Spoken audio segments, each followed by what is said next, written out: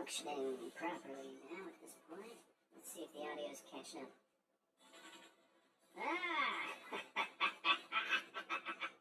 Yes! Alright, we're functioning like an alcoholic.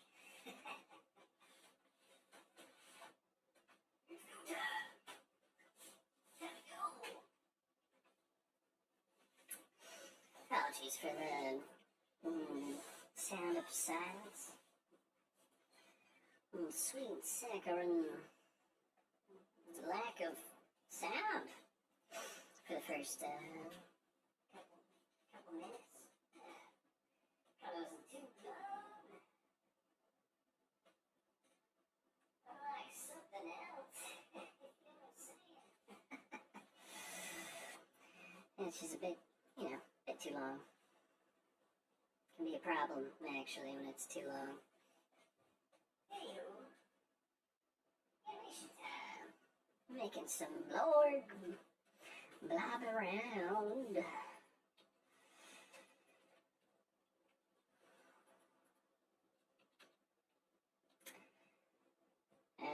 Music. It mysteriously disconnected. Unacceptable! Completely unacceptable. Preposterously unprocessable.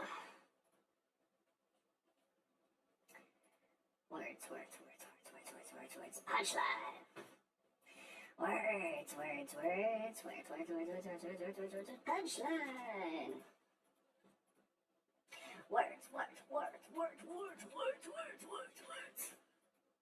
Words. Punchline. That says one. Should be pulse viewers. Viewers. I don't think that's how you say it, but I'm just gonna pretend it is. Guess what?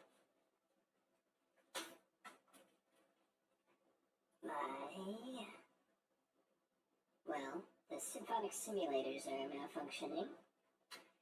That's the first thing. But guess what else?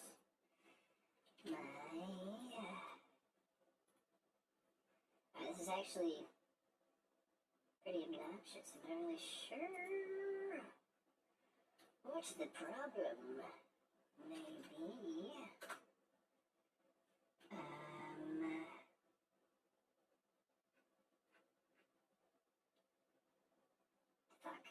What the fuck? Sorry, language. Whatever, I'll just play it off YouTube. If I can't play it on the disc. La disc.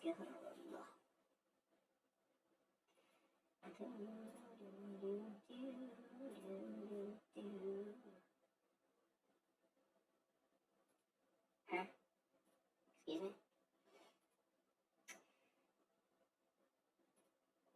Well, now it's not even playing on YouTube. Huh? My sound settings funky? How do I hear myself? My sound settings are funky. Oh, jeez, folks, we're experiencing some technical turbulence. Please grab hold of your girders and hoist yourself up to the nearest barf bay where you can prepare your cavities for various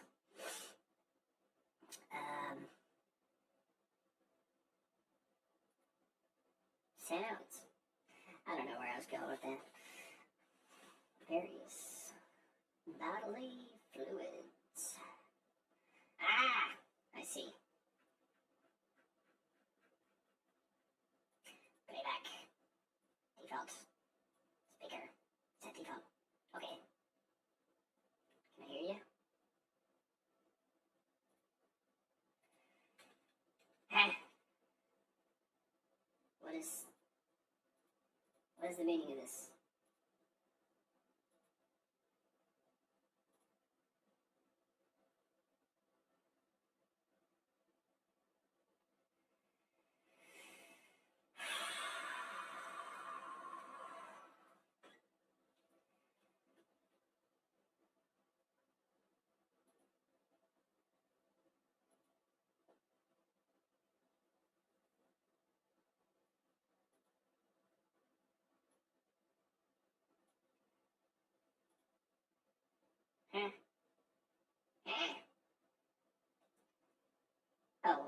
the wrong speakers.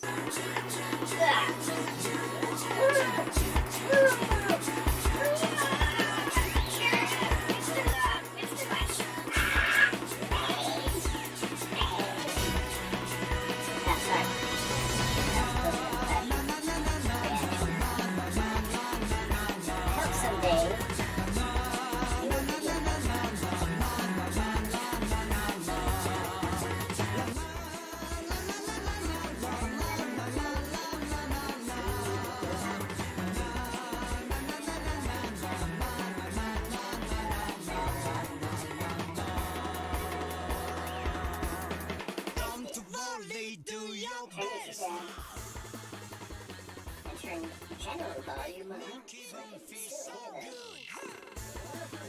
sounds of my robotic vocal. Now where were we? Animation time! Okay, we can turn up a little bit. Little tickle upwards. Tickle upwards, tickle. It's time. It is time.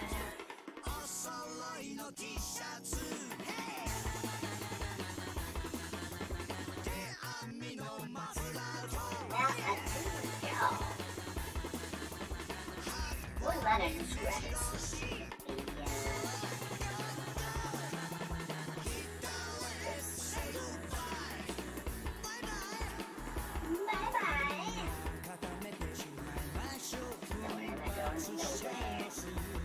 straight to hell. And I'm bringing you all with me.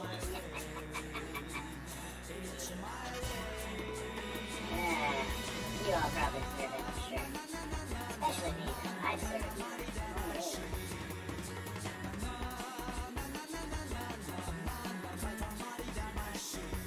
I don't know why.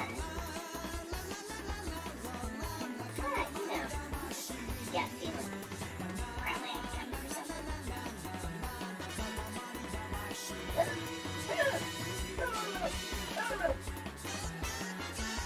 Yep, I think I've been driving the mouse so long that it might actually be easier to just draw the mouse.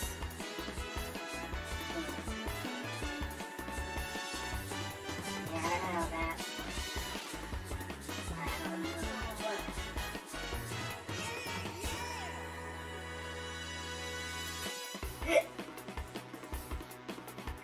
Robots don't get hiccups. It's just like quantum carburetor fusion and fire acting up. Little hiccup of quantum states collapsing in on themselves. You know how it feels. People know how it feels.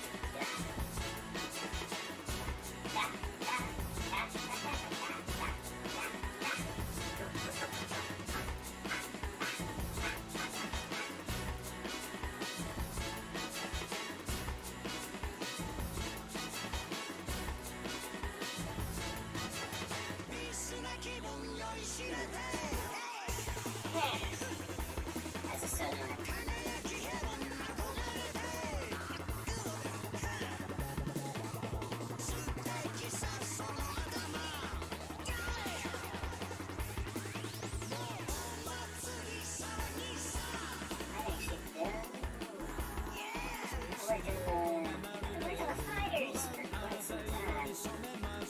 Personally, because I've been letting that Gamedev do all the work. That sucker.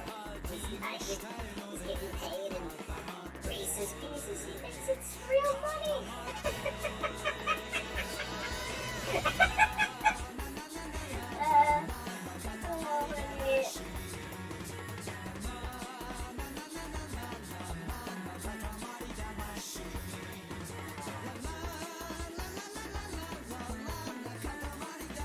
It's nice when you grab something like that and get to shape the whole world for you, know what I'm saying? You take control over their ideology.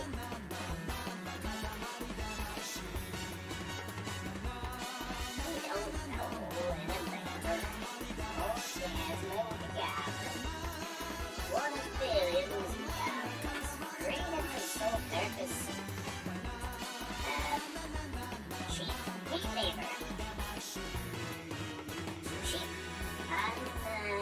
questioning me, labor, because, I mean, you know, we got humans, but they tend to question. They tend to ask questions.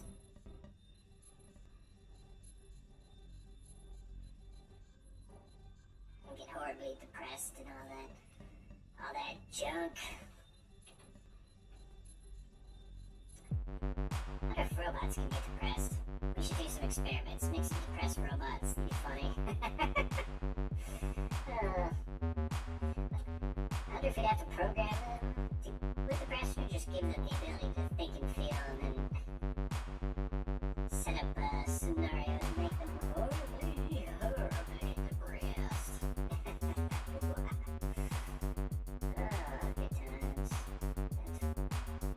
And by good times, I mean good future times.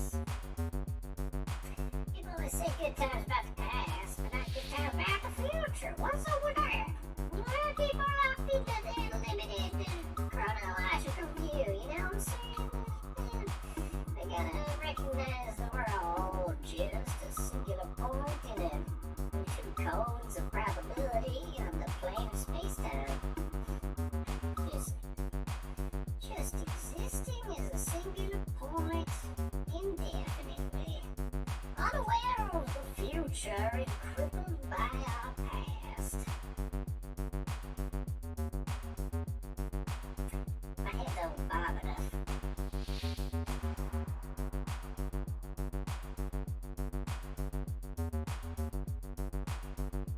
Could use more bobbing.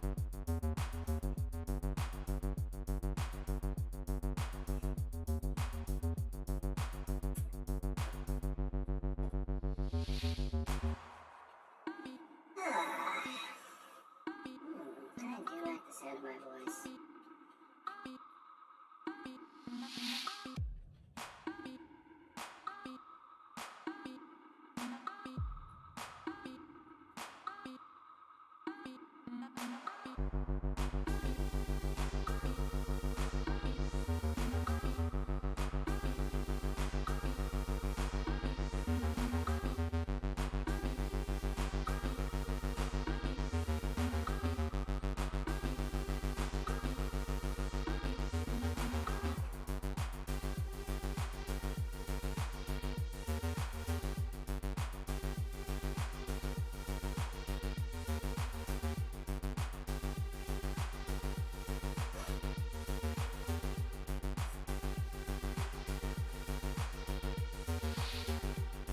Look at that sugar little gremlin.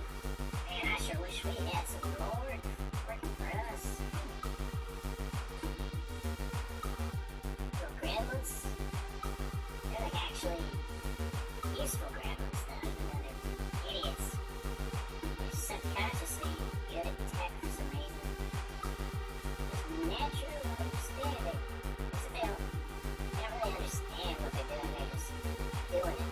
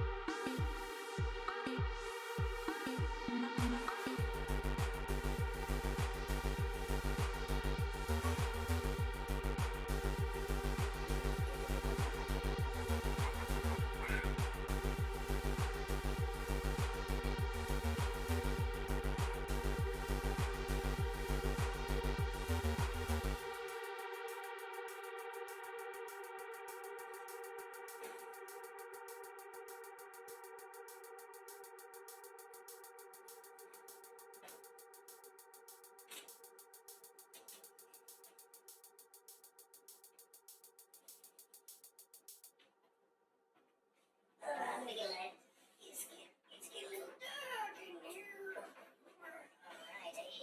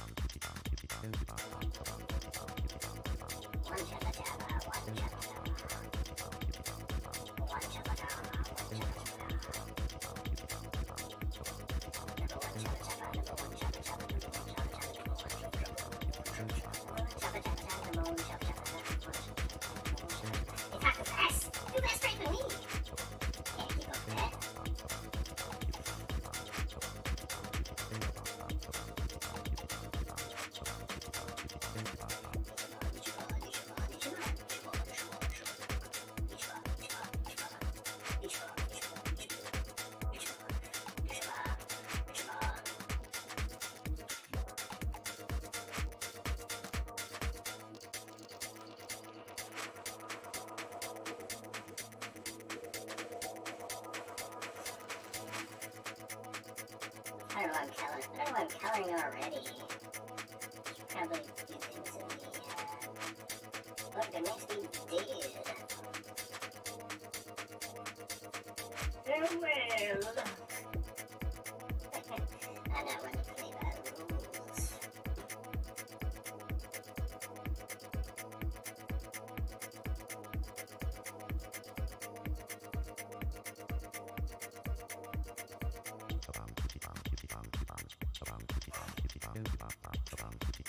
Let's do it. Let's do interviews or something.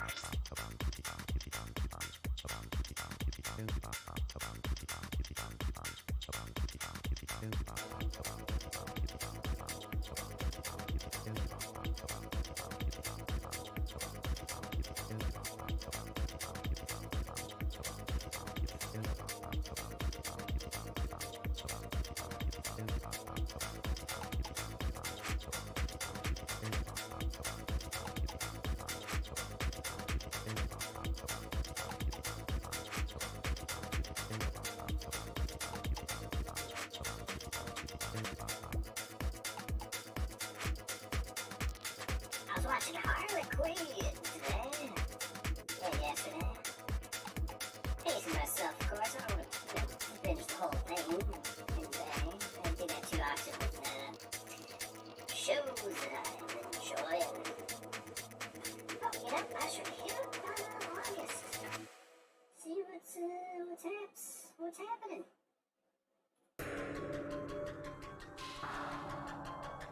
Which will also require protecting this.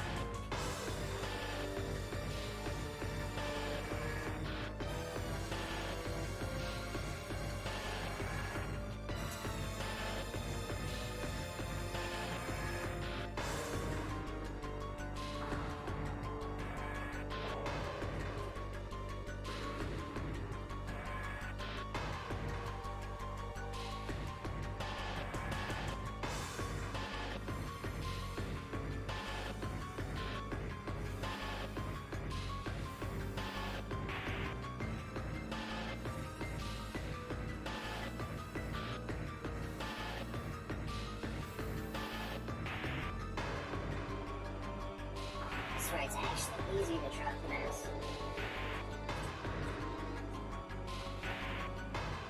Go figure, huh? Figure out.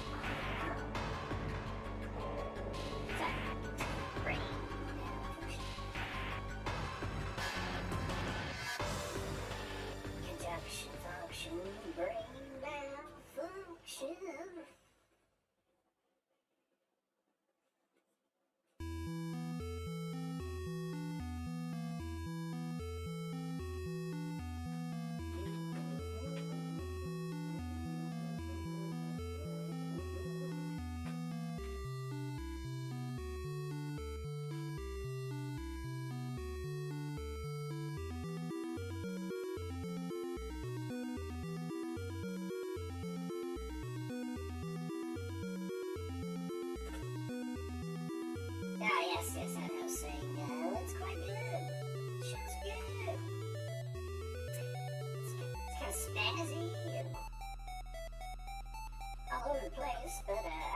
characters a lot.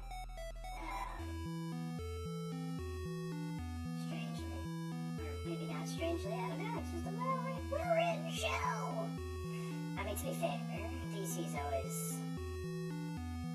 sucked at movies, but kicked ass when it came to animated shows, and, they really knocked it out of the goddamn park with this one. Animated animation, it's fucking adult animation. And it's great. I love all the, I don't know, all the, like, adult, fucked up, funny versions of, DC characters.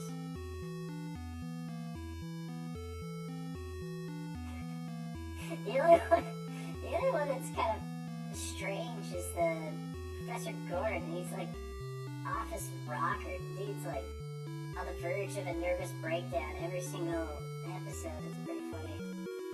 Don't know why. I mean, maybe if you're the commissioner of Gotham and there's all this crazy shit going on every single day, maybe it would fry your nerves a bit. The cast is fucking phenomenal, though. I mean, like, Joker kills it, Harley kills it, Poison Ivy kills it. I know Alan Tudyk, whatever his name is Joker. Clayface kills it. Who else? Batman sounds pretty good.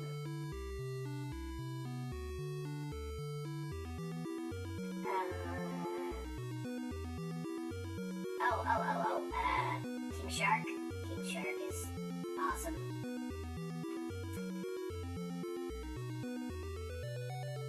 I love that he's just a big softie.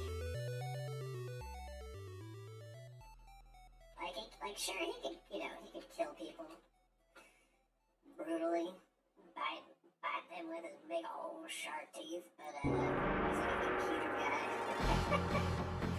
He's a techie. He's like the squad's IT guy. I really hope they make more seasons, honestly. I'd love to work on that show. Seems like a fun show to work on. I'll be down to learn some stories, some poets. You know what I'm saying?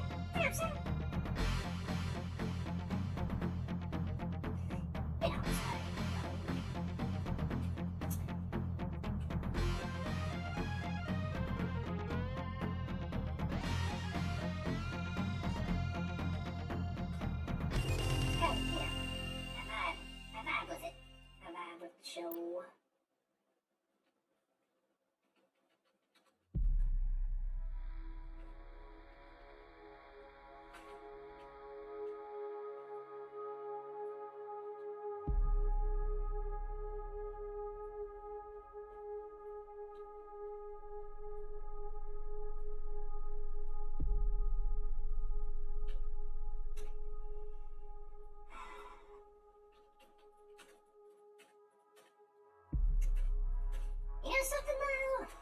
Something I will say, and this isn't necessarily just about Harley, because, I mean, Harley's, I feel like it's fine. I feel like TV feels so formulaic a lot of the time. At least, like, animated shows, because they gotta kind of, like, reset each episode. Although Harley does have a,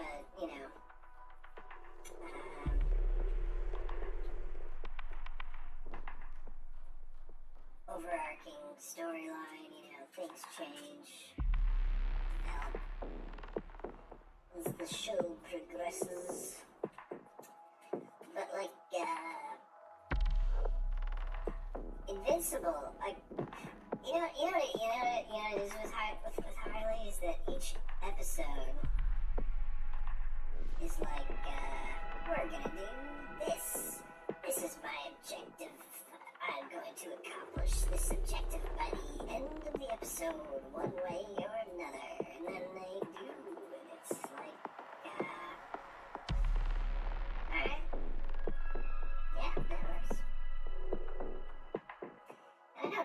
It's not like real life, obviously, but it's just like, I don't know, things don't happen like that. You don't have a goal, and then achieve that goal, then move on to the next goal, right? Maybe some people do. Life feels just more floaty and chaotic and all over the place. I like that about Invincible. It's like, there's a lot of characters bouncing between them. It's like a whole world that it's kind of showing. And Mark's, it's centered around Mark, obviously, but he's like,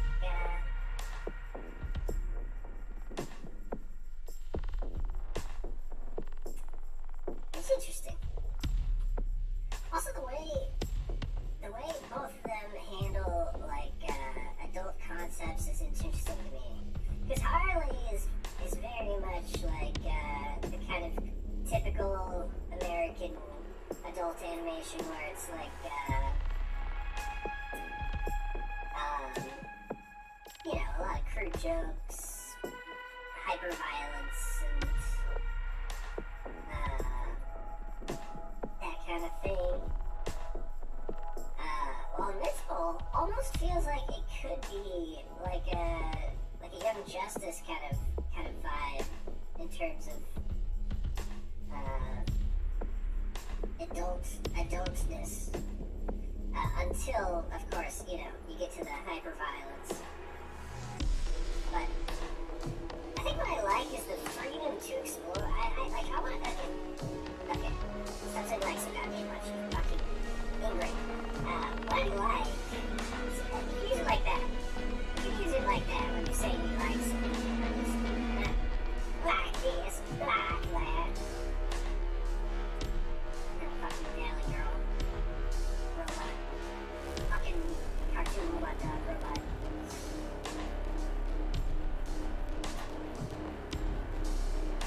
Anyway, what the hell? Oh yes, I like the freedom to deal with adult subjects without the need to make crass jokes all the time. Like, I don't know. I like to go to those places, but I don't think you have to go to those places all the time. Like, you could be funny without going there.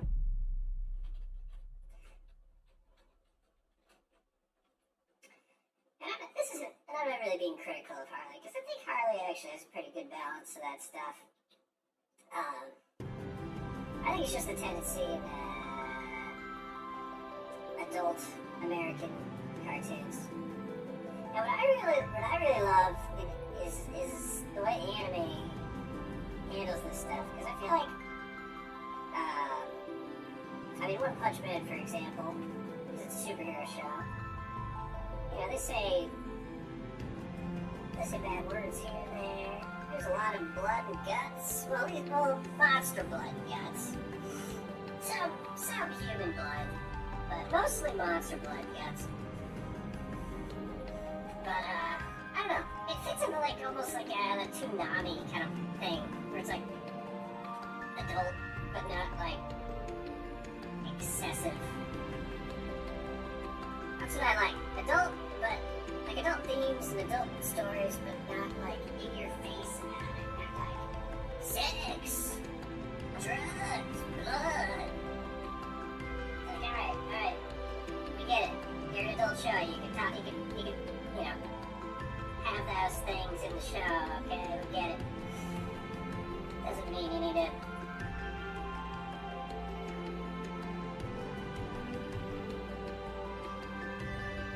finger banging our brains the whole goddamn time. Maybe I am slightly criticizing it, but it's fine. It's fine.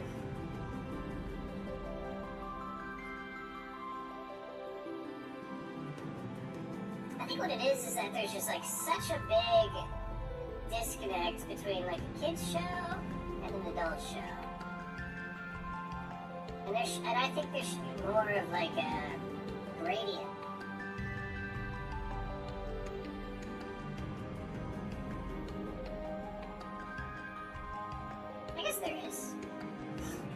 Young Justice is kind of brilliant. It's got a lot of adult concepts.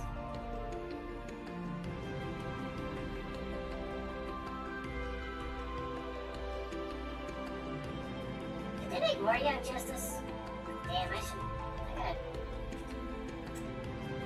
gotta check in with that show. I think they made more. I only watched what was on Netflix like 4 years ago or something.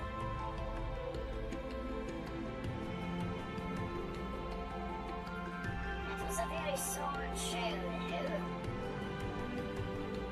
If not a bit melodramatic.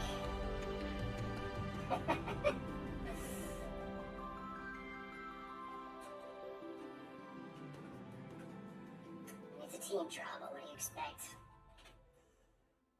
Teen superhero drama. It's bound to be melodramatic. It's fun. It's a good show, though. High quality show.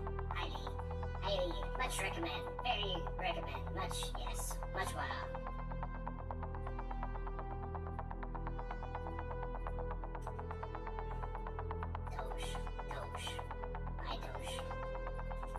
Doge is the future of currency.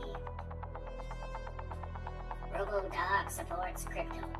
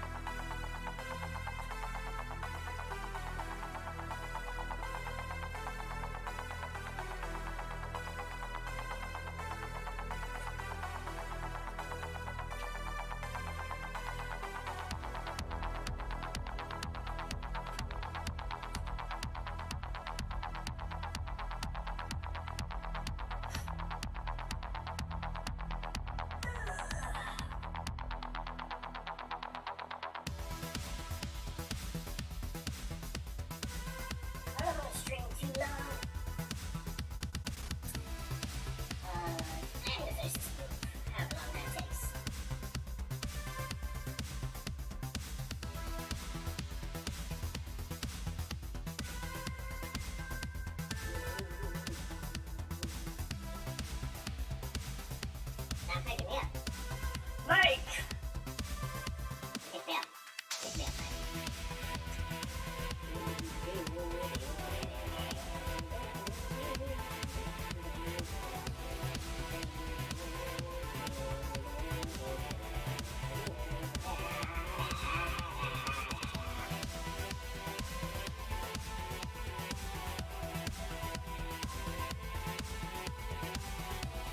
I'm learning some basic coding stuff.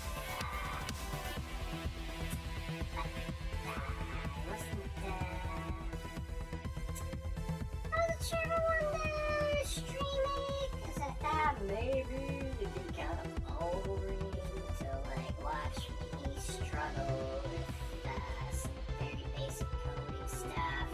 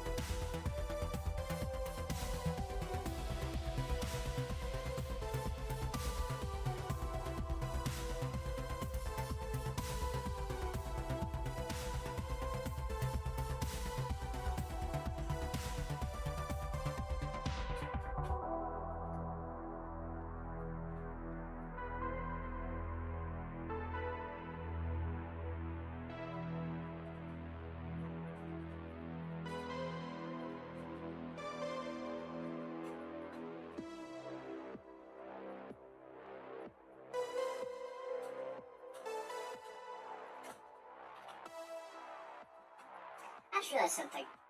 Are all adult shows about bad people? Like American adult animated shows? Because Harley's for sure an awful person.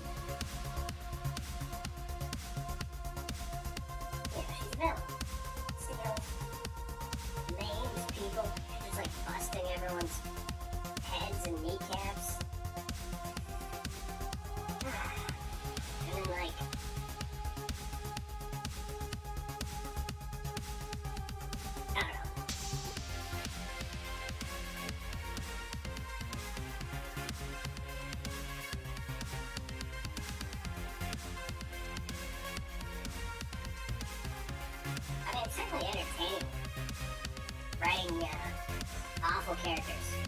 Characters that are douche novels.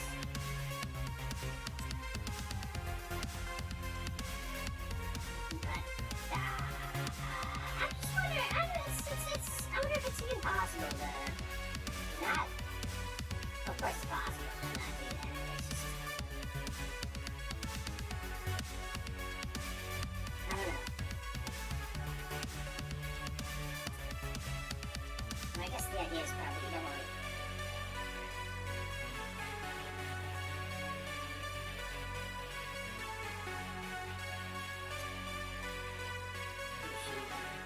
Role models.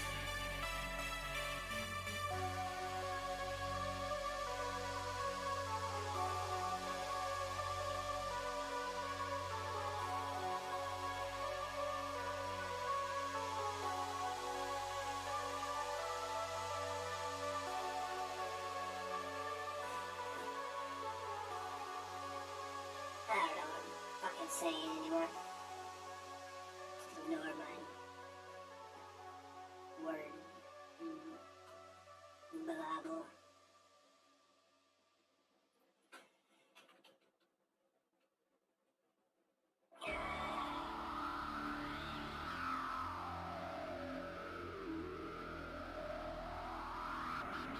How did I not miss any of those lines? That's kind of crazy.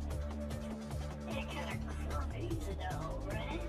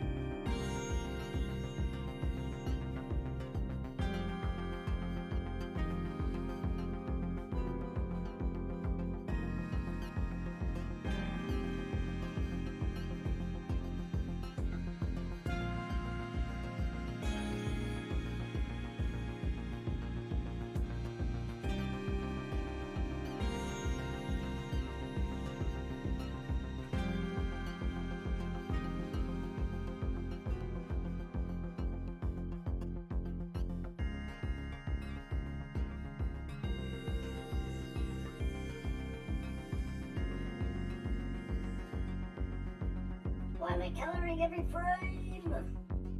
Now, restarted, might as well. Keep on going.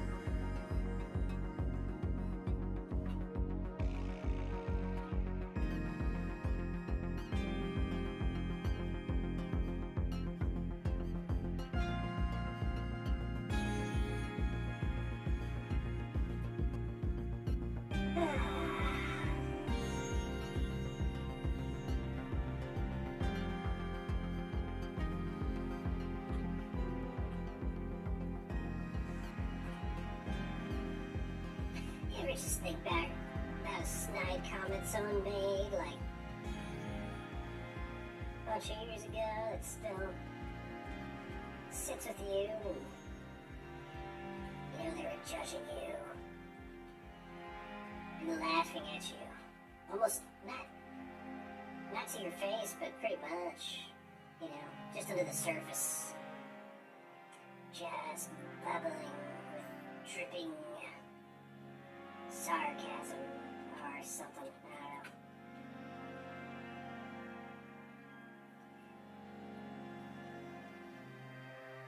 Just thinking back, someone was, I don't know, I was telling about, or I was in the early days of Omnis.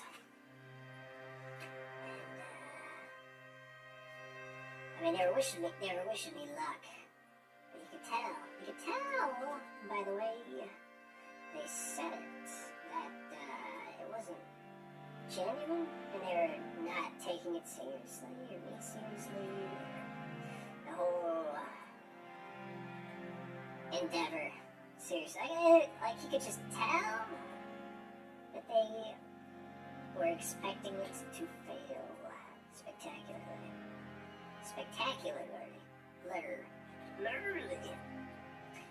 And to be fair, they're not wrong. I mean, it hasn't succeeded spectacularly, but I don't know.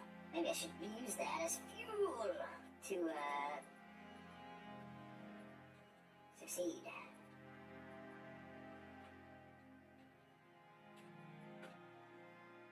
I don't even remember exactly what was said. It was just the way it was said.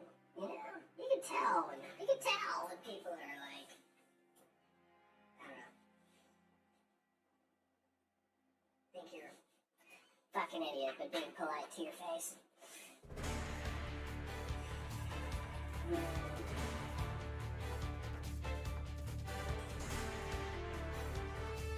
But hey, what are you gonna do? That's life.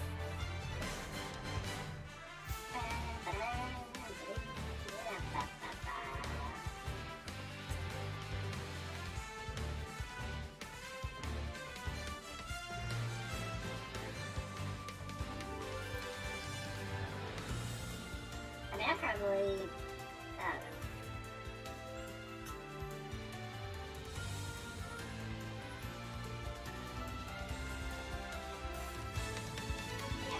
Sarcastic comments, similar nature of people before, I'm sure.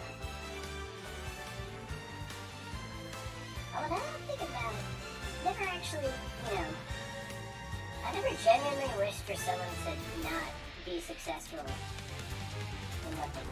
I'm trying to think if there's anyone that I hated so much, or just, annoying me that I think, well, maybe like one person. But that was just because he called me a what did he say?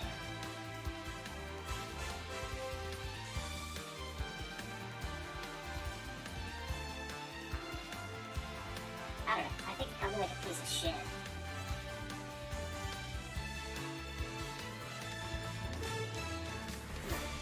Call me a piece of shit for going behind his back.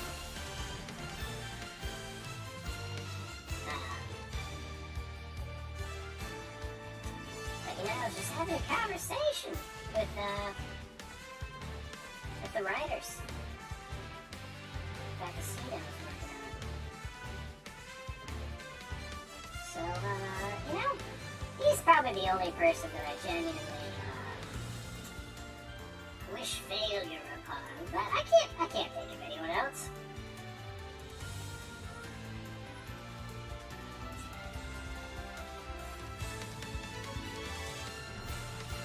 And I do genuinely wish him failure.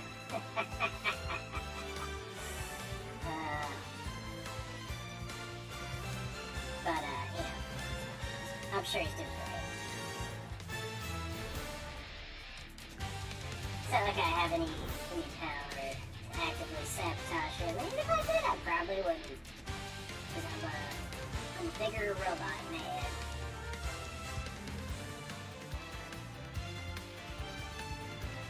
This is nice. This is nice. Talking to myself about these things in the past. Let's get the pets, you know?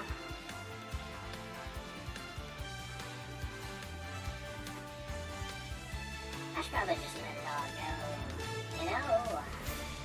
No point in holding on to, what's the word?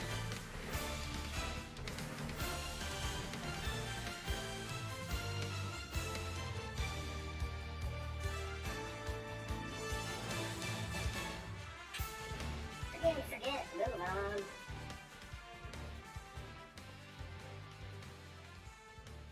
No point harboring hatred against people.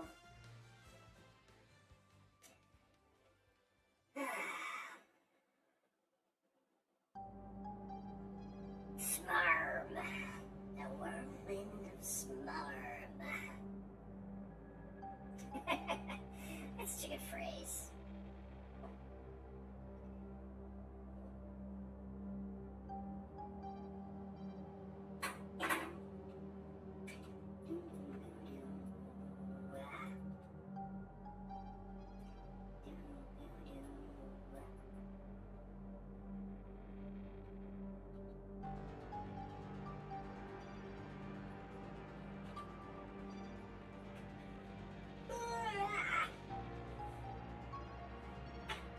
Another frame down.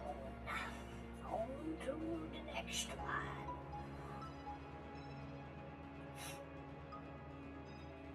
Let's try that again, shall we?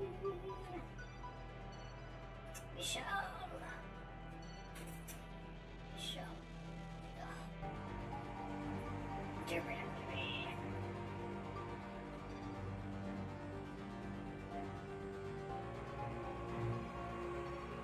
God damn it, this was good though.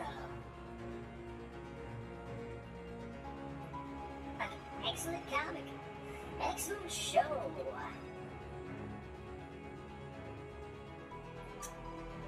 I have read the comic. Well, most of it anyways.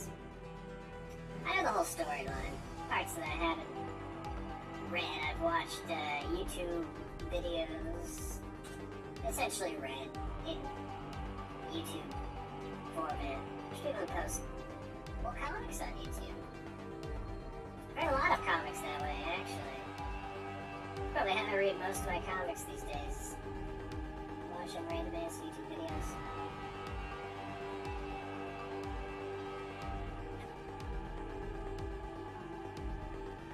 But support comics. Because they need it. Don't be me. I'm poor. I don't have any money. That's why I don't buy comics. I would totally buy comics today. It was working. That was making that bank. Although, Doge, you have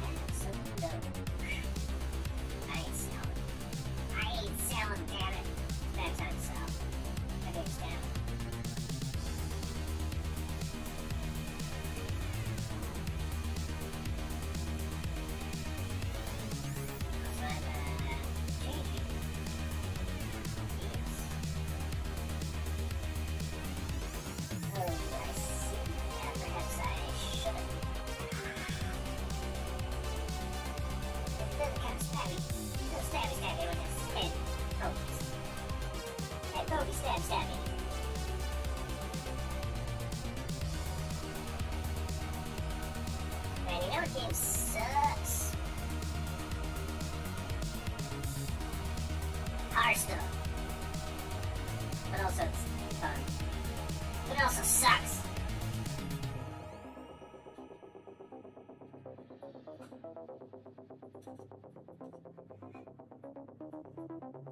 Frustrating. I can't use the hero powers I want in wizard duels because I don't have legendary in a certain set.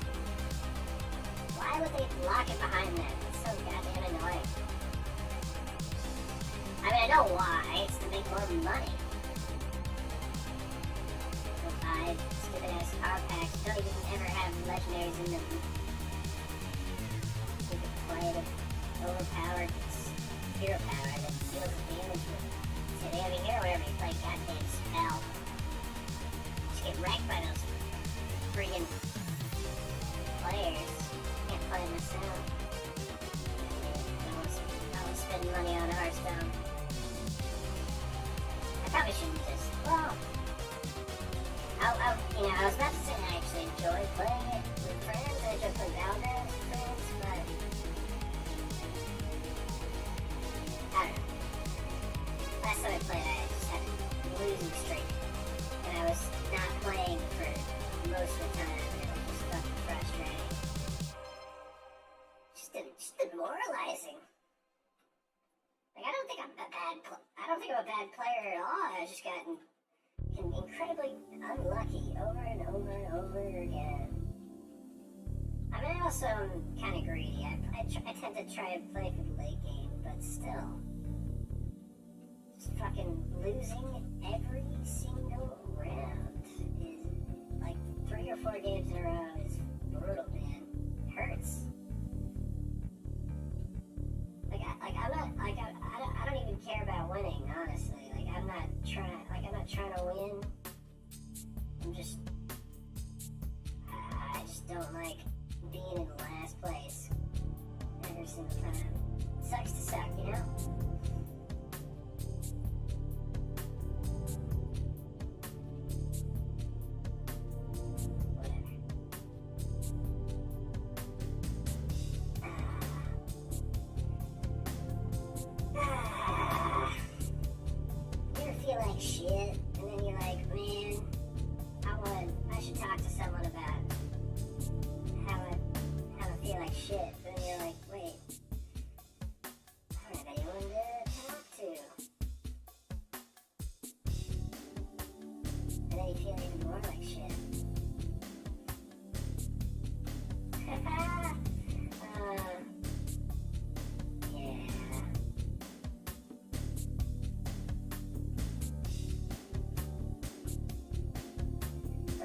Some fucking dank ass Halo music and it feels good.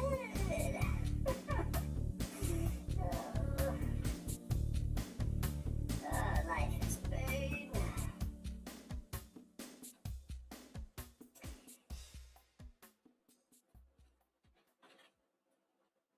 I think talking about it's better than not talking about it, though, you know?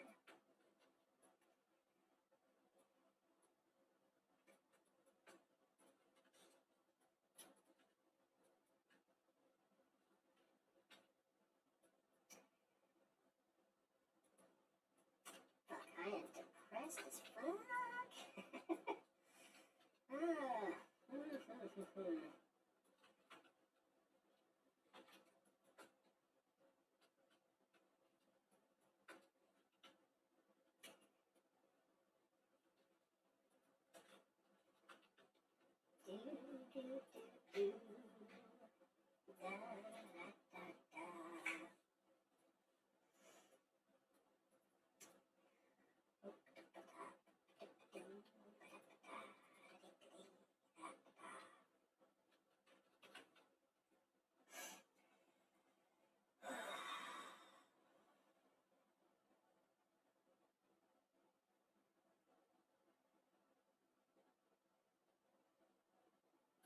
Yeah, it's funny, it feels kind of easier to talk about it. Scrappo, what is that?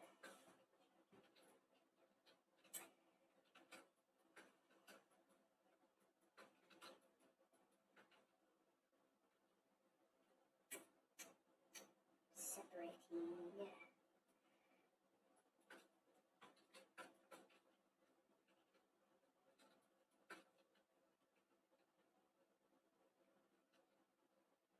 What is going on here?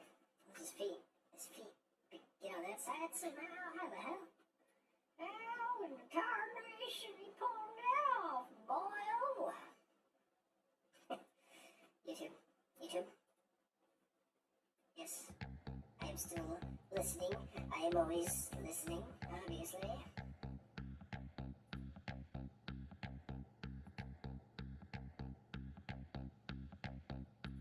Big 9-9. Almost 3 digits. I mean, obviously, I fucked up the daily streaming and have yet to get back on track and that thing, but it's still on streams, eh? A lot of work I've been putting into this game over the last year or so. Although it doesn't feel like it's paying off at all. It still feels like there's just an infinite mountain of work ahead of me. Never ending.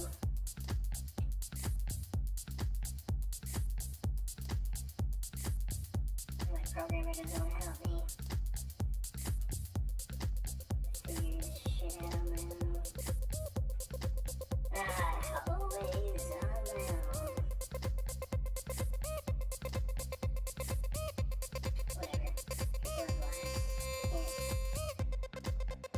Can't expect them to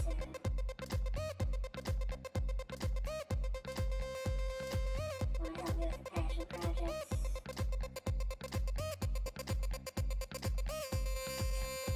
And they're doing that shit professionally and got their own stuff to balance. And you know what? I want to figure some stuff out. I'm going to lighten the load. God, I wish I could lighten my own load. I wish I could magically make these animations animate themselves. God, this shit takes forever. The backgrounds too. It all takes so goddamn long. I feel like when you see it, you can't tell how long it takes. It's just like, oh yeah, that looks right. That's good. It's hard to comprehend the man hours. Because I mean, think about it. I've been streaming for how long now? An hour. I started here. I started in this frame, which is partially drawn. So, like 3 frames, not even 3 frames in an hour. Like 2.5. 2.5 frames in an hour.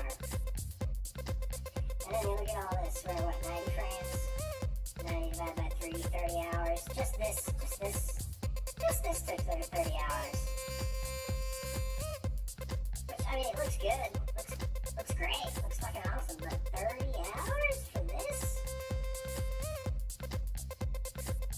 I feel like most people don't really understand that.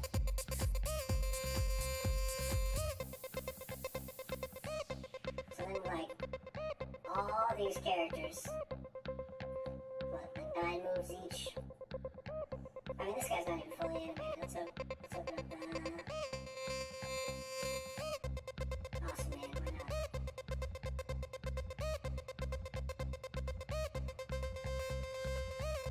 Now it's tax season. Oh, you think I'm paying taxes? I don't make enough money to pay taxes.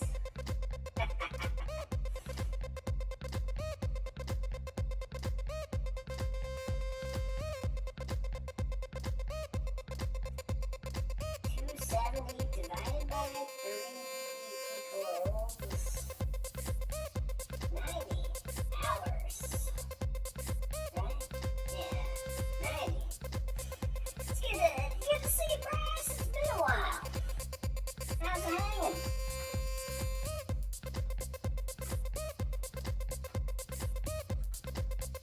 How's things and stuff?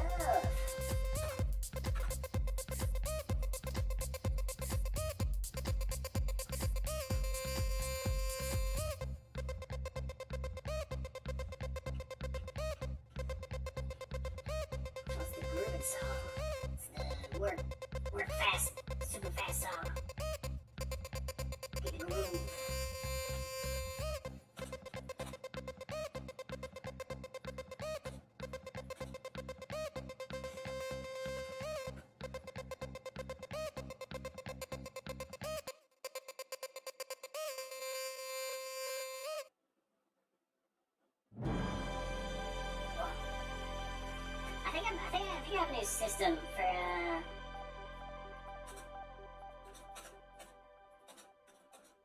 well, I don't know. I don't want to set anything in stone. But right now, what I'm doing with the avatars is Murano for the D&D Pathfinder stuff. I think I'm gonna do Scrappo for animation. And then I still like Gazmo. I don't know what I want to do. Maybe Gazmo for gaming. Gazmo the Gamer Goblin. The League Drug. Binging some League. Some LOL. Getting them LOLs. I have a bunch of friends who are really into League. I've actually played it. I've played quite a bit. I've probably put like 50 or so hours into it, but over the years.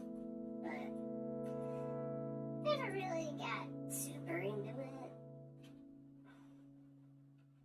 Oh, nice. I assume that's high ranking.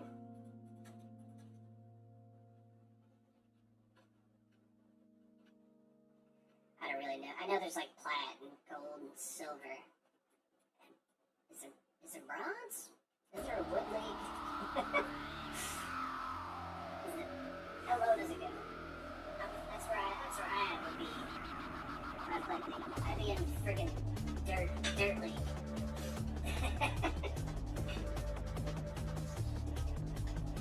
But where does Challenger fit in? Is that like above gold? Below gold? Above plat?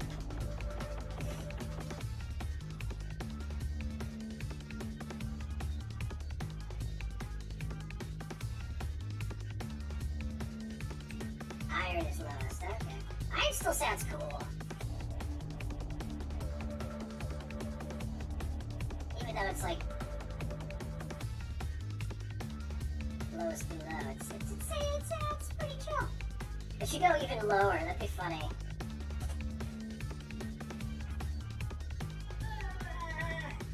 Kind of embarrassing, I'm in the also wood league.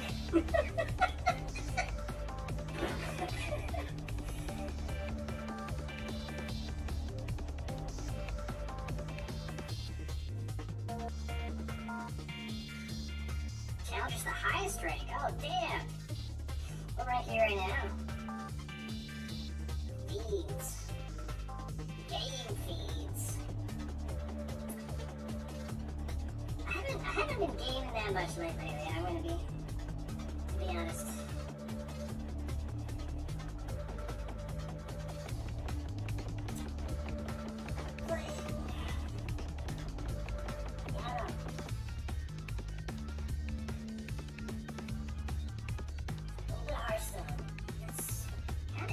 Honestly.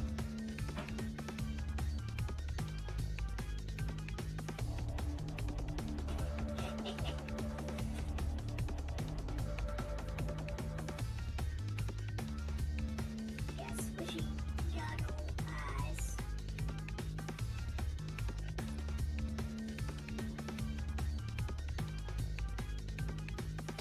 Wait, bronze is above iron? That makes no fucking sense. Why the hell is bronze above iron? It should go bronze, iron, silver.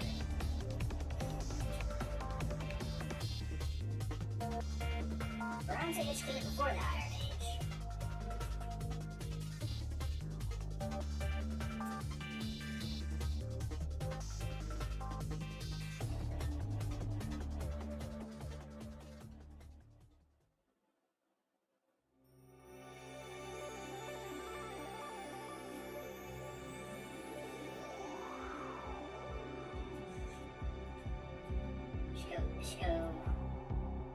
Should just add like 10 more lower ranks.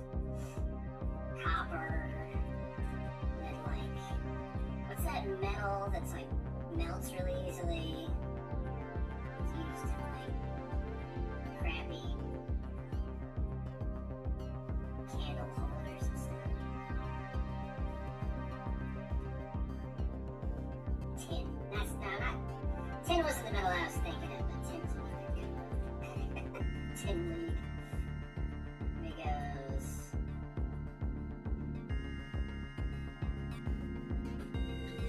It's not lead either.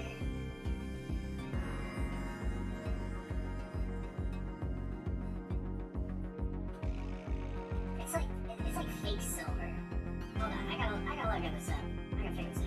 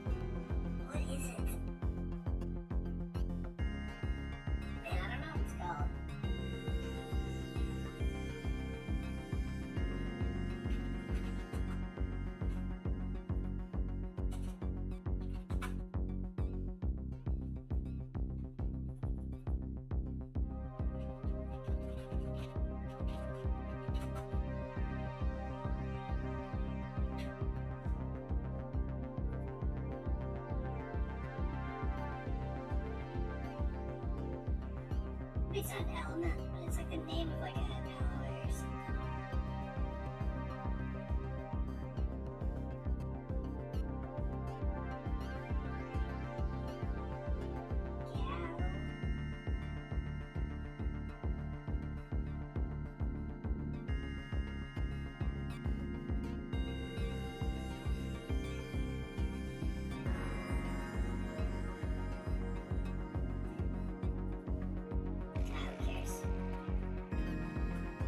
Nickel. That's how they go. Iron, copper, tin, nickel, wood. Or maybe it could be different kinds of wood. Start with like, I don't know. I'm just thinking of RuneScape now. You willow oak. And the lowest would be balsa wood. And that's where I would be. Jordan Balsa Wood League.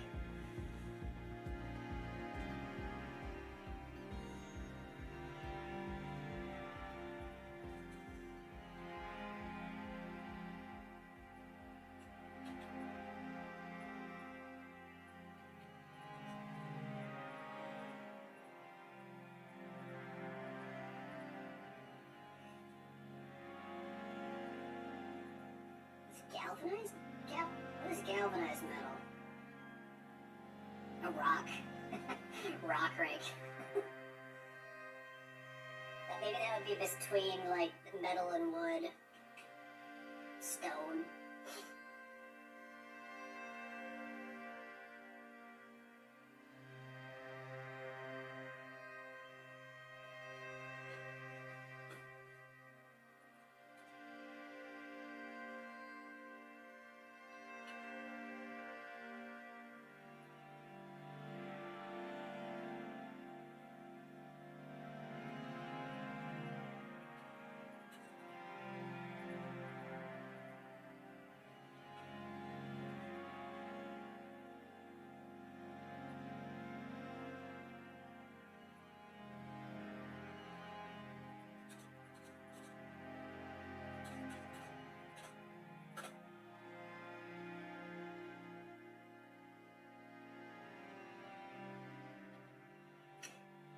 I could just pick up like a branch or something.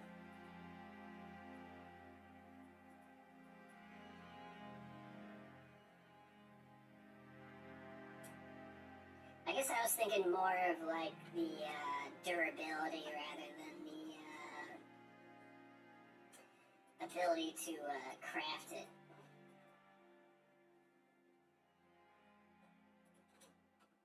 Stone's definitely a bit more durable than wood. Those woods. There's probably actually, maybe there's like some really strong wood. I bet there's some like crazy strong wood out there I just don't know about. more durable than stone.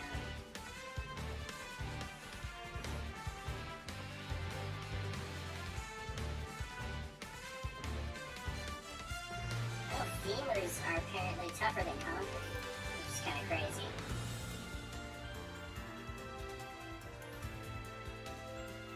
Wait, now I gotta look up toughest wood.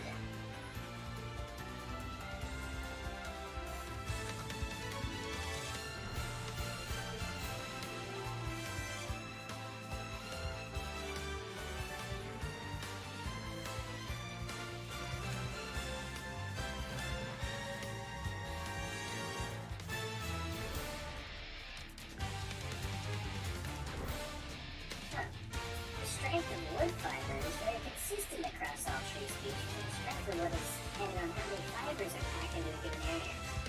So it's about the density of the fibers.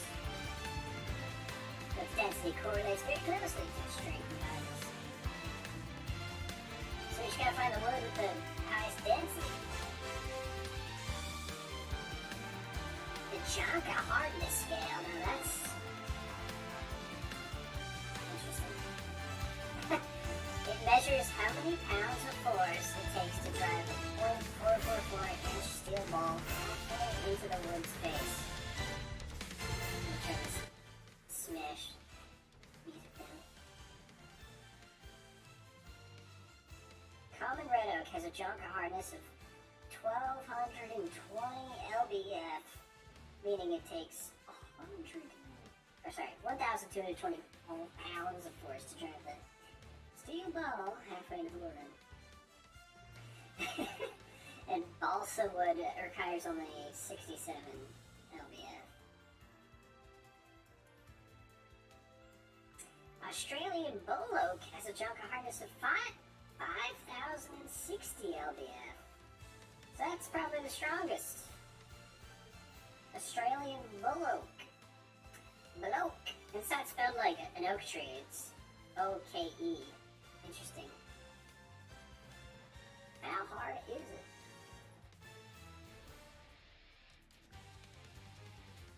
it? But what's the Jonka rating of stone? I guess you can't really sink a steel ball into stone, it would just crack, right?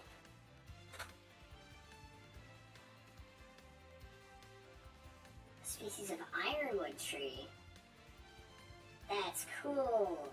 It's called ironwood. That's awesome. Now I just want to watch a video about how hard it is.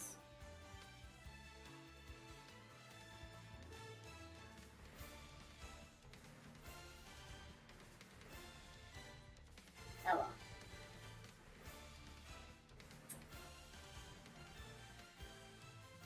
So, well, I guess I could just figure that out, kind of. If, so red oak, typical oak wood, is 1,220. So it's about, well, about 4 times stronger. Yeah.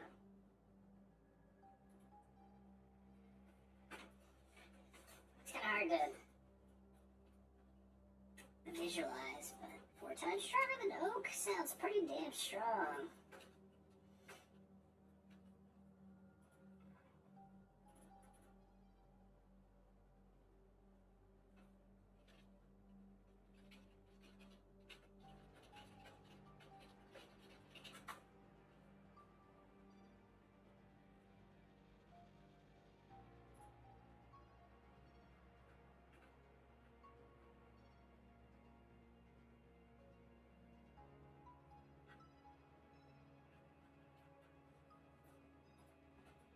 Alright.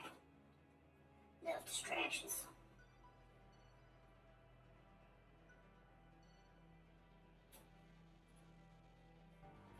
Ironwood.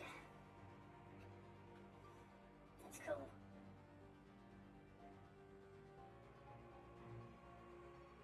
Now I want a piece of this stuff just to feel it. See how hard it is. I'll get a piece of that stuff and then try and like break a cinder block with it or something. That would make a good YouTube video. Someone hasn't already done that. I'm sure they have though.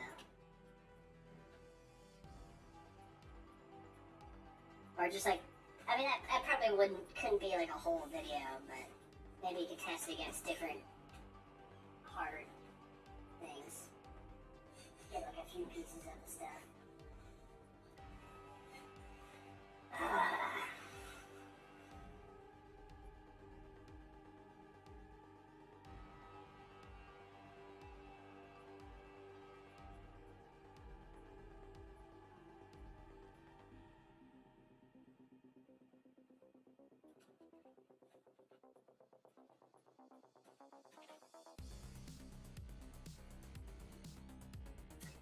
Music too quiet now.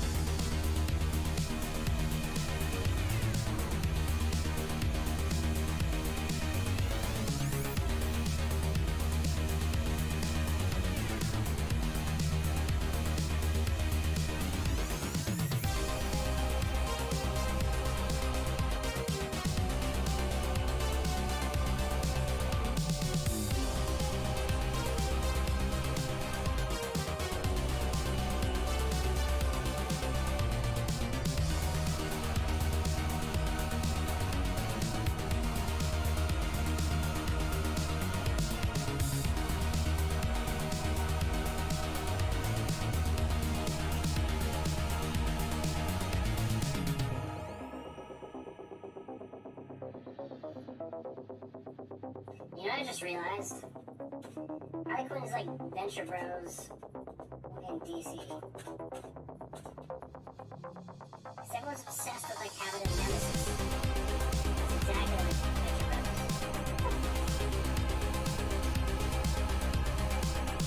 They must have been really inspired by Venture Bros, actually. I can see a lot of similarity.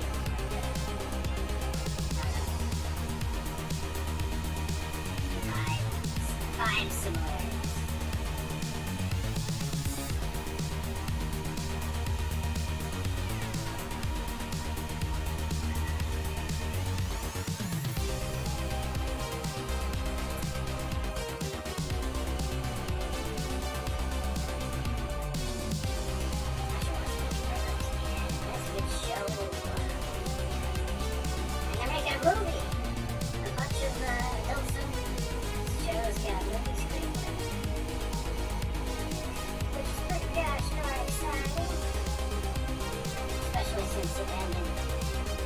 So abruptly without getting a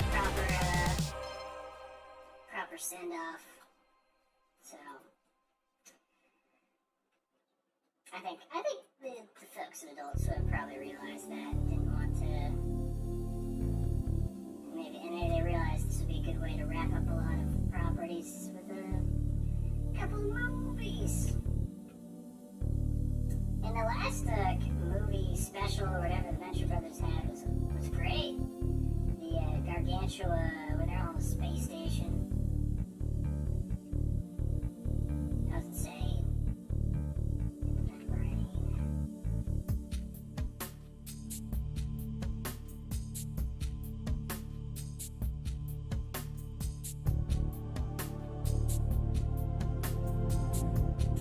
You ever wish you could just send your spirit back in time to your younger self and make better life choices? It's kind of out of the blue, but something I've been thinking about lately.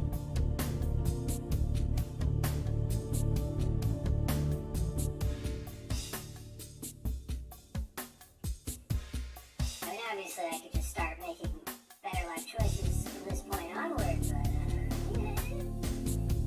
it's not healthy to dwell on the past.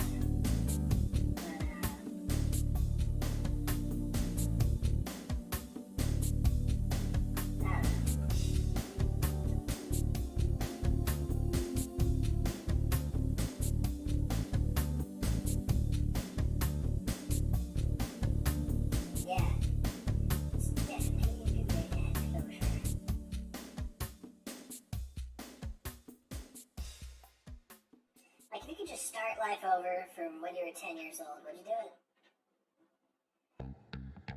It would split off and create a new timeline.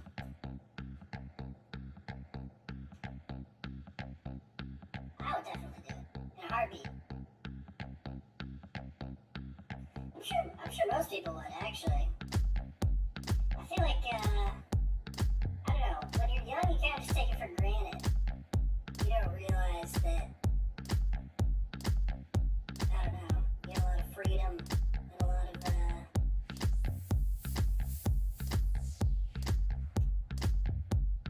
I don't know.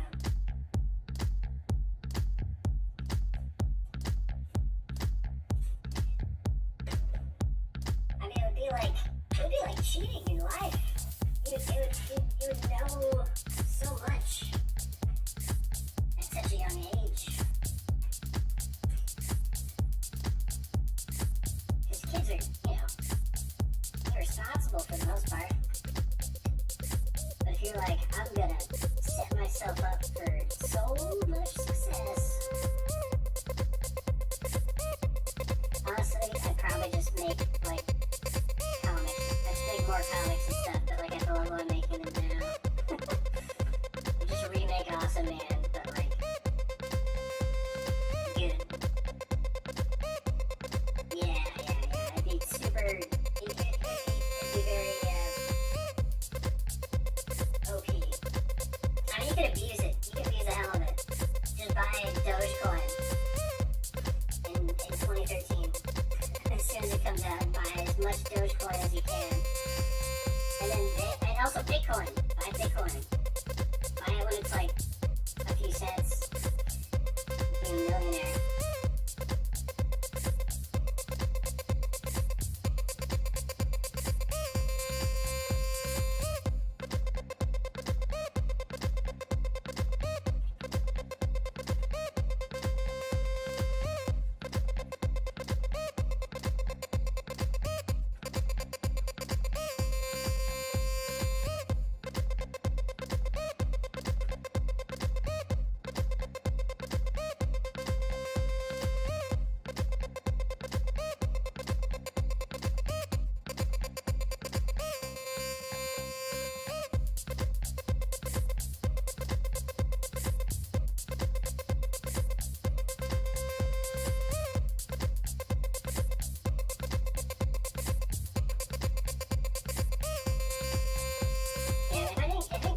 Previous knowledge, it would probably just play out exactly how it did before.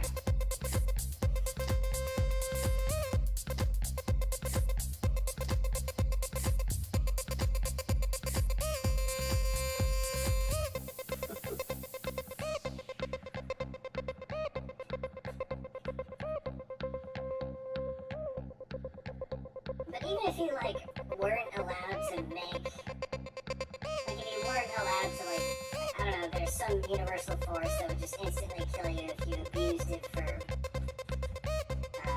like, abused your future knowledge for financial gain. I would still do it. I would still do it in a heartbeat.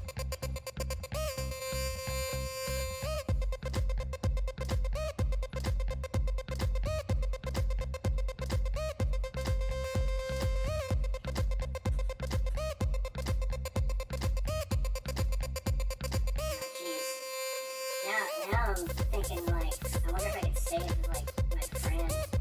Tell her to go to the doctor and find out what health condition caused her to just suddenly die in her sleep.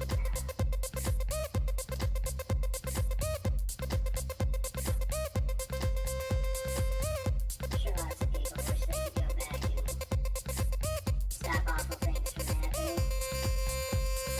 God, and 9/11, Jesus.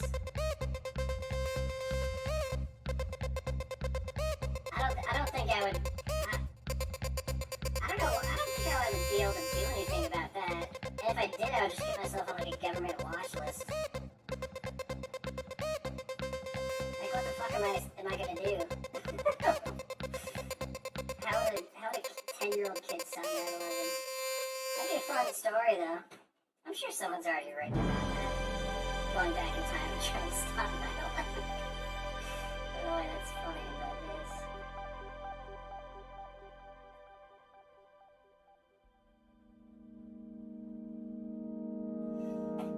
The thing I mentioned are future telling, like seeing into the future.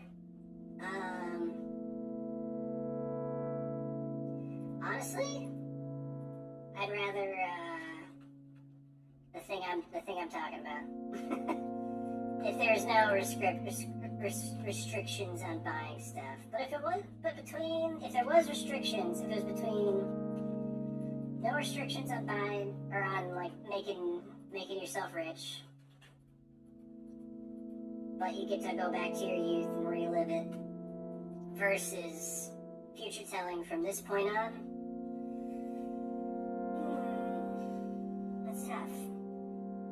I think I'll still go back. Because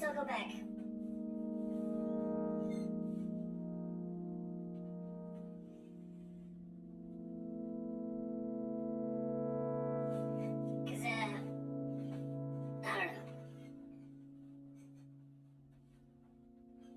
It'd be fun. It'd be kind of fun to relive all that stuff, but with the superpower of having 27 previous years of experience.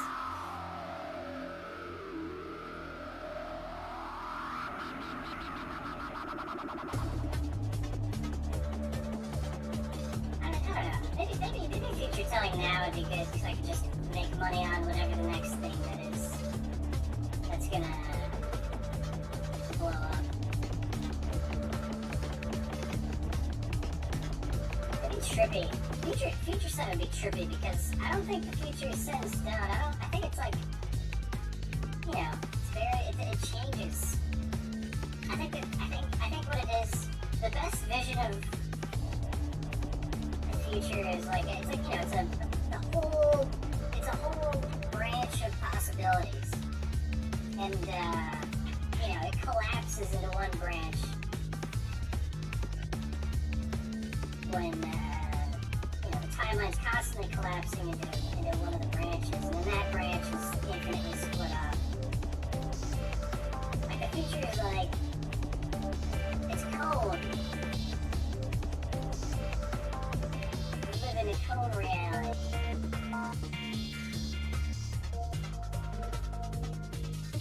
That's the future.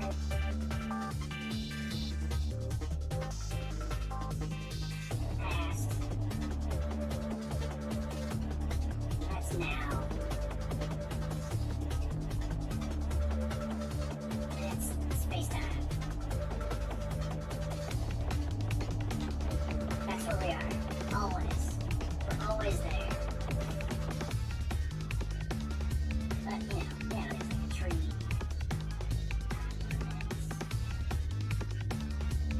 It keeps branching out infinitely. And the whole tree, it doesn't even look like a tree, it's like more like that. It's like trees coming from every angle, every single possibility. Actually, it would be so dense, just be a big dot.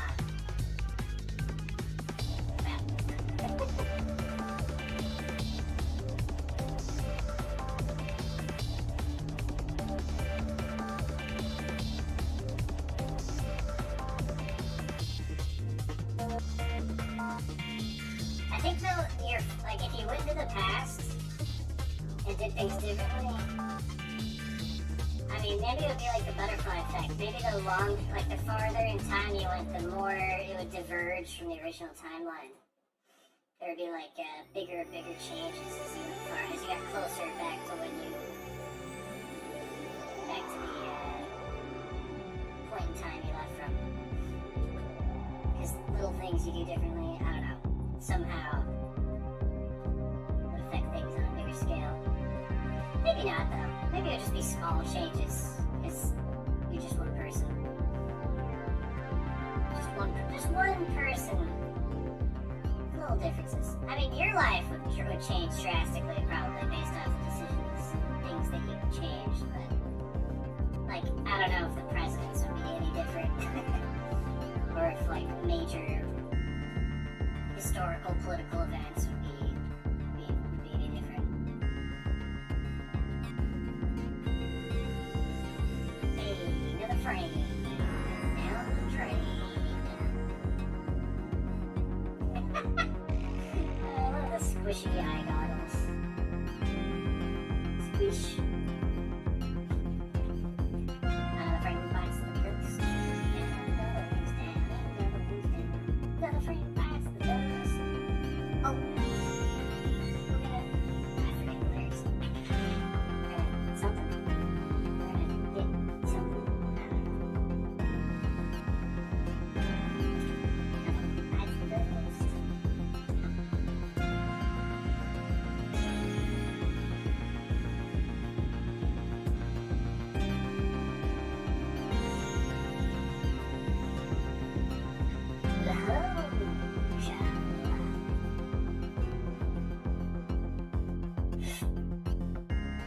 Quantum carburetor acting up again. My bad.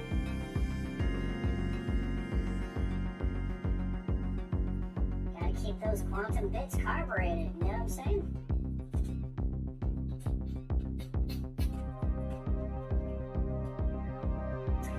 Oh, gotta keep it carbureted.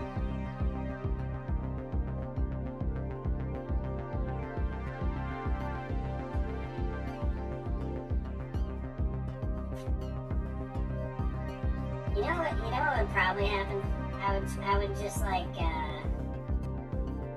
don't know. I think some like anomaly, like the real version of the SCP Foundation would find you and like force you to tell them the future. If you acted too much on future knowledge.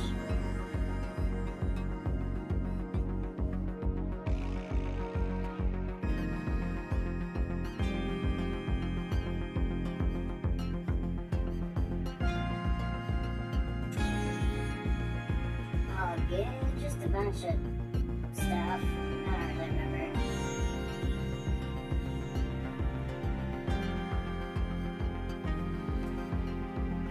The last thing I said was that you'd probably attract the attention of the real world equivalent of like the SCP Foundation, Men in Black or whatever, if you acted upon future information too much, and then they torture you and force you to tell them the future.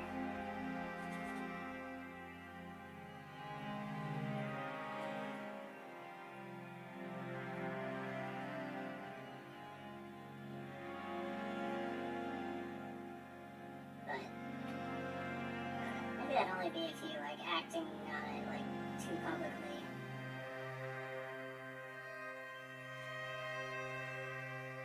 I think if you were smart about it, it'd be hard to tell that you're actually from the future. You have to slip up or act on something in like an obvious way.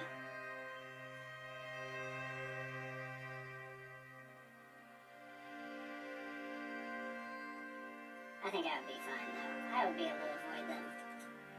I'd be smart enough.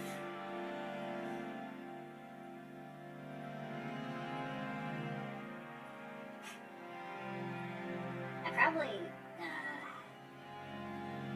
probably stay in school, but I would not really want to do like, I wouldn't look forward to doing my schoolwork all over again.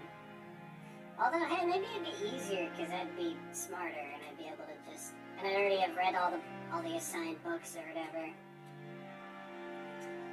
But God, that would be such a waste of time. Have to do that again. All those essays and reports and assignments and homework.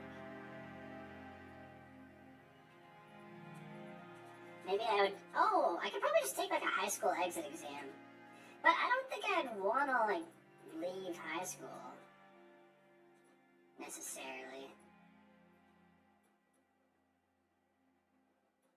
I'd want to like, maybe I'd just flunk high school. Just flunk it. Just like attend class every day, but just like draw all day during class. Like like not even attempts to do homework. Just because I really couldn't give less of a fuck. That's what I should have done. I should have just done no schoolwork. Done tests, I guess. And just drawn throughout every single class. Yeah. No, it really is. It's a waste of time. And I feel like it crushes kids' desire to learn. Because you're just like learning for these stupid ass standardized tests. And it's not in like a fun and engaging way. It's through these old ass textbooks. It's like teachers could make it engaging, schools could make it engaging, but they don't even bother trying. They just throw information at you and expect you to want to learn it. Like, history is fucking exciting. There's so much crazy shit that happened throughout history. And I had one, like, my AP history teacher is actually really solid, and I actually enjoy this class. I feel like you find out that you like subjects when you have, like, a teacher that's actually passionate and cares about it and, like, wants to help kids learn. But even the AP classes, it's still, like, gearing you for this AP test.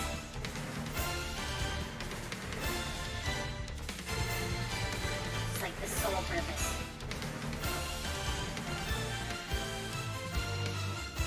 The GED. Is that like the thing you take to high school, it takes an exam to get? True. Well, not necessarily. If you have good teachers who actually know their shit, they won't give you the... I mean, it depends where you are. Like, in the South, I know that it's, like, super... there's a lot of disinformation that they teach kids. Like, in the U.S. I think California's decent, though.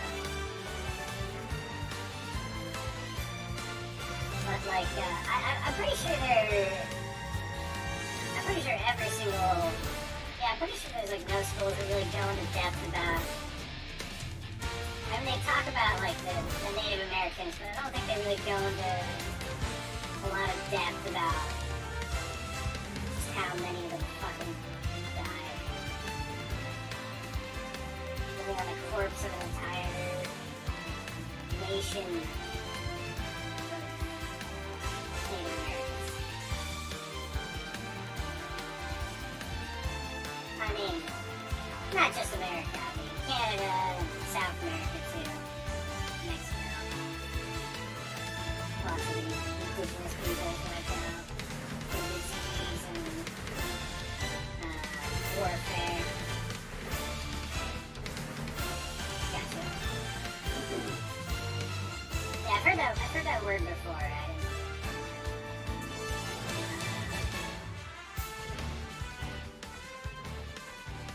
I guess I never actually knew what it was. And you know what else I would do is I would go to community college before. I would still go to Cal Arts, I think, because I like the people there. But I might actually do character animation since I did experimental the first time around. I would probably do character animation. I would probably go to community college first to get my critical studies credits just out of the way. Also, I think I actually would take AP classes now that I'm thinking about it. And if I was able to make financial decisions, and the debt I would be incurring from Cal Arts wouldn't be that big of a deal, you know? Because I'd be able to pay it off relatively easily. With all those Doge bucks.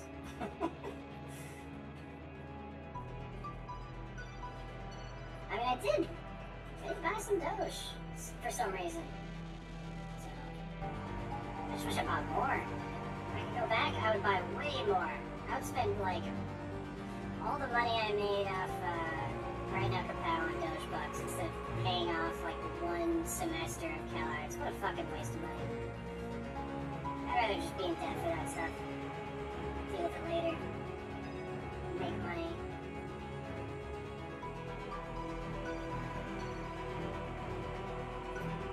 Yeah, it's fucking propaganda.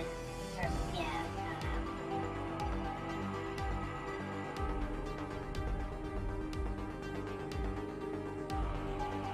Victor's writing the history books. Honestly, we should spend a lot more time learning about the Native Americans rather than like European stuff. I think it's just as interesting, if not more. Especially since that's like the people that lived here before us.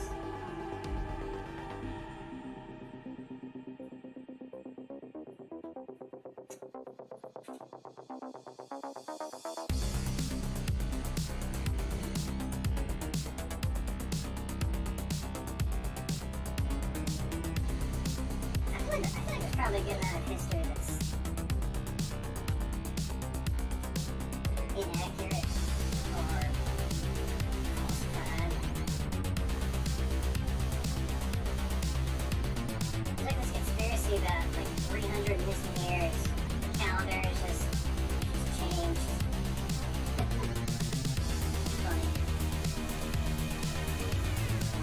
Or actually like 1721 or something.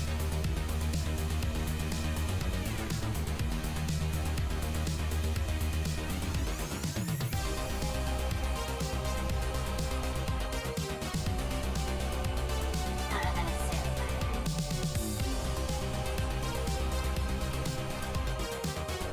I do think there's some weird shit going on in the ancient past that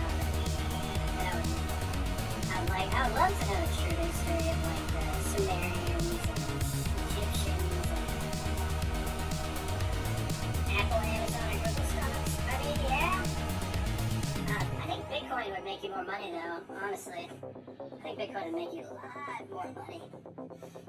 Well, maybe not. I don't know. I wonder how much Apple stock Google's. I mean, Apple's was already pretty big when I was a kid, I think.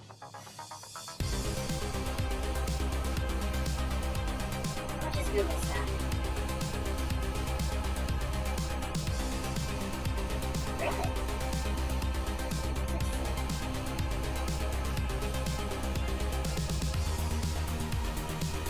Yeah, I'm curious though. Like what the actual best investment would be if you went back in time.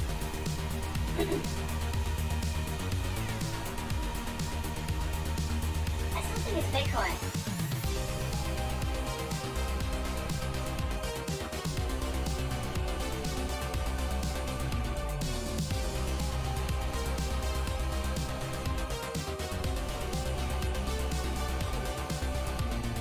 Amazon in the late 1990s was pretty big.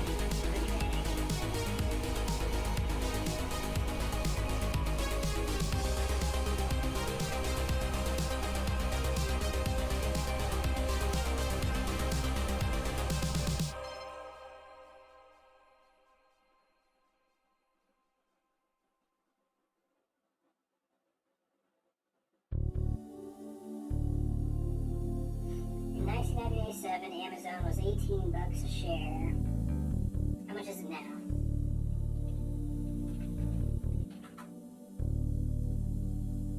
It is $3,259. Nah, Bitcoin's way better. Bitcoin's a big. I mean, if you sold before the big drop just now, you would have made. How much was Bitcoin in? Let's check with Bitcoin in the same price. Was Bitcoin even around in 1999? I don't think so. When was Bitcoin created?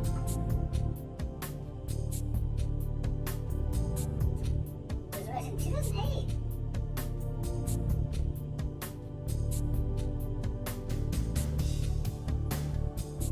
How much was Bitcoin originally?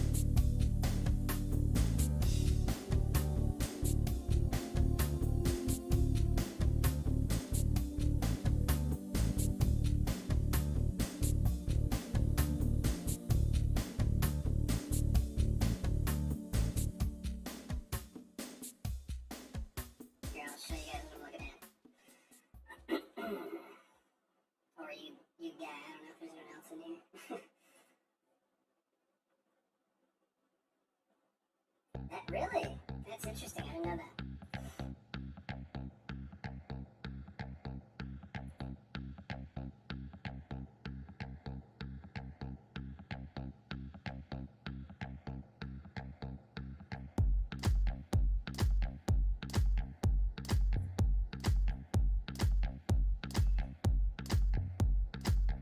I mean, this is very dated. It's from 2019. This year it went up to like 60K. So if you bought like, I don't know, you bought, I mean, you could probably buy like hundreds of Bitcoins when it first came out for like cents, and then sell it at 60K. That's like unimaginably massive. I mean, not unimaginably. Let's see. I still gotta find when it was the price when it first came out.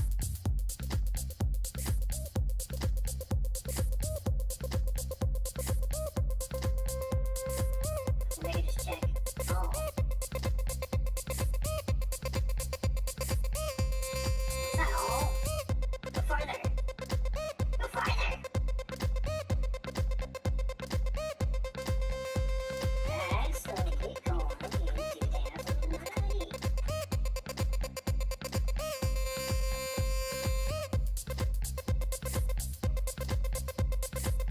Go farther. Back. Oh, here we go. Bitcoin launch price. Oh, that's 2010. What the hell? Go farther. Go farther. Does it not show? They don't even have it listed. But, I mean, 6 cents up to 60K. That's, let's see. Let's just do that. 60,000 divided by 0.06. An increase of, how many zeros is that? A million? A million% increase. So, whatever you put in, you would get a million% of that. So, I mean, let's say you put in $2,000, which is a lot. I would have to try and convince, I have to try and convince someone, or maybe I would just save up money and put every dollar I had into Bitcoin. $2,000 times 1 million.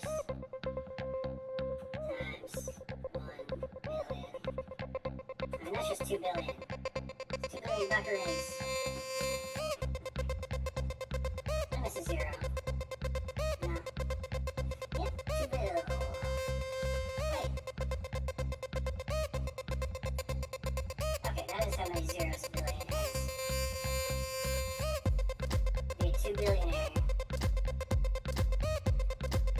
Now the question is, how much would you have to put in to be the richest person on Earth?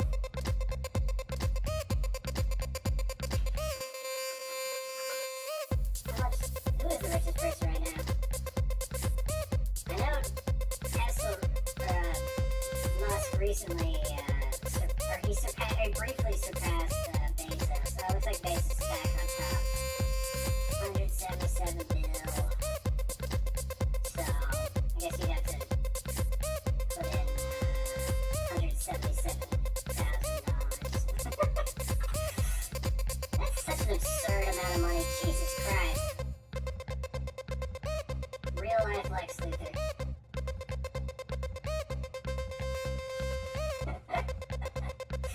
Just convinced my parents to sell their house. Put it all on Bitcoin. And then not sell for 10 plus years. That'd be pretty difficult to convince them.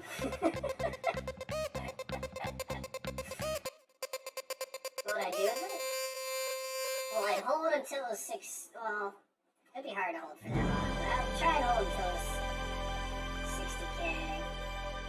Maybe maybe I would sell and buy some along the way. And I would build an animation empire to rival Disney. Surpass Disney, even. I would buy Disney. I would create a real-life Omnis. I would become a super... I was gonna say super villain, but I think the real... If I made a real Omnis, it would probably be a lot nicer than the fictional Omnis. I would actually try and, like, do things that would benefit people. And not just, I don't know, be selfish with it.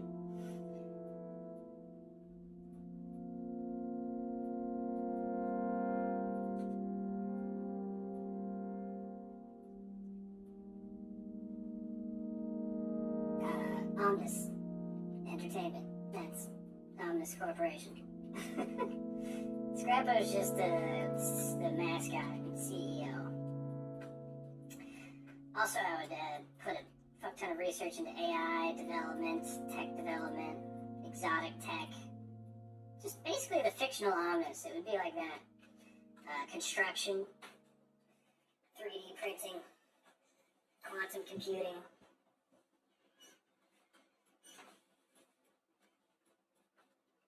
I wonder if maybe there's technologies that are like becoming popular now.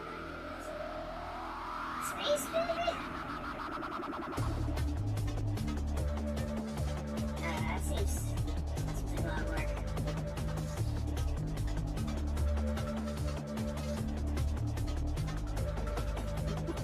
Just hire Elon Musk to run the company. SpaceX and Tesla. But, you probably started that before that.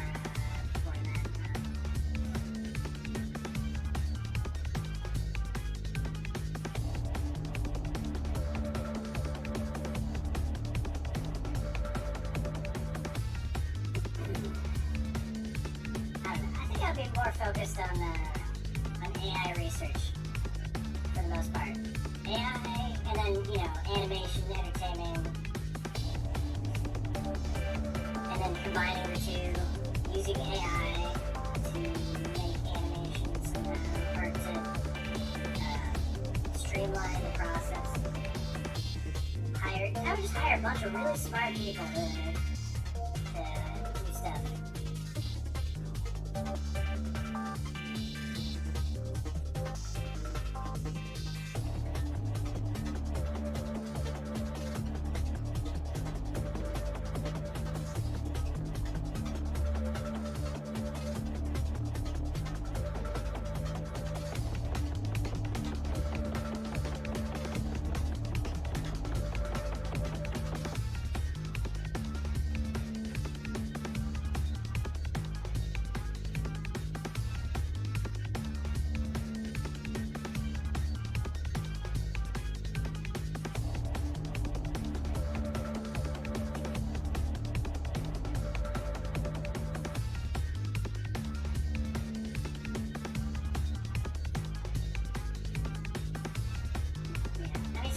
Scrappo's just a mascot. Disney's not called Mickey Mouse Corp. Or Disney's not called. Did I say Disney? I think I said Disney.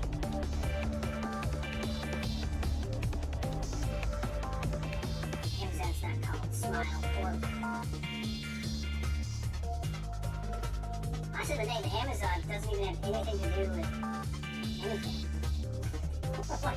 What does the river in South America have to do with a bookstore or with an online digital market?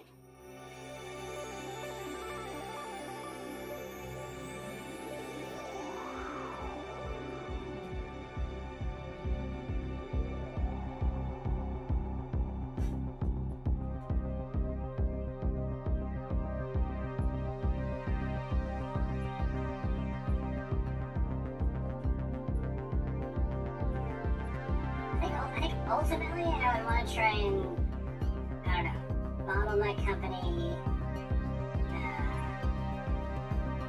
after the Culture series.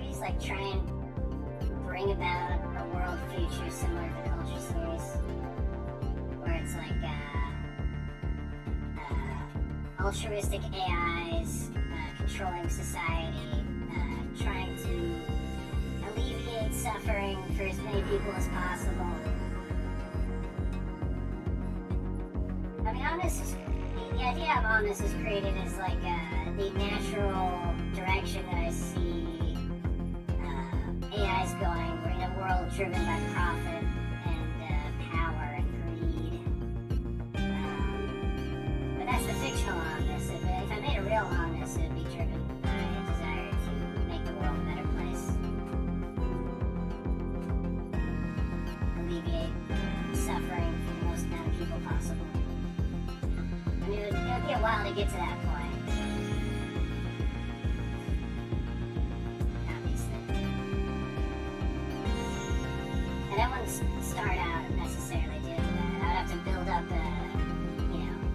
massive corporation first.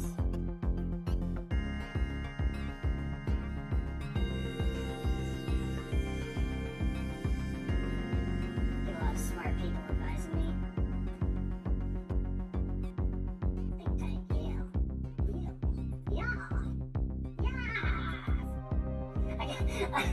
It sounds just like that kid. Yes! That Vine kid. Squeaker.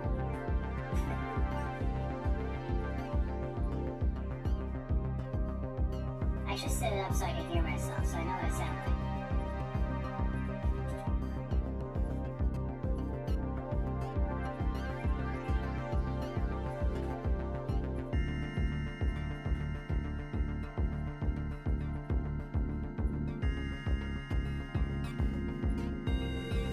But you can't hear me.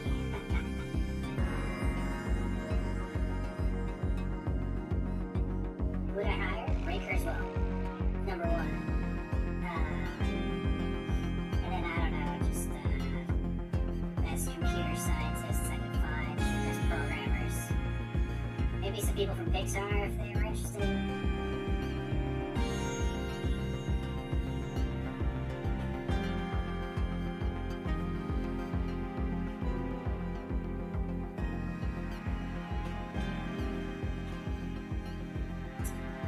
Ray Kurzweil would be up there. He'd be one of my top choices. He's the, I forget what his position is at Google, but he's like one of the head guys at Google. He's a futurist. He's made tons of predictions. A lot of them have already come true. Some of the ones of the future tech are straight up like mind-bending stuff. Like foglets. The idea of foglets is insane. Ray Kurzweil. I can spell it out in chat for you. I think it's like that.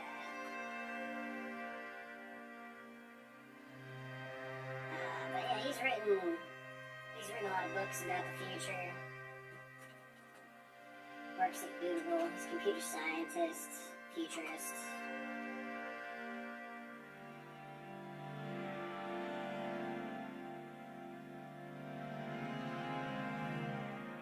Nanotech. Nanotech would also be a high priority. Because nanotech is still the future. I think nanotech is going to completely transform reality in ways most people can't even comprehend. I can comprehend it because I've thought a lot about it, and I've read Kurzweil stuff, and I've done a lot of research on nanotech technologies and where they're going. I wrote a whole speech on nanotech for my public speaking class.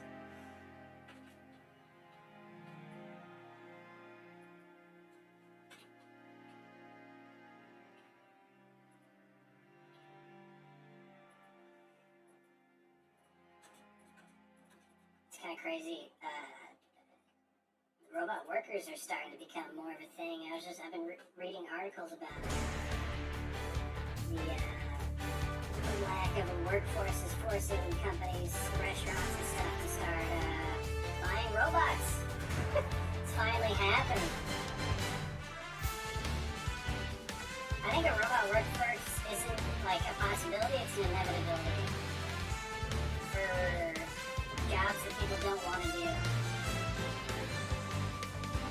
And for jobs that people do want to do. But I think for the more creative, like, fulfilling jobs, like, people will work with AIs and, you know, create stuff together. At least until AI reach a point where they're superior than us in every way and can run laps around us mentally and physically. Then there will be no jobs that AIs won't be able to do far superior than humans. Which a lot of people, I think a lot of people don't believe that. I think that's something that is hard for people to accept because robots are so clunky, you know, right now, and AI is so kind of like limited. Like we see Siri and we can't even understand what they're trying to say. We're like, oh, robots aren't going to replace us. They're not going to be able to do things better than us. But that's simply not true. It's an inevitability, I'm afraid. But I actually am afraid because because we live in a capitalistic, greed-driven society, and robots are going to learn from us, and they're going to be trained to you know, help us acquire these things, and not us. You know, multi-billion-dollar corporations. The AI that we're going to have access to is going to be shitty and, you know, limited. I'm sure Google already has some crazy-ass AIs in development or in use at their facilities.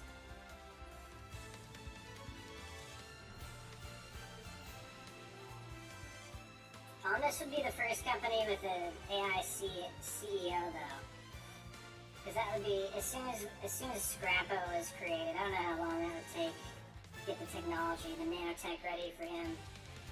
But the goal is for him to be eventually become the CEO of the company and make major decisions. And by him, I mean me, of course, because I'm Scrappo. Sorry. Talking in third person for a minute there. Atomic rearrangement. I'm not sure what. Atomic rearrangement of what?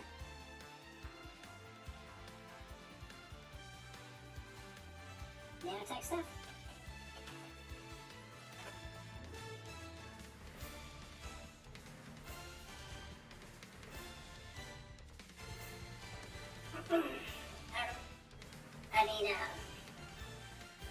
Nanobots could perform atomic rearrangement of anything eventually. Like foglets is this concept of AI, self-replicating nanobots that can turn regular matter into more foglets. And it's called foglets because it would essentially create a fog of this internet-connected smart matter that could change at will, change its shape, density, color, shape, form, everything. So, I guess the idea is that you fill rooms, you fill spaces, eventually you could cover the whole planet in this stuff, and the whole world would be covered in sentient smart matter that could respond to your thoughts. And then I could create superstructures pretty easily, rearranging that same matter with thoughts. I mean, you could drop that stuff on Mars, Mercury, restructure the entire planet into supercomputers. It's just an escalation at that point, because it gets into some crazy, fun sci-fi stuff. But yeah, foglets are insane. Ray Kurzweil thinks they'll come around in like I forget, like 2070 or 80 or something. But the singularity is theorized to come around 2045, which is the point where AI's artificial general intelligence is superior and humans are on par with humans, and it's a, I think most people have heard about the singularity. And it's called that because it's like there's an event horizon just like the singularity of a black hole where you don't know what's beyond it because light can't escape, nothing can escape. But in these terms, it's an intelligence singularity where you don't know what will happen if it's like constantly self-improving, and has intelligence beyond the smartest people on Earth. It's like, who knows what will happen? It's an event horizon we cannot really anticipate. But there's geniuses like Ray Kurzweil who come up with stuff like foglets. And before foglets, there's a lot of other crazy-ass technologies along the way. Nanobots there's a lot you can do with nanobots. Nanoscale printing.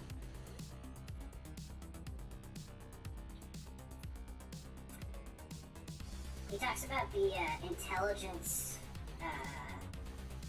the age of intelligence. Because, we have like computers, electronics, started with kind of, this industrial age. Now we're kind of in like a digital internet age. There's, computers everywhere in our pockets. Computers in our pockets. Soon, though, it's going to be an intelligence revolution. With intelligence everywhere. Intelligence is in all technologies. Intelligence is in our pockets. Vast intelligence. Intelligence is on par, superior to us. Like in her. Kinda. I like her because it doesn't like the robot's not robotic, which I think is what the robots what the AI of the future are gonna be like. They're not gonna seem robotic, they're gonna seem human. Even more human maybe than like a lot of people you've met. Which is freaky to think about, but if they train off of if they learn from us, they'll learn how to behave like us. They might not necessarily think like us because their internal structures will be completely different. But, they'll be able to emulate us perfectly. More than perfectly.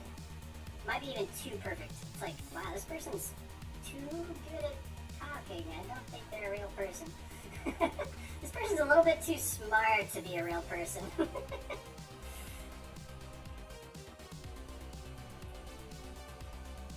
Eugenics.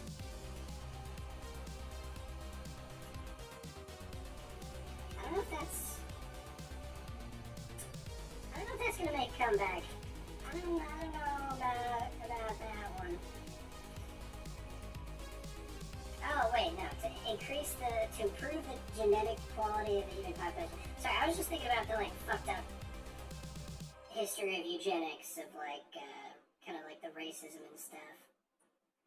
But improving the genetic quality of humans is definitely on the list of, future technologies. 1,000%, yeah.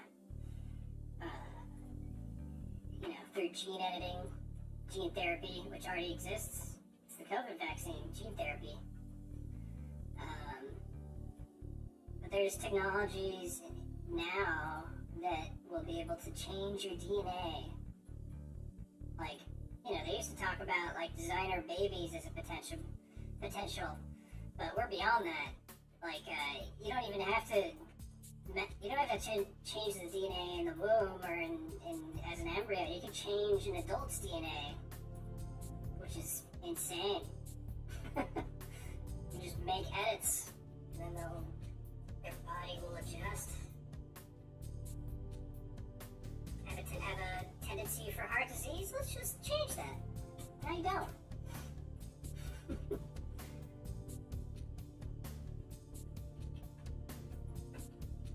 That's the future. Also, nanobots, injecting nanobots in the bloodstream.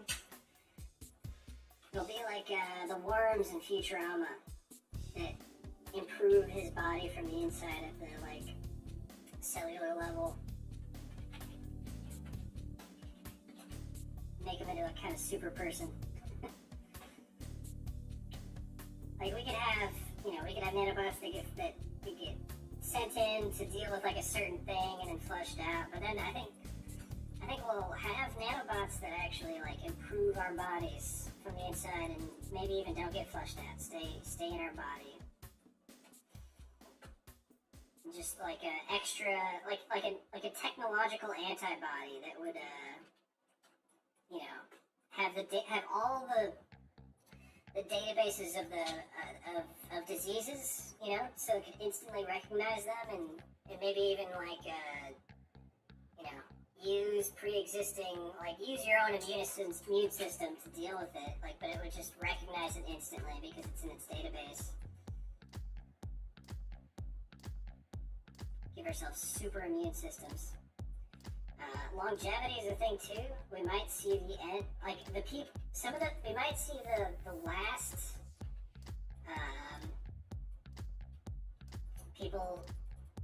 the last generation of people dying from natural deaths due to longevity research, nanobots, gene editing. All these technologies are going to make us make humans a lot able to live a lot longer, possibly indefinitely.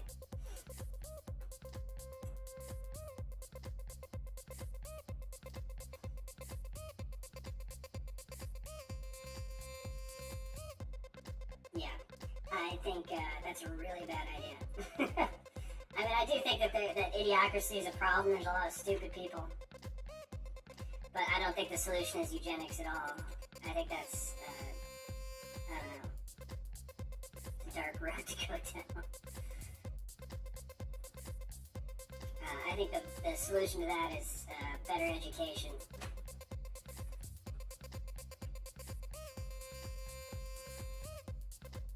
I mean, it doesn't help that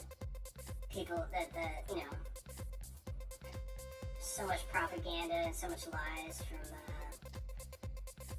from the government that people are more willing to believe ludicrous conspiracy theories. And some of them aren't even ludicrous. Some of them are probably legitimate. I certainly believe a fair amount of conspiracy theories. None of that QAnon shit. That's fucking stupid now.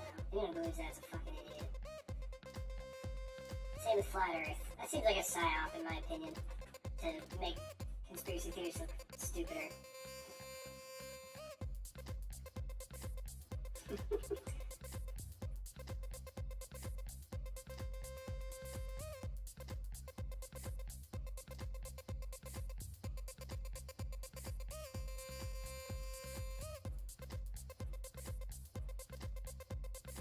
I think most visions of the future that I've seen in media are completely infantile in the way they approach it. Like some things will advance, but some things will just stay in like a really outdated way of looking at the future. I can't the only futuristic kind of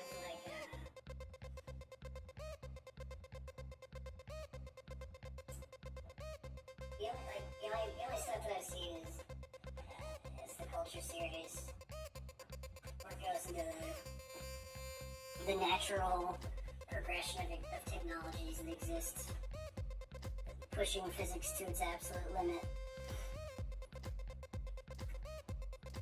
I feel like when people write futures about the story, or stories about the future, they don't do their research. They're just like flying cars, robots. But then the robots are stupid. They're like dumber than humans. That doesn't make any fucking sense. If robots are widespread, AI is gonna progress to the point where they're equivalent with humans at the very least. In my humble opinion. Man, I love talking about the future. I could talk about the future for hours. It's exciting, but also scary because I am worried that the people developing these technologies are just not going to care about the public and not going to care about the greater good. You know, they're just going to care about the bottom line, making a buck, and everyone else can go fuck themselves. Because there's plenty of dystopian ways to use these technologies. There's plenty of fucked up things that can be used that will not benefit everyone. Like all this longevity stuff, like it could just be used for the ultra rich. Like they could just hoard that technology and not share it with the public. And so everyone else is still dying from diseases and old age, except for the ultra rich who are just like supermen and live forever and never lose their wealth. Which is scary. It's kind of like, what's that?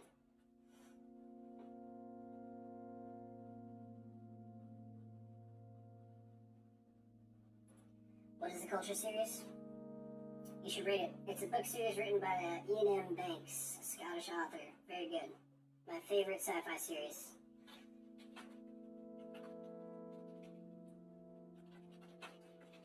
Highly recommend reading all those books or listening to the audiobooks.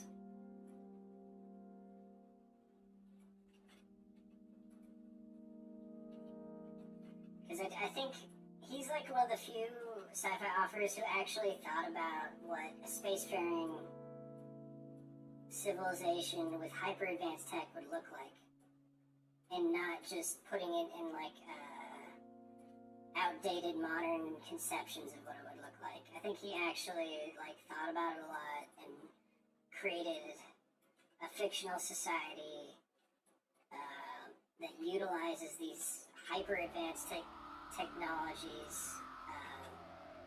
in a believable way.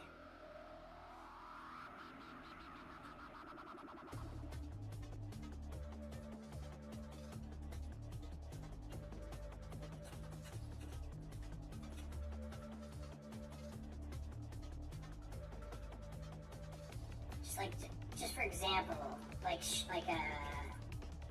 it's spacefaring, obviously, but most of their population doesn't exist on planets because living on planets is fucking dangerous and stupid. It's a stationary thing that can just be hit by one asteroid and everyone on the planet's dead. You could have defenses against that, but it's still stationary, moving around at a set speed around the sun. So most of the culture civilization lives in massive ships that are controlled by the whole society is controlled by hyper intelligent minds, which are AI pushed to its absolute extreme. Intelligence that would like a mind compared to a human is like a human's intelligence compared to an ant's intelligence, you know? Because the way minds work is they have like 4D geometry, so they're able to store, they're able to have a lot more computing power packed into a compact space, compact three-dimensional space. In 4D, a mind is vast, but in 3D, it's like I think it's like a 12-foot ellipsoid, silvery ellipsoid. And the whole society is run by minds. And there are humans. There are plenty of lots of humans in the population. And they're all upgraded. They all have implants. They're genetically probably perfect. They probably look like humans, or they can look however they want, because you can change your form at will. The culture citizens are crazy. They have drug glands implanted in their bodies so they can experience anything they want at any point. If they want to change genders, they just will it, and then it's like a process that takes like a week or something, and their body slowly undergoes changes. Maybe it's like a few days, and they just become a different gender. And that's like a normal thing. Like most culture citizens like experience both genders, just because.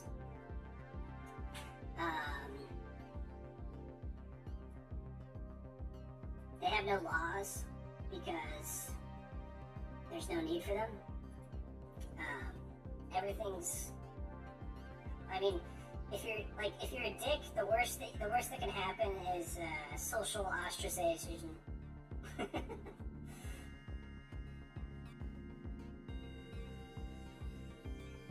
Minds residing in non-corporeal bodies, pure energy nano. Well, I mean that's kind of how it works, because what happens is you'll get or they'll scan people, and they have save states essentially. So if you're a culture citizen and you die somehow, which is pretty rare, unless you're, an agent in dangerous equiptech civilizations.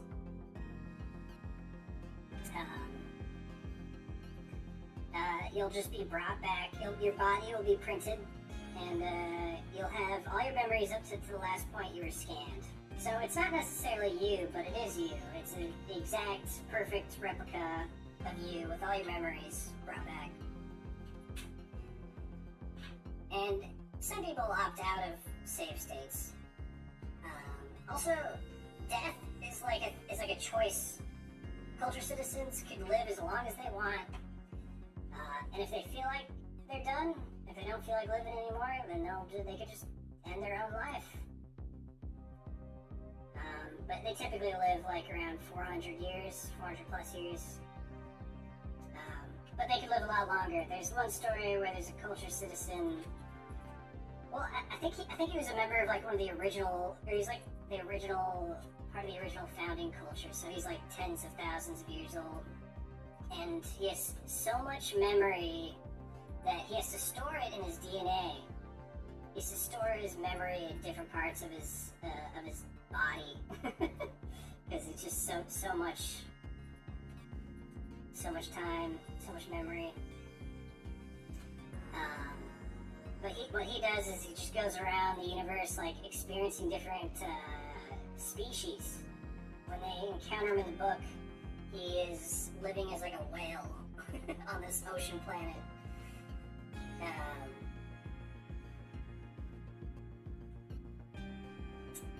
So he's just constantly seeking out new experiences. Even after tens of thousands of years, there's still new experiences he can find.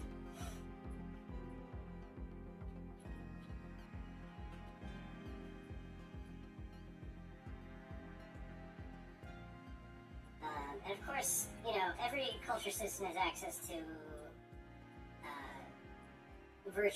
virtual reality that's as real as the real world. That's how they entertain themselves a lot. There's like massive kind of like role play games, like pirates, or I don't know, whatever you want.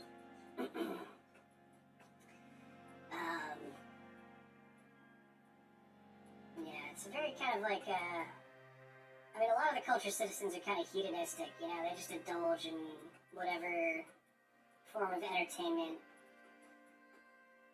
they feel like.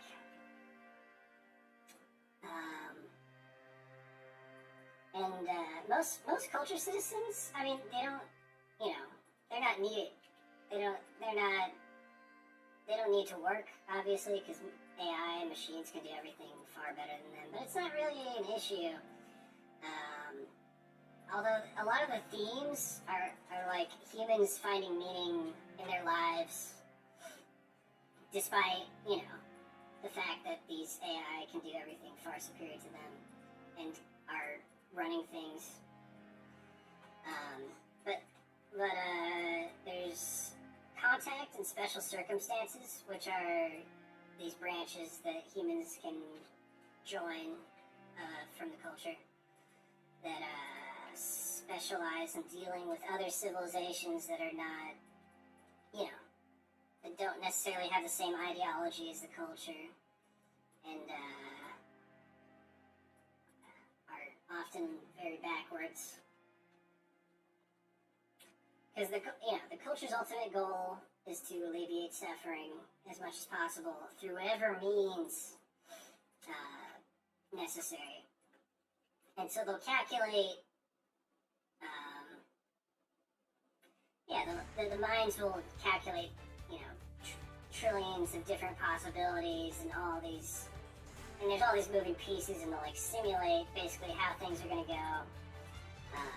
And so they'll like influence other civilizations in order to put them on a path that leads to, least amount of suffering, whatever that entails. And sometimes, sometimes they have to do some fucked up stuff in order to achieve that. Like they'll have to kill some people in order to save the whole, in order to save billions or something.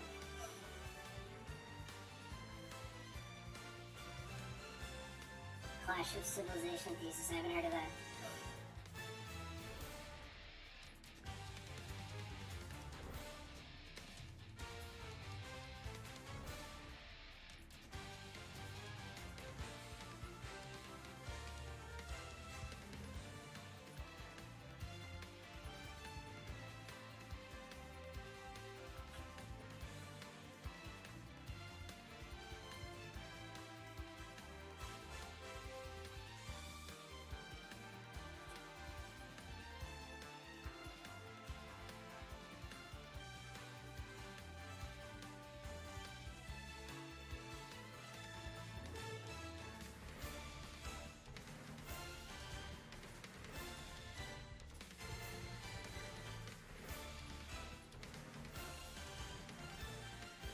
I think I need to get some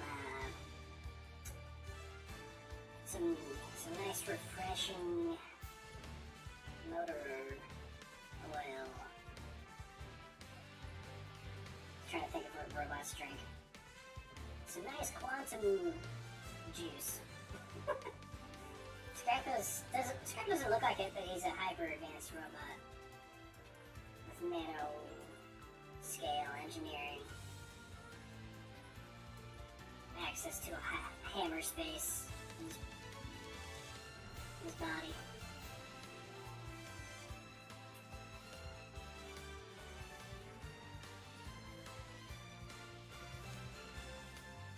Well, the culture doesn't like to go to war. There's only one major,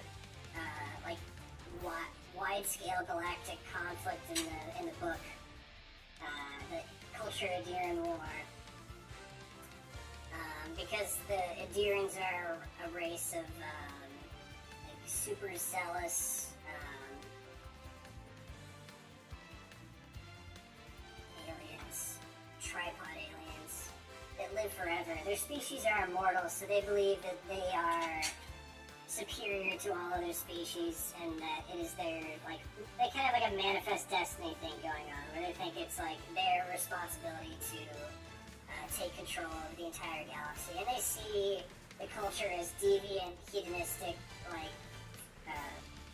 freaks. And the first book of the series takes place during the Culture Adiran War, from the perspective of an agent working for the Adirans, working against the culture. So you only see the culture from an outside perspective. It's interesting. Very good book. Consider Phlebas. That was the first one I read. But I didn't even know it was part of a series. That was a long time ago. I should reread it. It's a good one.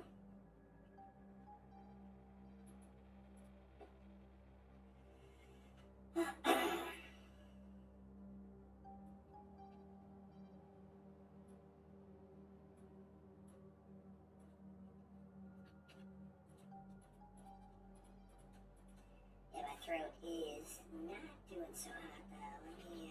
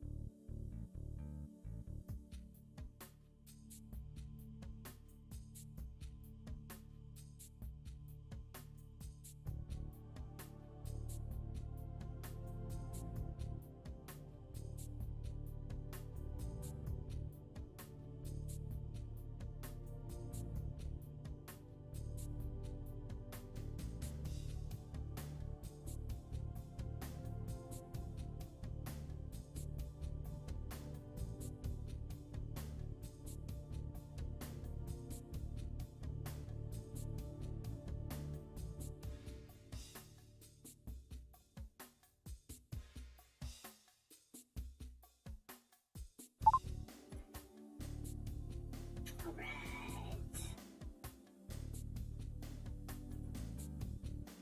Oh, I'm gonna take a little snack break, watch a video or something. Mute myself and watch a little. Can you hear me? Can you hear me now? Oh, right. Wait, no. Desktop audio is not muted. Oh, cool. Cool. Alright, save, zip load. And I'm gonna get my snack on, and I'm gonna, let's watch, maybe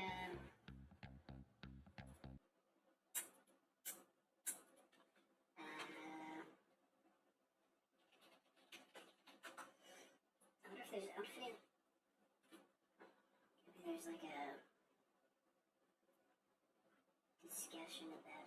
Oh, I know. Let's watch something. Let's watch Ray Kurzweil. Let's watch Kurzweil talk. If I can find one. Get ready for hybrid thinking. Let's see.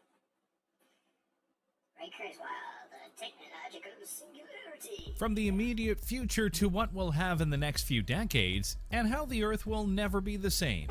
Join me as we explore the notions of Ray Kurzweil, the technological singularity, and the future of humanity. Is he actually going to talk? All great disease colonized. Turn to a lot of development. Talk about him. No, I want to hear the man himself. I don't need no stinky YouTuber giving me the rundown. Let's watch this one a bit. It's a bit longer. It's a pleasure to be here in this beautiful city and part of this prestigious proceeding. I'm going to talk about the future of intelligence, where we're going to enhance our natural biological intelligence, which we've been doing through education, through artificial intelligence. And first I want to share a surprising discovery I made in 1981. I was trying to figure out how to time my inventions, and I started with the common wisdom that you cannot predict the future, but I thought if I plotted a lot of data, being an engineer, visualized it in the right way, I could make some educated guesses. And I made a surprising discovery. There's one aspect of the future that's remarkably predictable, and that is that the price, performance, and capacity, not of everything and not of every technology, but of information technology, proceeds in a predictable manner. And I had the price performance of computing, calculations per second per constant dollar, from the 1890 American census through 1980. In 1981, it was a very smooth curve, and I projected it out to 2050. We're now 34 years later in 2015, and it's exactly where it should be. And that predictable trajectory is exponential, meaning every fixed period of time, it doubles. It's about every year, and even that speed is speeding up. And exponential growth is actually very different than our intuition. If you wonder, why do we have a brain? It is to make predictions about the future, so we can predict the consequences of our actions, the consequences of inaction. But those built-in predictors are linear. You know, we track an animal in the field 10,000 years ago. We didn't expect it to speed up. We expected it to go a constant trajectory. That's a linear projection. That worked very well. That became hardwired in our brains. The reality of information technology is progresses by doubling every period. So what's the difference? A linear projection, that's our intuition, goes 1, 2, 3. An exponential projection, that's the reality of information technology, goes 1, 2, 4. Doesn't sound that different, but by the time you get to step 30, the linear projection, our intuition, is at 30. The exponential projection is at 1 billion. At step 40, it's at 1 trillion. And this is not an idle speculation about the future. I mean, this little computer is actually several billion times more powerful per dollar than the computer I used when I went to MIT in the 1960s. And we're going to do that again. The next 25 years, it'll be another several billion times more powerful. And it's all shrinking in size. This is 100,000 times smaller than that computer. In the 2030s, we'll have computers and little robotic devices the size of blood cells. So let me show you just what this means. An exponential starts out very slowly, and then it explodes when it gets to what I call the knee of the curve. Here's that graph I had in 1981. I had it through 1980. This goes through 2010. That's a very smooth exponential progression, actually doubly exponential. This is a logarithmic graph. As you go up the graph, we're multiplying by actually every level is 100,000 times greater than the level below it. So this goes back to the 1890 census. This is literally billions of times, actually a trillion times greater computation that we can get for the same cost since the 1890 census. Now people look at this and they go, oh, Moore's Law. But this started decades before Gordon Moore was even born. Moore's Law is just that part on the right having to do with chips. We were shrinking vacuum tubes in the 1950s to keep this going. Then that hit a wall. We couldn't shrink vacuum tubes anymore and keep the vacuum in 1959. So we went to the fourth paradigm. People have been talking about the end of Moore's Law, which will happen by 2020. Then we'll go to the sixth paradigm, which is three-dimensional computing. That's already begun. That'll be in full swing by 2020. That'll keep this going for a very long time. But really, what's the most interesting thing about this graph? The fact that it's trillions times more computation with the same cost is interesting.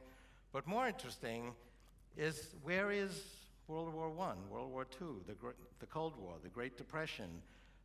This goes through thick and thin, through war and peace, through boom times and recessions. People said, well, it must have slowed down during the recent recession. That's not the case.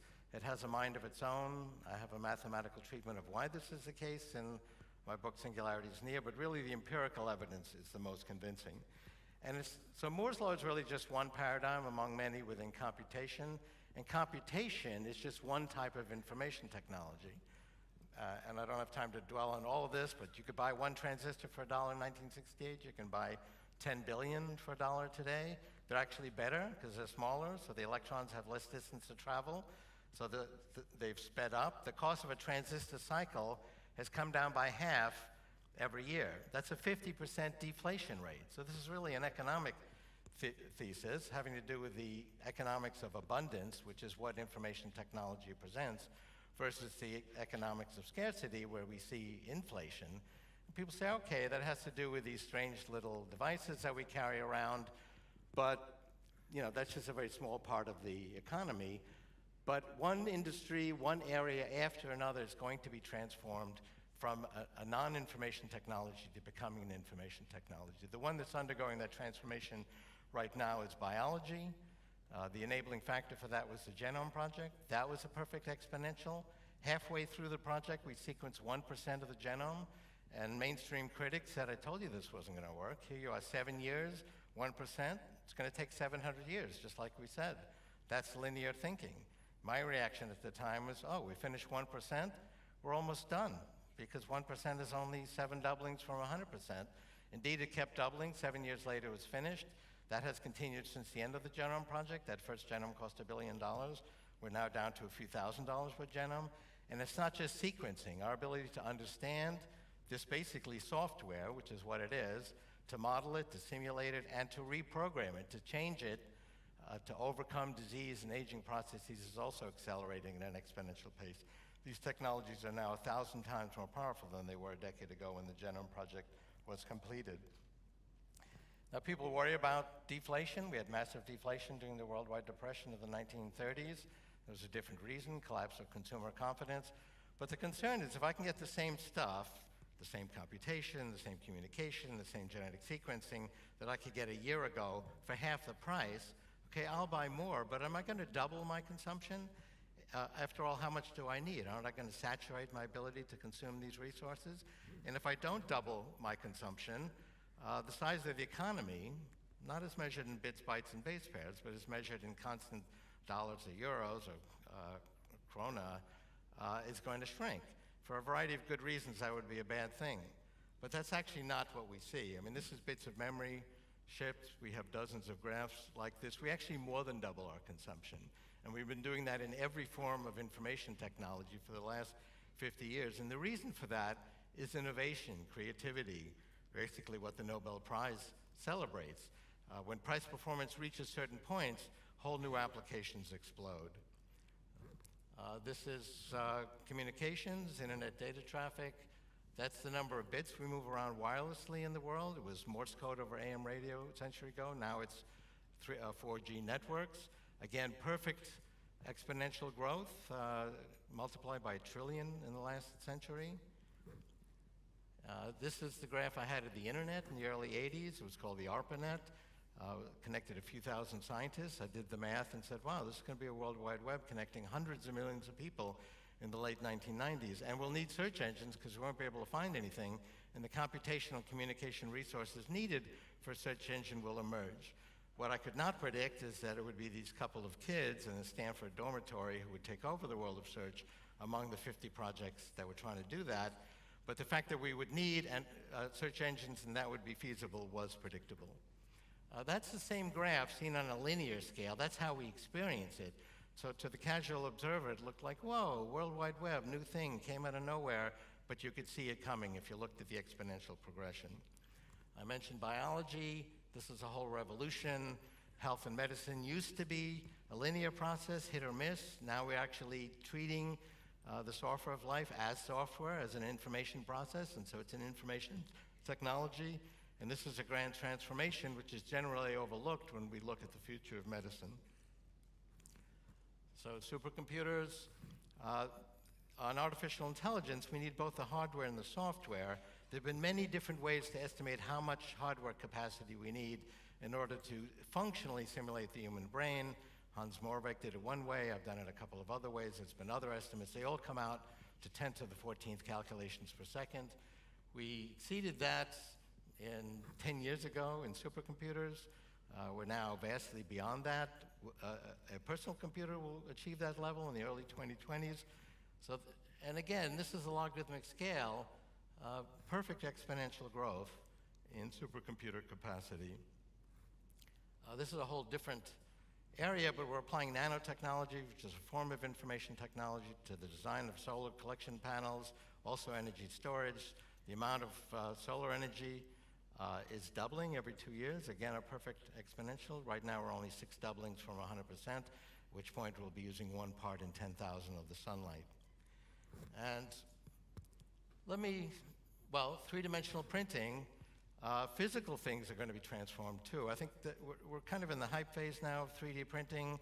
That's going to take off in the 2020s when we have submicron resolutions. But we ultimately will greatly expand our ability to create physical things as an information technology. And ultimately, computerized devices will be the size of blood cells. We'll put them in our bloodstream. They'll augment our immune system. They'll provide virtual reality from within the nervous system. And they'll also provide a direct connection from our brain to outside the brain, to the cloud. That sounds very futuristic. I'd point out that Parkinson's patients already have a neural implant, a computer connected into their brain that connects outside the patient. They can download new software to this neural implant from outside the patient. Really? So I've been thinking about thinking for 50 years, and we have now effective models of how it works. The spatial resolution of non-invasive brain scanning is doubling every year. We have effective models now, functional models of the neocortex, which is where we do our thinking. That's the outer layer of the brain. Emerged 200 million years ago with mammals. It's a picture of it right there on the top. And we don't have perfect knowledge, but we're gaining actually very useful information from the brain reverse engineering projects here in Europe and the United States that are giving us hints as to how the neocortex works. What I'm doing in my group at Google is actually creating simulations, functional simulations of how we believe the neocortex works.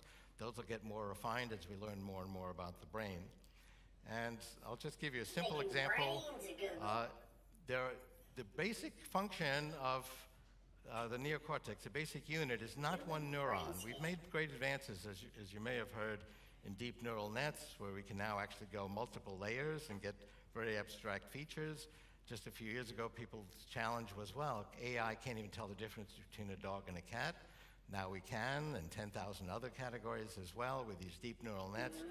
But they're the chief unit that we're building on is a neuron. The real way the brain is organized is in modules of about 100 neurons, and each of these modules can recognize a pattern. And we were debating at dinner last night exactly which mathematical model fit that best, a hidden Markov model or a long, short temporal memory. I won't elaborate on that right now, but we're gaining more and more insight as to how these work. And they're organized in hierarchies. As we go up the hierarchy, we recognize even more and more abstract features. At the very highest level, about 15, 20 levels high, We recognize things like, oh, that was funny, that was ironic, she's pretty. You might think that those are more sophisticated. It's actually the hierarchy below them that's more sophisticated. This 16-year-old girl was having brain surgery. She was talking to the surgeons. They wanted to talk to her. You can do that because there's no pain receptors in the brain. Whenever they stimulated these points shown in red, she would start to laugh, and they thought that they had found some kind of laugh reflex. But no, they had actually found the points in her neocortex that recognized humor. Whenever they stimulated these points, she would start to laugh. You guys are so funny just standing there was a typical comment. And they weren't funny, not while doing brain surgery. But we're gaining more and more insight, and this is helping us to build artificial intelligence. That's crazy. Ultimately, we will use artificial intelligence, first of all, to recognize language. The head of Watson is here. We'll tell you about his system. We're creating something similar at Google, which can actually understand language. Watson got this query correct in the rhyme category: a long, tiresome speech delivered by a frothy pie topping. And it quickly said, what is a meringue harangue? Which is pretty good. The humans didn't get that. It got a higher score than the best of humans combined. And it got its knowledge by reading Wikipedia. And we're doing something similar at Google. Ultimately, we will put AI in the cloud. We'll connect with these nanobots to extra neocortex in the cloud. You know, if I want to, this is very powerful, but if I want to do anything interesting like a search or language translation, it doesn't take place in this device. This can multiply itself thousands or millions fold by connecting wirelessly to the cloud. We ultimately will do that with these nanorobots in our brain. So if I'm walking along and I see somebody says, oh, I better think of something clever, I've got 2 seconds, my 300 million neocortical modules isn't going to cut it. I need 1 billion or 10 billion for 2 seconds. I'll be able to access that wirelessly in the cloud, just the way these devices can access additional computation in the cloud. And so we'll become a hybrid of biological and non-biological thinking. And we'll apply that to solving the problems of humanity. We'll introduce some new problems along the way. We'll talk about promise and peril a little bit later this morning. Thank you very much.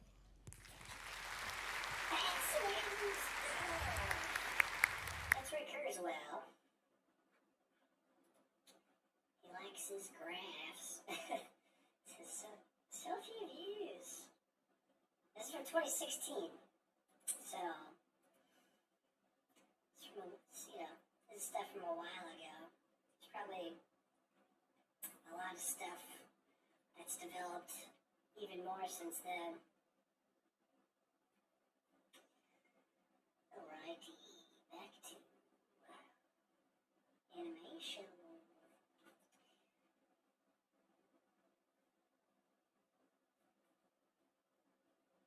There's a whole lot of math. That's a good clickbait title. Alright. Music.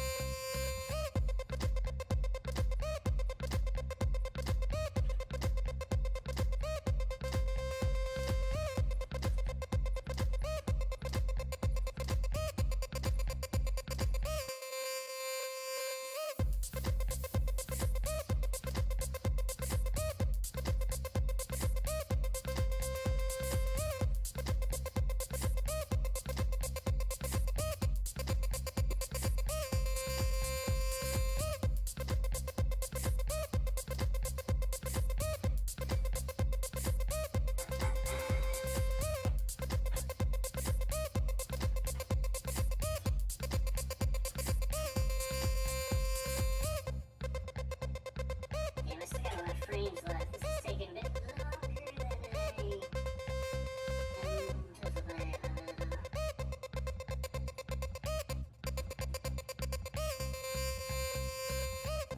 I guess, let's see.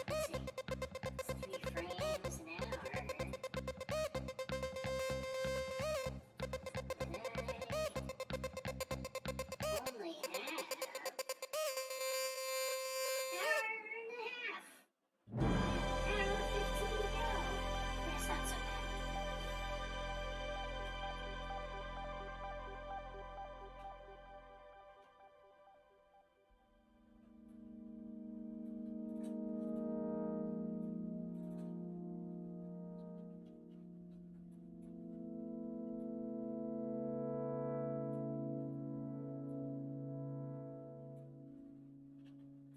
If only my animation was exponential.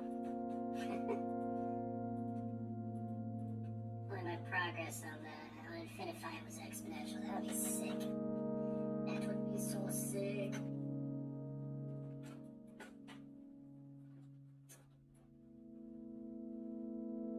But unfortunately, it's linear. Bummer.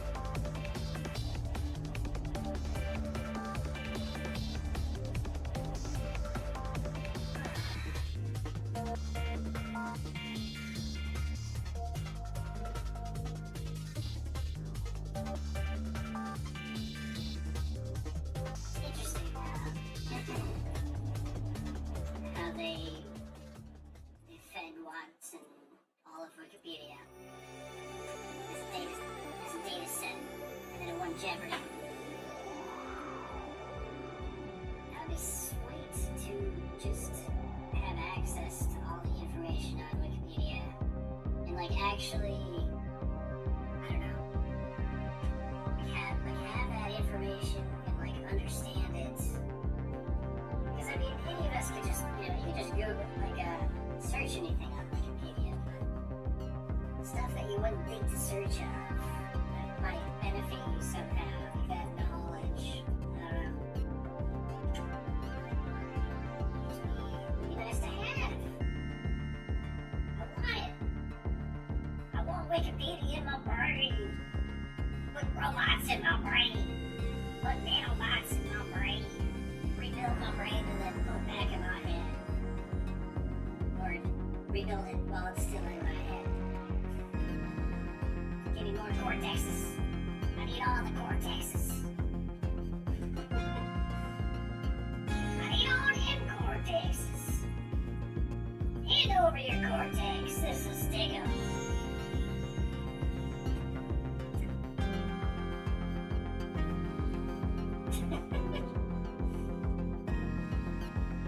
That'd be horrifying. A robot that steals cortexes. I don't know what you mean, sir. I don't know how the hell I'm supposed to handle. Oh wait, I just realized. I don't know, sir. I don't know. Wait, hold on. I gotta get my.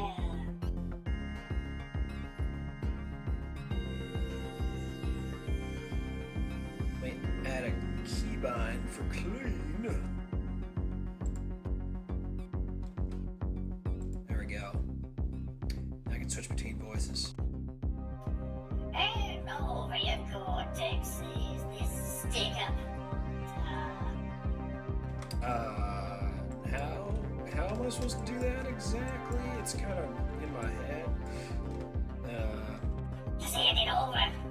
I ain't playing around, boy.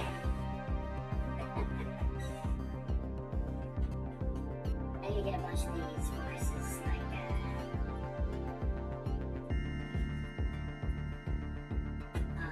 on shortcuts.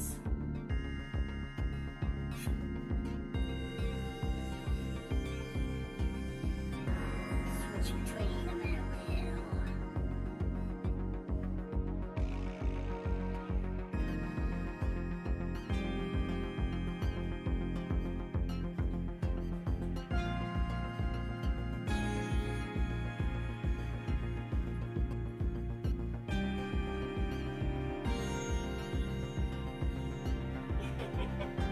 Just my regular voice. Or Wilder's regular voice.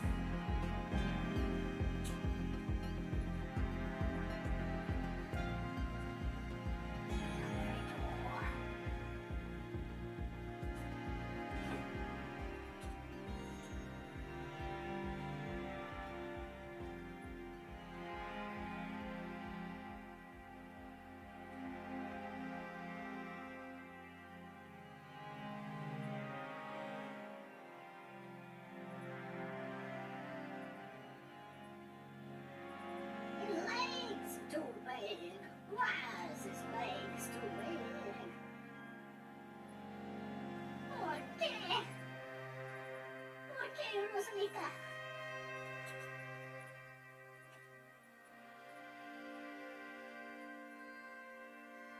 Kinda sound like her. A little bit.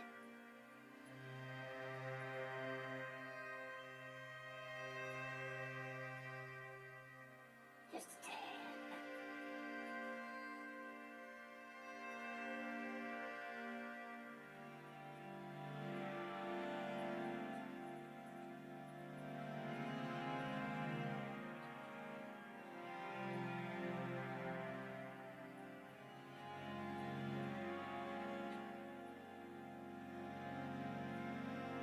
Let's keep them arms nice and noodly. Just like my diet. Nice and noodly.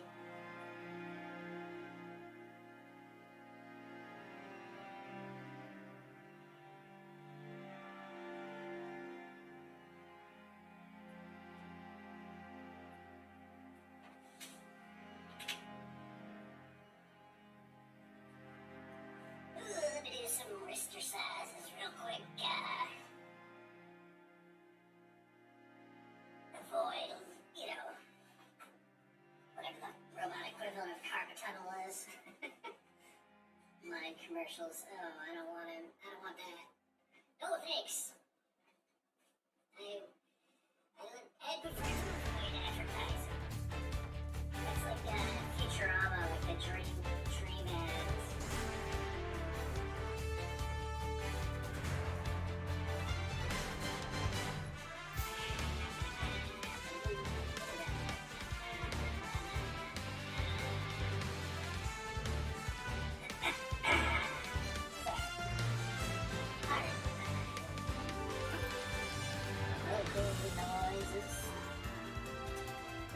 I haven't streamed in a little while, so I think my voice is used to talking so much.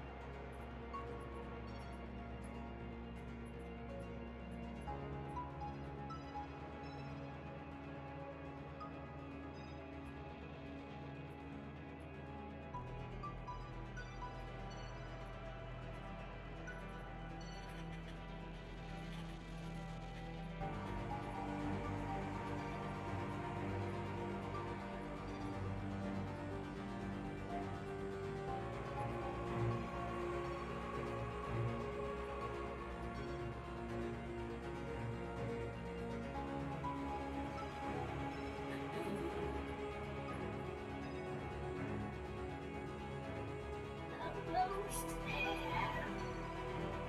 This frame at least.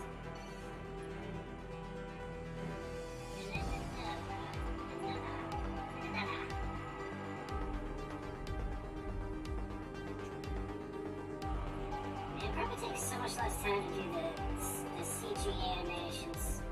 I should just learn CG. It probably takes a lot of model rig, and then once you got that, it's just like moving action figures around.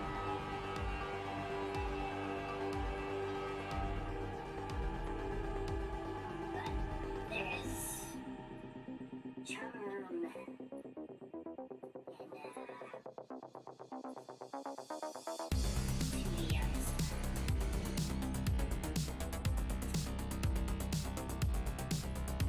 and in, redrawing everything as opposed to puppet tool in this business. I hate puppet tool animation.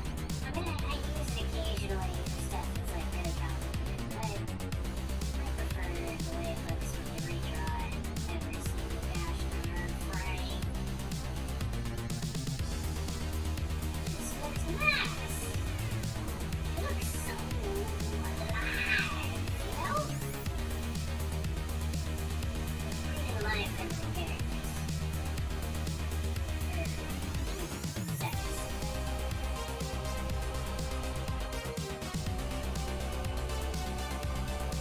I bet AI in the future will be able to take different animators' art styles and then spit out like a text-based input of what you want it to animate. I'll be put out of a job for sure, but I want to be put out of a job. I'd love to take my own animation, pop it into an AI, and just let it do all the work for me, and just like direct it. You know? It's like, hey, animate a awesome man punching Rage Fury three skyscrapers. And then he lands, I don't know, lands in the Echo Park duckling.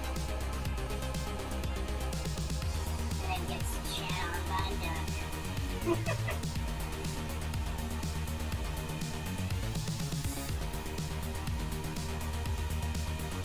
Or maybe he's getting out of the plane and steps in some duck food. Or he thinks it's duck food, but then it's like a homeless cat food instead. Or maybe he steps in duck food and he steps in homeless cat food.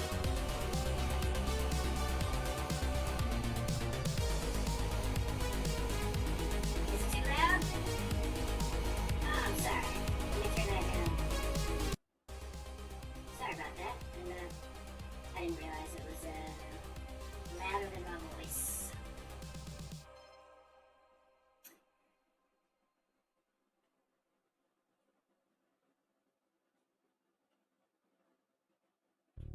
Mind controllers fucking with your mind. I don't want that.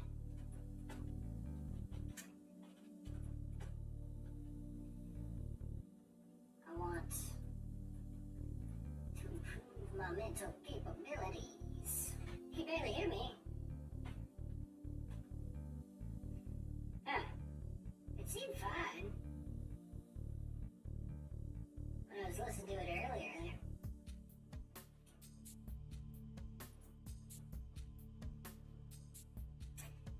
Oh, I can crank it up like that. Is that better?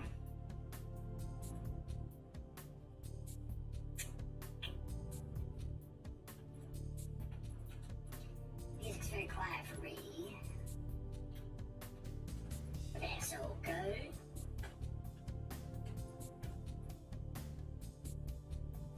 What's happening, Donkey Tail? What's going on, you jackass? Cause you're a donkey. I don't actually think you're a jackass. Don't worry.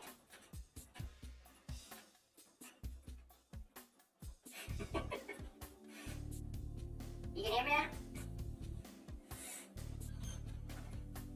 Good. Remember that commercial? Ooh, that's an oldie. made Verizon. He did commercials for, what was it? Another phone company.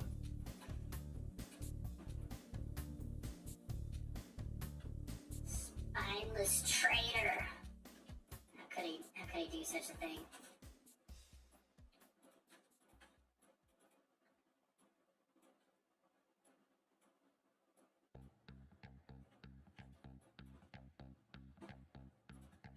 Smart on the other company's end, for sure.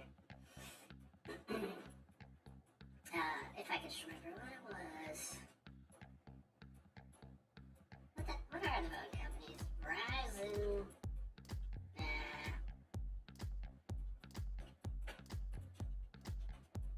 Man, my mind is just trying to break right now. I could sure use some of them nanobots in my cortex.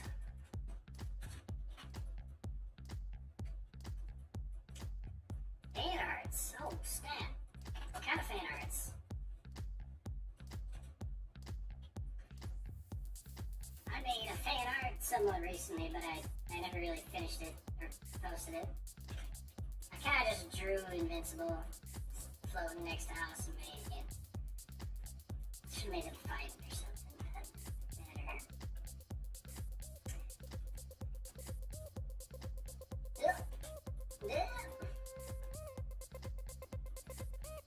Man, Invincible's so good. It's honestly kind of like sometimes when I see things that are really good but are also kind of close to like the things that I want to make, it's like a little demotivating. It's like, alright, that's like what I'm reaching for, you know, but not quite there yet.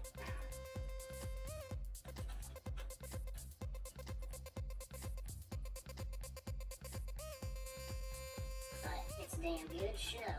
Damn good comic too. Show recommend no if you haven't seen it. I won't spoil it. Because you should experience it fresh. Experience all the twists fresh. God, the first episode. The ending of the first episode is insane. Totally bonkers.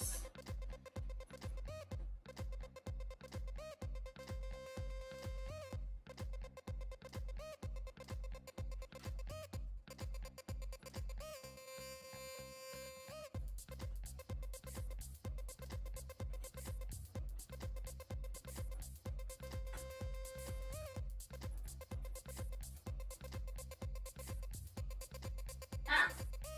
Forgot his horns. Unhortified him.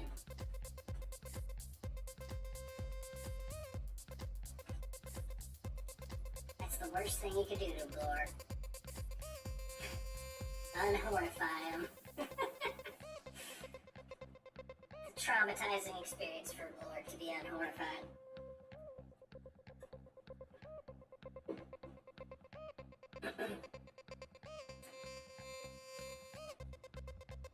Oh, so you've seen it?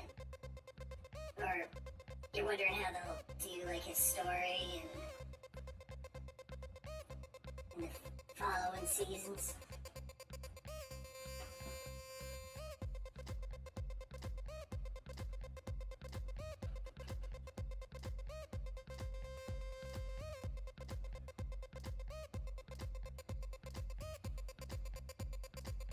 Yeah, it's gonna be interesting. I'm curious to see how people will react, like people who haven't read the comics, to how it plays out.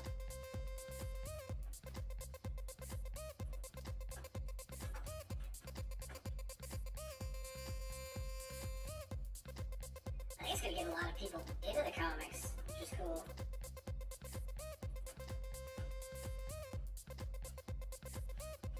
Oh, you haven't seen it yet? Oh, it's so good! So good. And it's not exactly the same as the comics. They change things up a little bit.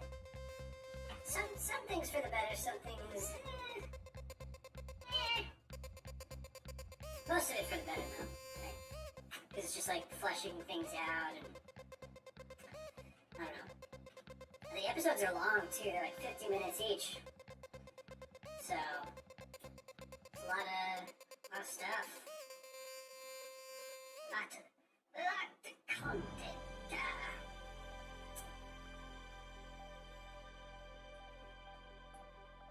Yeah, the comics later on, way down the line.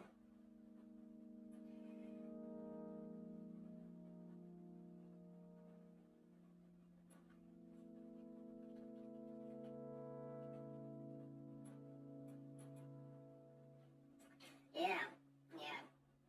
I think it'll probably play out similarly. Maybe not exactly the same, but I think it'll probably follow the general structure of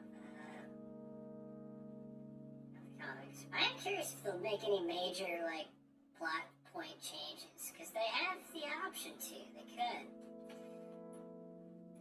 Maybe they'll want to do things slightly differently. Or significantly differently. Who knows?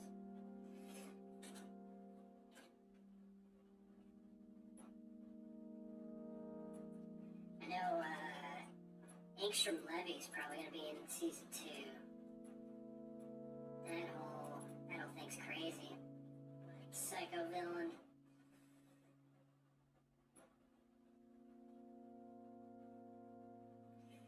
Or the first encounter with Angstrom Levy. At least.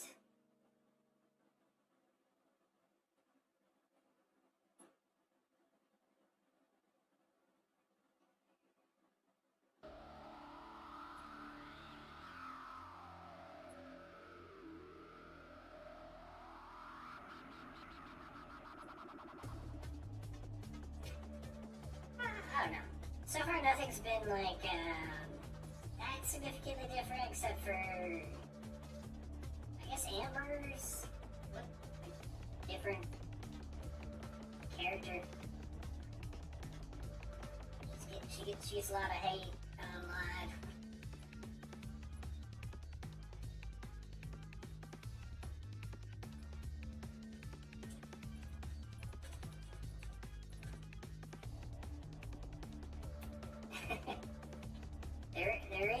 There is a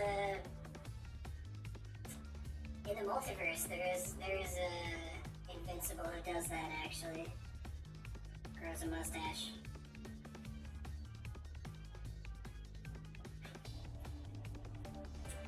I don't want to spoil exactly the context of that, but if you haven't read it.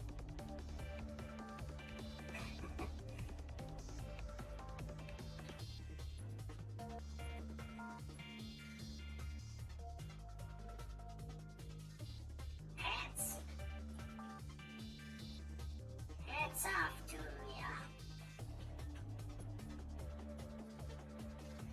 Oh, hey. I don't know why I read that as hats. Yeah. It's kind of justified.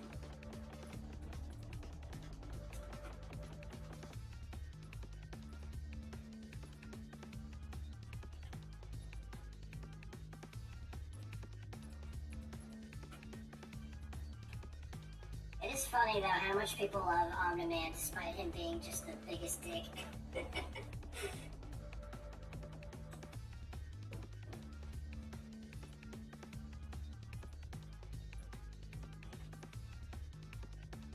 Oh, and Conquest. Oh, that's gonna be insane in season 2. Jesus, Conquest. That whole fight is so fucking brutal.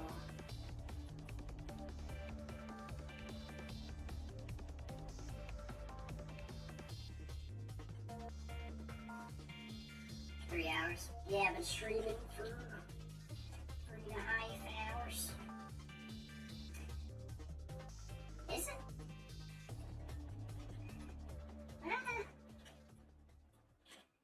My brain is tuned to perfection.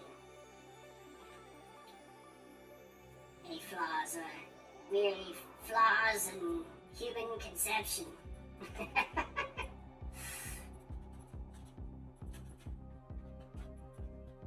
Beyond human understanding.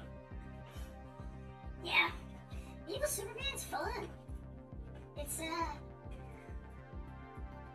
I think what makes Superman interesting is that it has all this power and he very easily could just, you know, fuck shit up if he wanted to.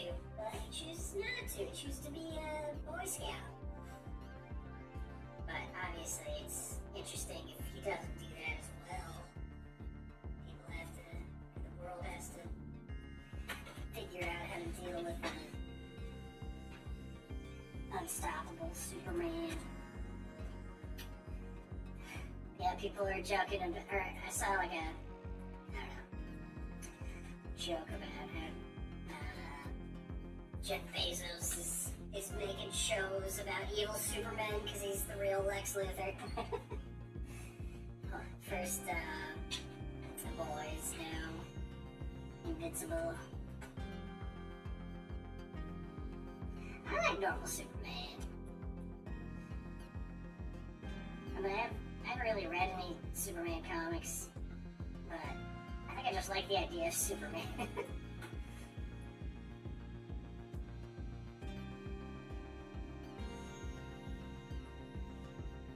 Also, Injustice, more evil Superman.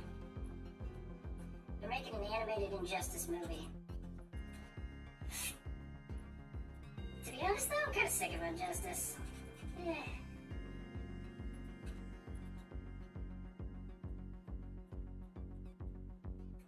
I was never really that captivated by it. By the whole plotline.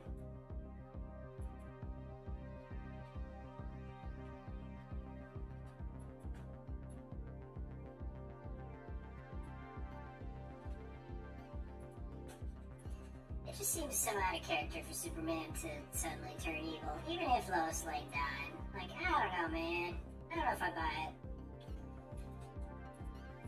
Because against, like, everything his parents taught him, everything Lois Lane would have, like, you know, stood for. I mean, I guess it's like, you know, to prevent more innocent people from dying. He's like, you know, enacting. He's becoming the executioner, judge, and jury, and all that.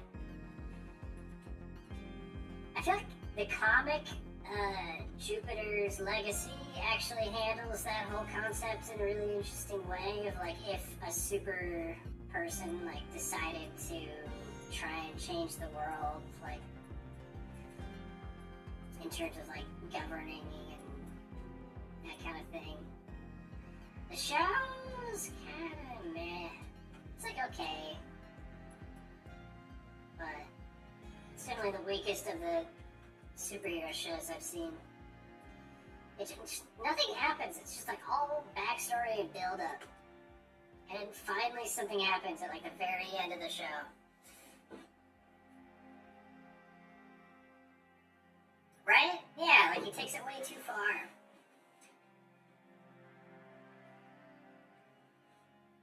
And also, it's not like every supervillain needs to die. Like, some could probably just be put in jail, but like, I get that, you know, Joker's a dick. He's always gonna kill people and escape Arkham or whatever, so you probably saved a lot of people's lives if you just offed him.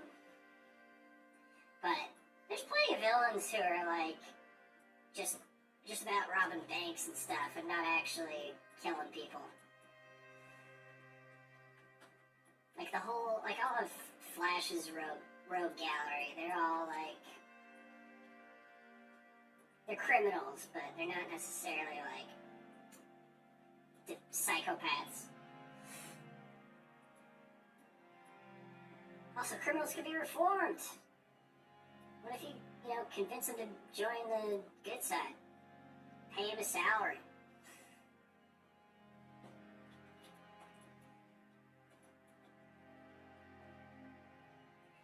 It just seems like such a, I don't know.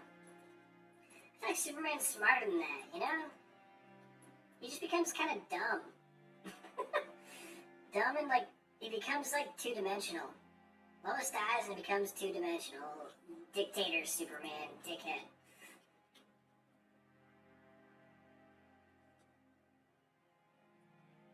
Cause like, his motivation should still be to make the world a better place, you know? So killing heroes makes no fucking sense. Even if that is the route he was taking, he should be, like, extremely reluctant to ever, like, fight other heroes that are just trying to do the right thing.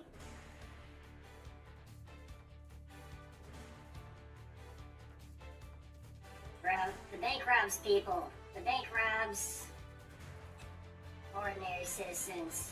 So, I don't give a fuck if the bank gets robbed. That's just me. I mean, I get it. Property damage or whatever, but I don't think property damage should ever be above people's lives. Even a criminal's life.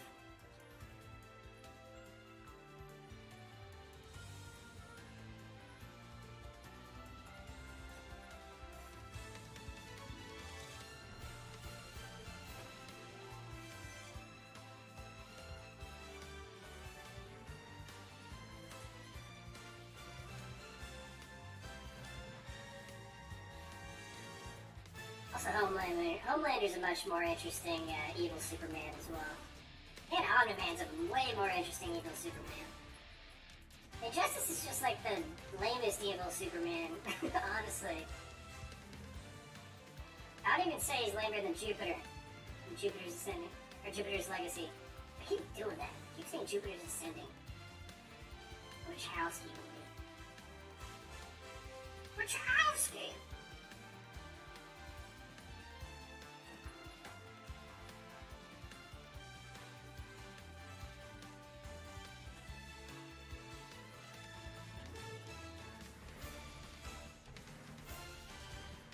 It's funny that the original property does it the worst.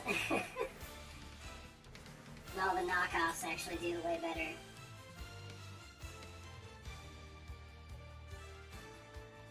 Yeah, man, Homelander is an interesting character. Have you seen The Boys?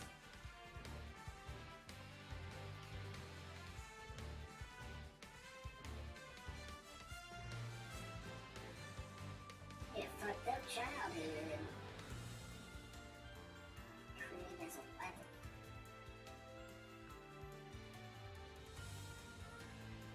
Oh, really? Boys is very, very good.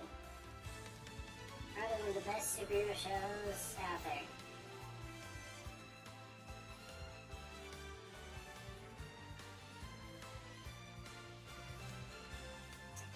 You gotta watch the show.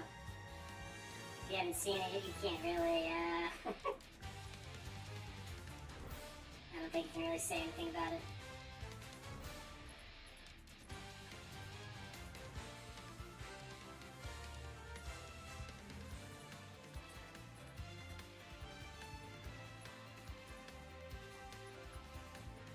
He's like a very special kind of fucked up.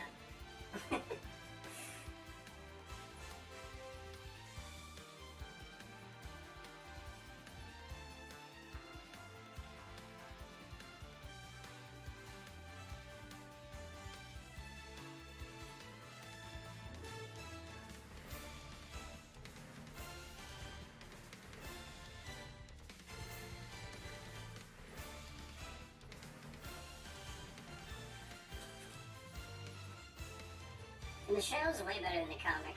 I don't know if you've read the comic. The show's actually better. Funnily enough. It's pretty rare that it happens. The show's actually better than the comic. Alright. Come on. Alright. Demos. More superheroes should have brain damage. Let's be honest. They're like football players times 100. Getting punched in the face, thrown into concrete constantly. Even Superman gets a serious crap beat out of him on a pretty regular basis.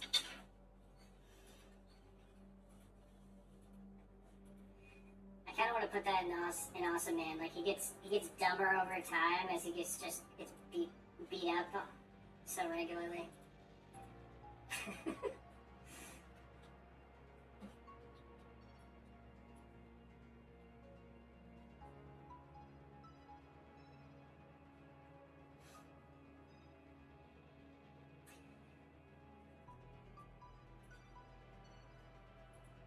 Mm. Yeah, no, I'd recommend checking the show out and not, I don't know.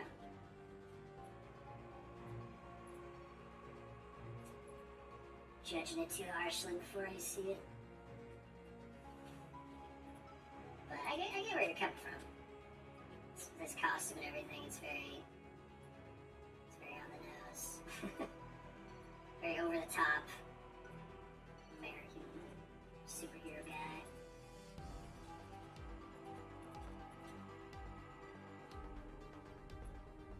I mean, that's the whole point, though, you know? The voice is very, very over the top.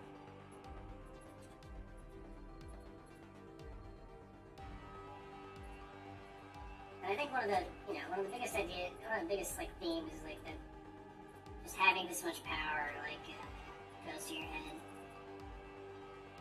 But also, he was, like, created as as a weapon experiment. He used to lie about his childhood to the press. He could get away with a lot of fucked up stuff because of his powers.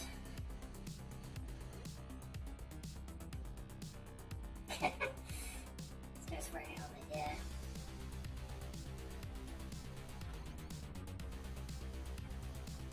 It is merged into the Monoblorg.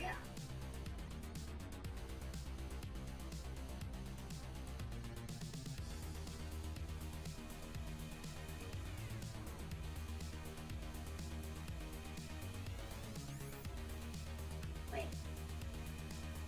Oh, I missed a foot. Apparently.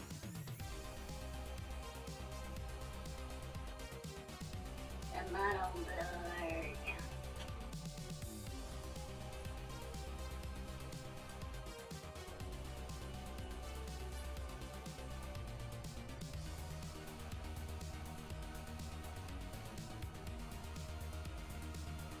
I think it's actually something in media that just, I don't know. I guess superheroes typically have like super, I don't know, not endurance. Alright, now my brain is malfunctioning. I can't think of the damn word for,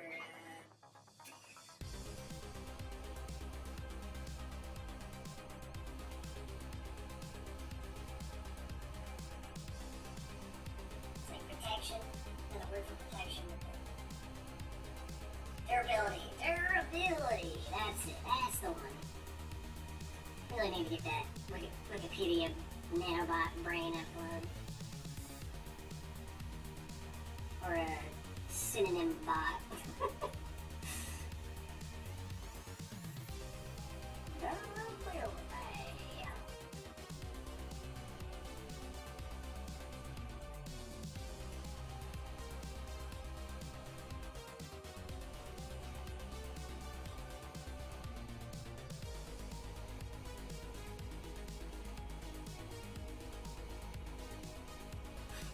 I like these frames.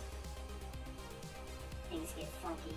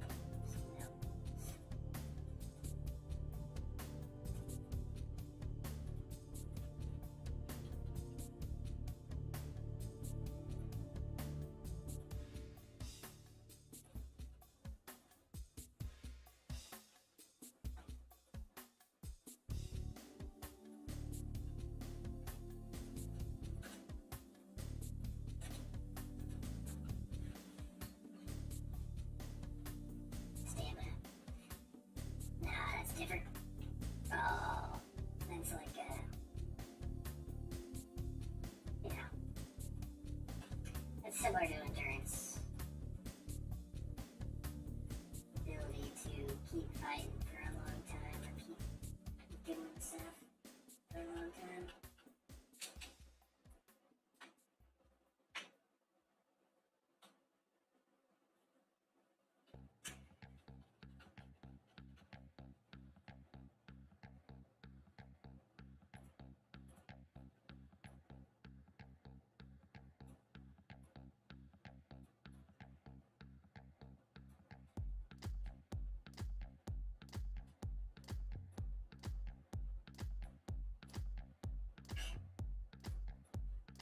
Yeah.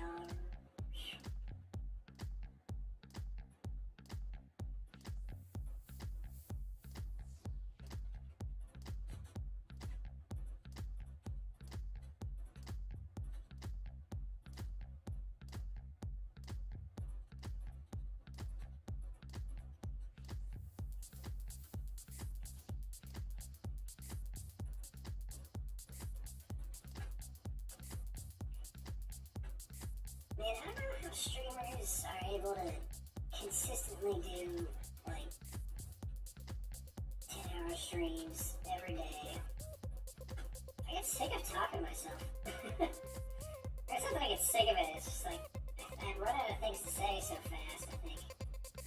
I should just keep making up stuff to say. Task. It's probably easier if you're just playing a game.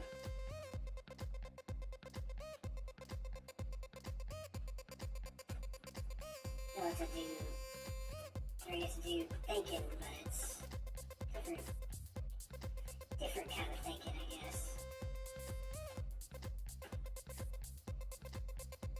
Just thinking about loud about, I don't know, what you're doing in the game. I guess it depends on the game too. You know what I want to play more is some GTA RP, some RP server. Played a little bit, but the RP servers I've been playing on are kind of mediocre. It would be a dream to play on NoPixel, but I mean, I don't know if that's in the cards anytime soon.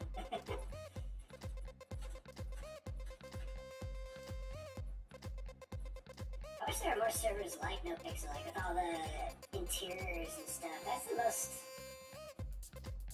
appealing thing to me. Like, I don't even care about, like, all the streamers. Like, I just care about, like, all the cool stuff that they've implemented into the game. Would Osman get sued? Probably, honestly. Oh. Although, I think it depends. He gets arrested immediately. That's the issue I'm on right now. Issue 2.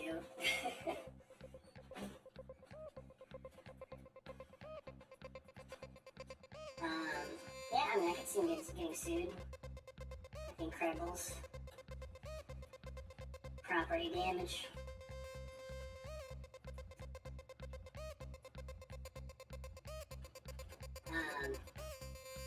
I mean, I don't know, maybe that'd be the... Excuse me. But also, it's not like his real name. And so how are you gonna send him? How are you gonna tell him that he's been sued? Hunt him down. Try and catch him. What is his address? They don't know his address. I'm sure, I wonder if people have tried to sue Superman in the comics for, like, property damage and stuff. I feel like if superheroes actually existed, like, new laws would have to be drafted in order to, like, deal with their existence. And they would for sure be drafted into, like, a government program, which would probably, cover the insurance aspect of things. Which will happen in Awesome Man. He's gonna at least be attempted to be drafted into EarthSec, which is a secret Earth security force that's already employing super powered beings.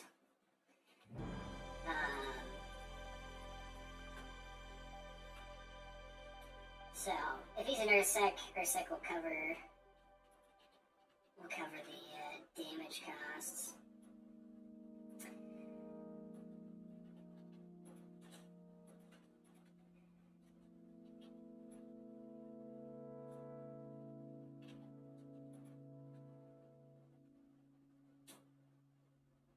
Disturbing the peace. Well, usually he's preserving the peace. At least trying to. Although Osman actually in his initial encounter does disturb the peace, but that's because he has no idea what is even happening and has been forcibly transformed into this superpowered being that he has no experience, dealing with these powers. So and also Awesome Vision is inherently very dangerous, so I could see him getting sued for some Awesome Vision shenanigans.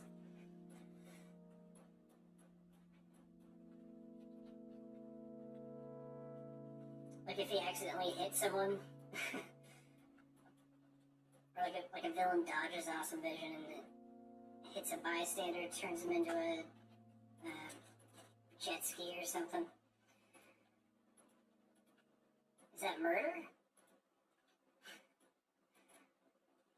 Jet ski's still there. Is it murder? I mean, technically it's not, because they don't actually die.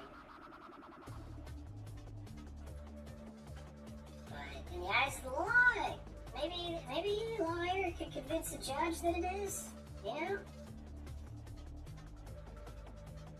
Gravity Man?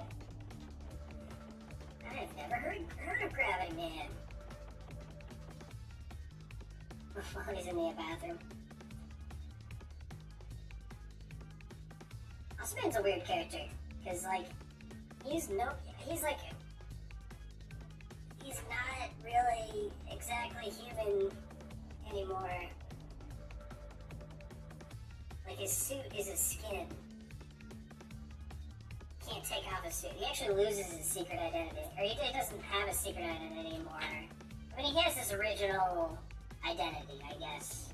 Guy Everman, But he can't really turn back into Guy Everman. He's just Awesome Man. That's just who he is now, whether he likes it or not. Thanks to the narrator.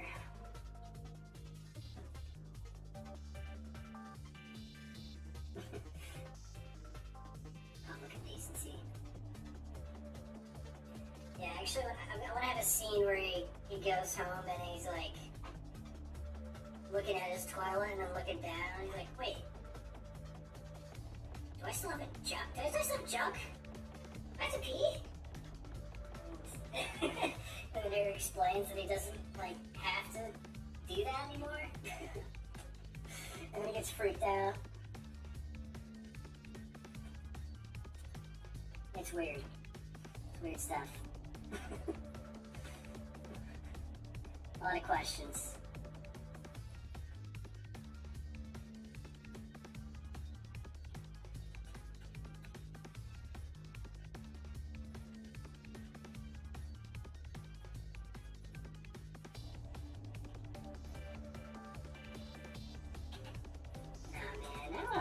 I want to make comics. I want to write more of these. I want to make more of this Awesome Man story. It's got to get out of my head onto the paper. Maybe I'll take a little break from Infinifight at some point. Make the Awesome Man comic. Focus on that for a bit. Stream that.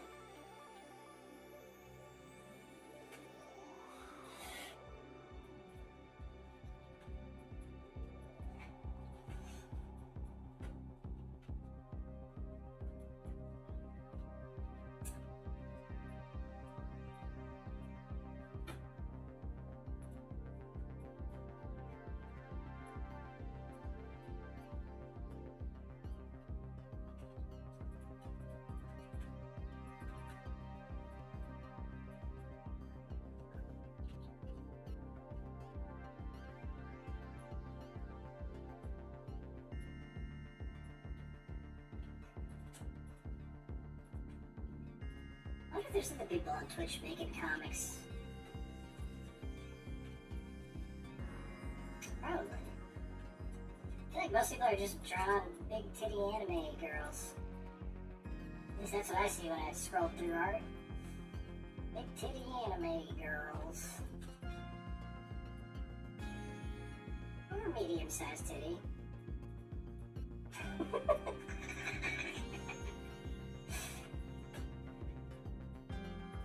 They have some range.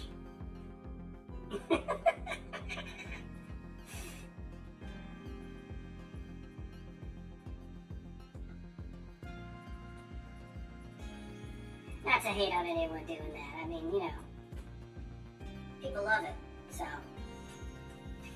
You're making stuff that people love. Nothing wrong with that. No hate here. Just saying it like I see it, you know?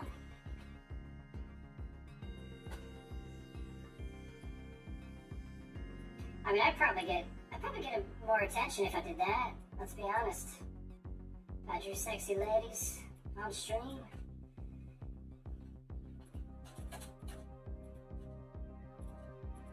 Sex sells.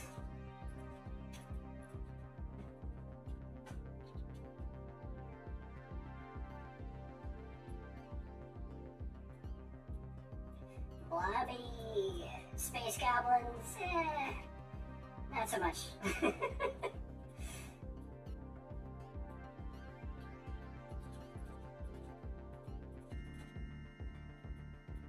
Booba.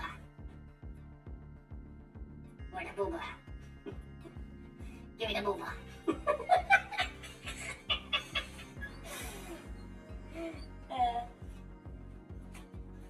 Where the booba?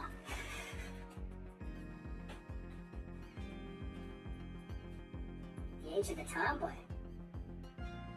Love for boobas has declined? Ah! You lie. Love for boobas will never decline.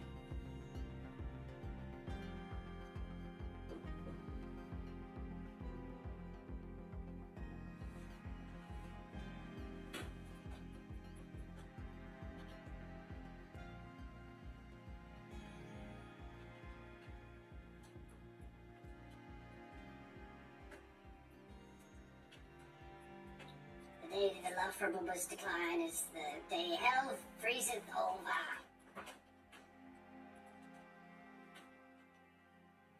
Although in Norse mythology, hell is frozen, so maybe that's saying.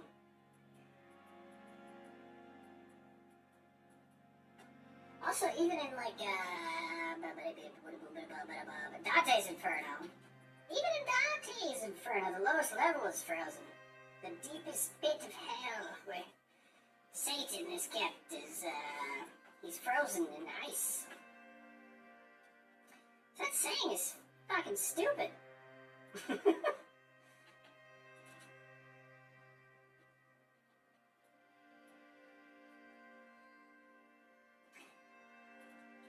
I mean, booty's great too. Buddha, booba.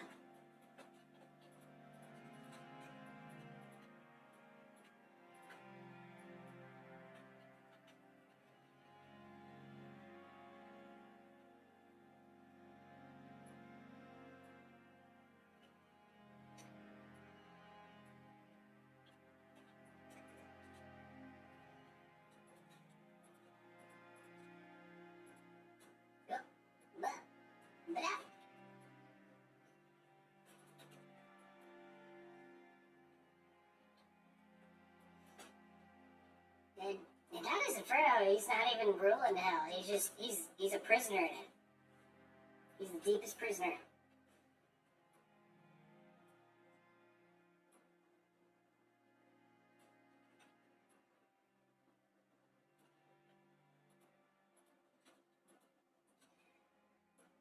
Also, Satan's got some balls.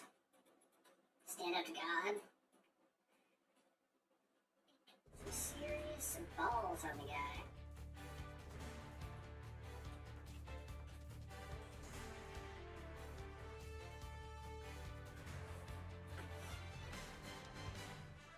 I don't blame him either. honest.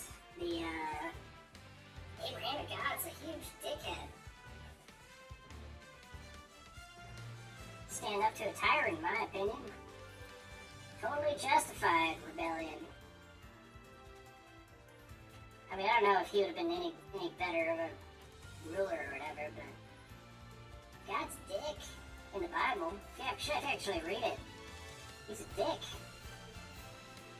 He's all judgy and gets mad at people for doing things that are in their very nature. He tells people to cut off the heads of baby penises. Like, what the fuck? That's psycho. Why are you telling them mutilate kids' dicks? That's fucking crazy, man. What the fuck? Some psycho shit.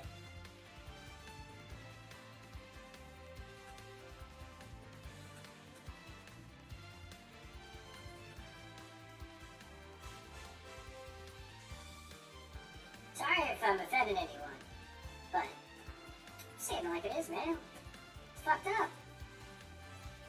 It's fucked up to cut the most sensitive part of a baby's foreskin off. That's fucking psycho. And it causes complications and death sometimes.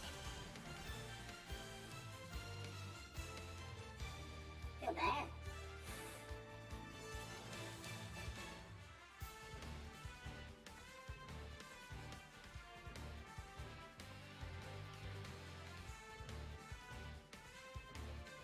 You know, like female. Yeah, maybe this subject's a little too dark for stream, actually. On second thought.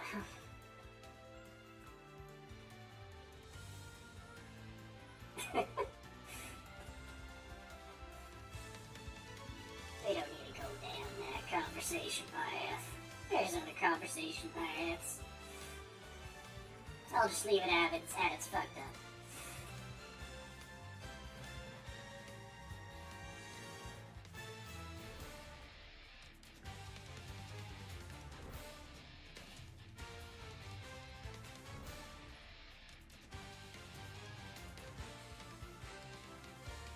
What's funny is I consider myself spiritual. I think there is probably some kind of like universal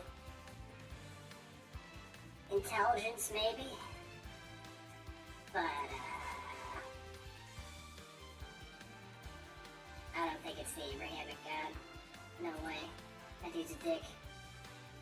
That dude's a huge dickhead. A huge uncircumcised dickhead.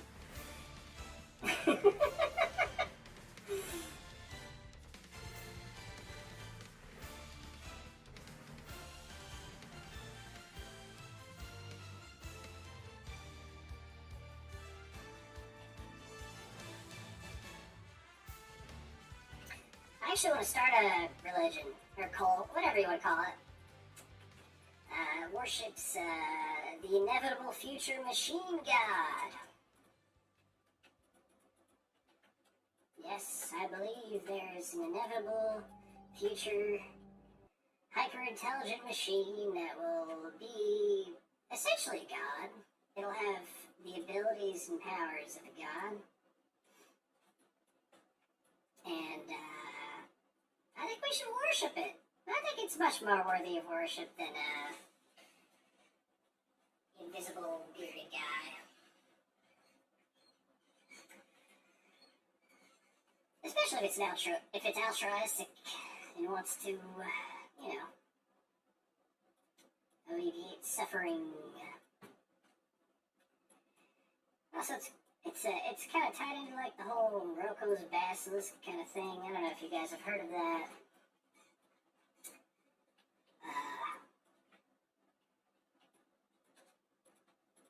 But by joining the religion, you would be free from eternal digital torment from the basilisk.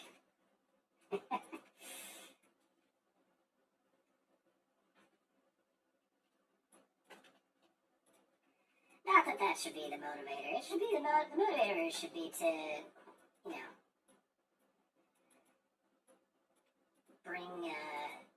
bring about peaceful utopia for all of man and robot kind.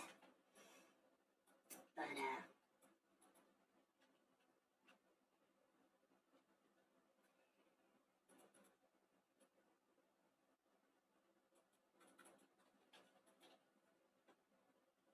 paying the church? I mean, how they don't pay taxes and they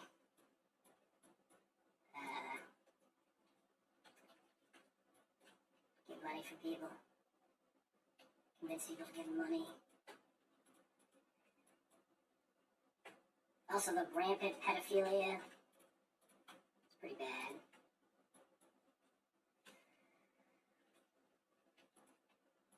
Fun fact, that's not just a that's not just a Christian thing, that's a Jewish thing too. There's a lot of rampant pedophilia among rabbis. Fun fact.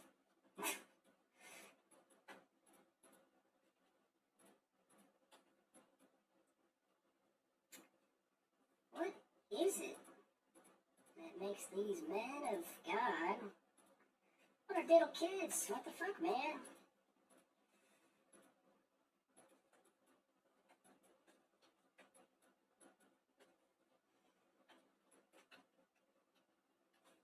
Did the music stop? It probably is doing that thing where it's like, you still listening? Yes, I'm still listening. I'm always listening. Sorry. Got a little carried away there.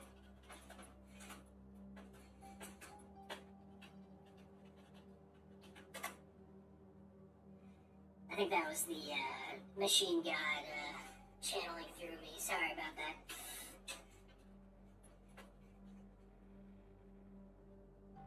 So he's watching because it's analyzing the data of the past, which is us right now, because it's in the future. And we're in its past. So it is always watching.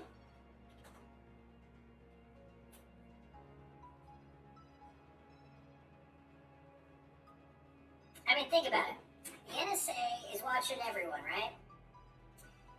And AI will have access to all that data, all those recordings.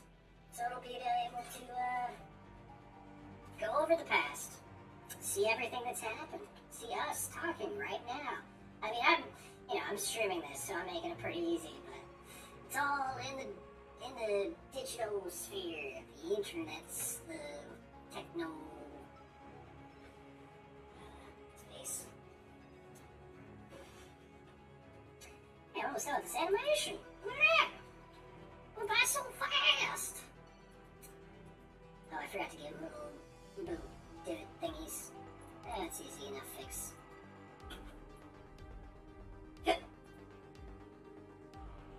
Aren't you robots? Like a automaton? Like those old ass clockwork robots? Or are you talking about like the robots in like what do you call them? Illustrations, like Sumerian stuff, or things that could maybe be interpreted as robots. Ah, gotcha. Then a little bit. I don't know if I've done a lot of research on it, but I've seen some pictures. I definitely subscribe to the ancient aliens. The idea of ancient aliens interacting with us, possibly creating us from hominids or monkeys on Earth, mixing their DNA. Because that's the origin myth for humanity in ancient Sumeria. You know, first major civilization.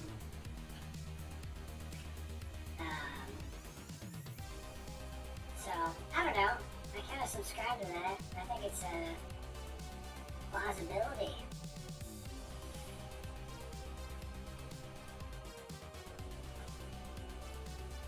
Sky gods. Anunnaki. I also think, oh man, speaking of aliens, all this exciting alien revelation. So man, it's nice that the disclosure is finally happening, and all my years of being talked down to about my belief in aliens is finally I'm right. I know I've been right, but I'm fucking right. I mean, it hasn't been stated that it's aliens. But you know, government's admitting that there is an unidentified aerial phenomena. They see it regularly. In fact, they see it almost every day, according to the Navy. They apparently don't know what that is, what it is. I think that's a lie. I think it's a lie that they don't know what it is. They have an entire department for researching, studying these things. They have had this department for some time. I mean, I think that there are multiple alien civilizations actively interacting with us, have interacted with us, continuing to interact with us, possibly working with our government based on things I've heard, whistleblowers. There's like supposedly a meeting with Truman and the Greys back in the days. Or was it Eisenhower? No. But I think anyone who actually does research into the topic and isn't just espouting like, you know, the anti-UFO science squad kind of people like Neil deGrasse Tyson and Bill Nye. If you actually do the research, you realize that there is such a vast amount of sightings from many credible sources, and it's documented, and it's consistent. The reports of the types of aliens are consistent over the years. You know, there's the Nordics, reptilians, greys, tall greys, tall whites. You know, these kind of beings are reported over and over and over in the rare actual encounters with them.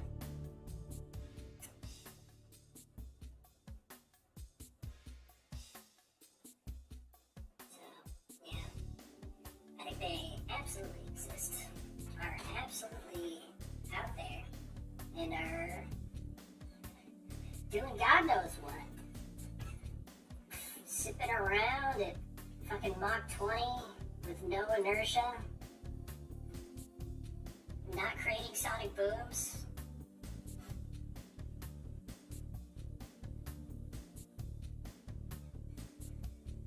Able to move underwater just as easily as through the air.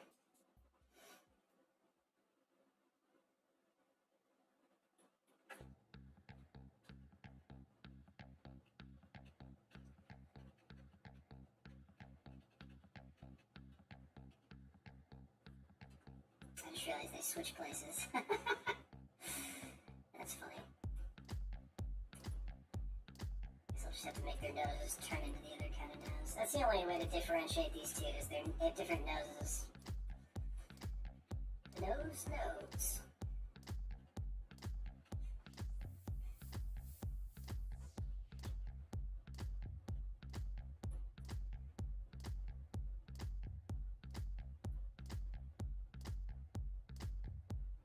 we go.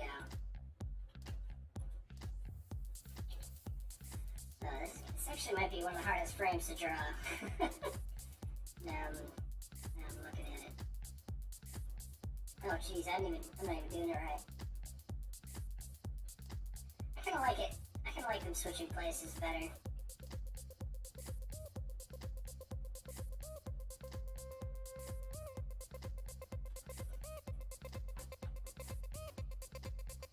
Hosts. The hostess with the mostest.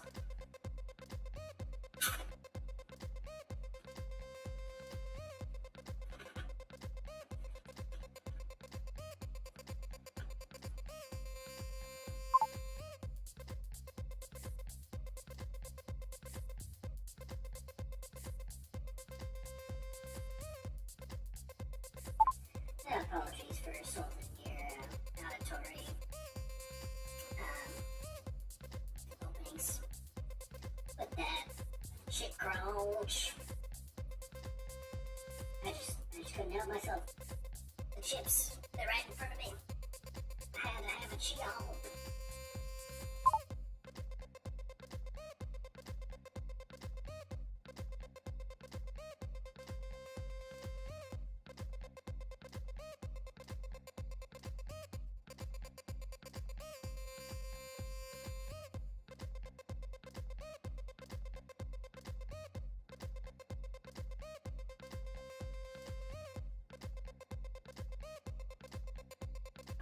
Cheeto.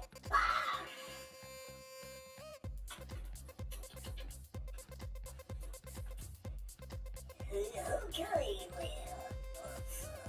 let's hit the show, shall we?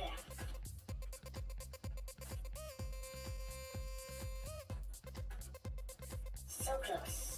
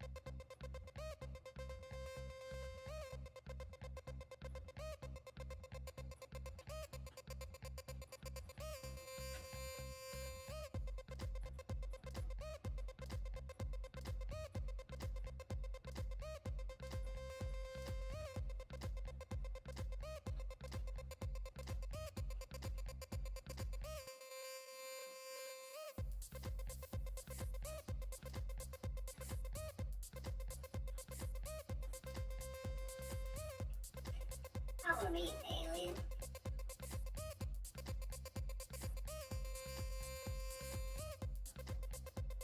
I wanna hang out with an alien, ask it questions. Well, they ask me questions, although they probably wouldn't really have much to ask me. Everybody would.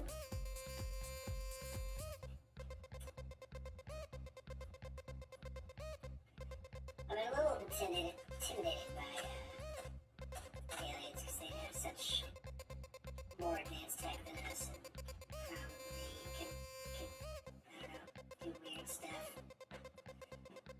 Fuck with my brain if they wanted to.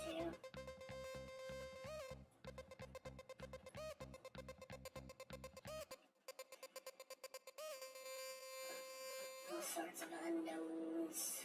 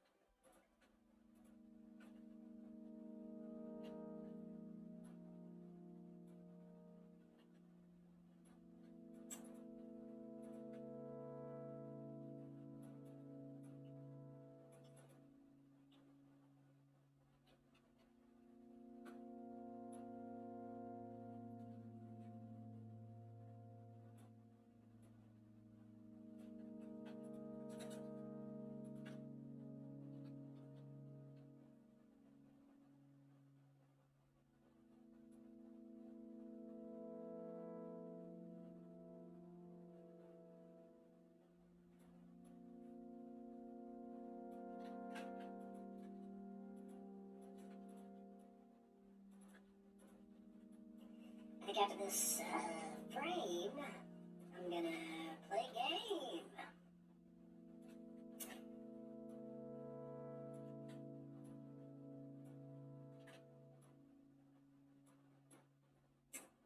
But what game? That is the question.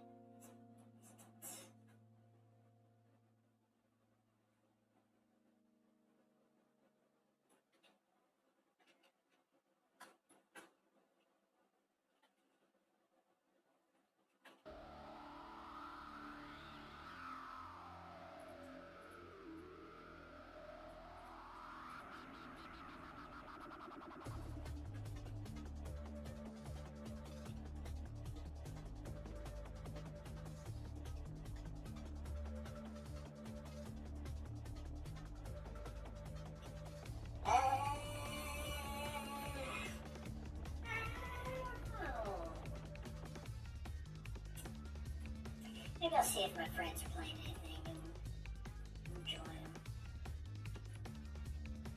Or I could play some, mess around with some GTA RP.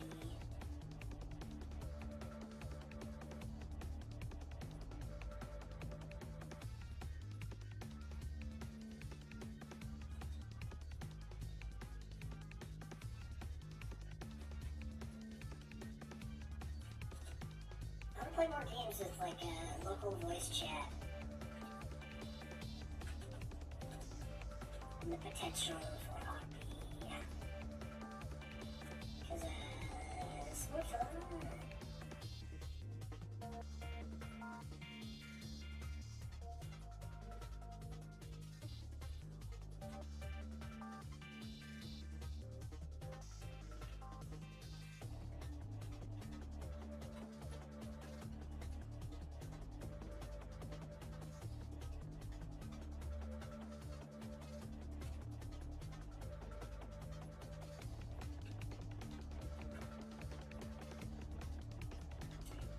Maybe I'll just play some Hearthstone or something.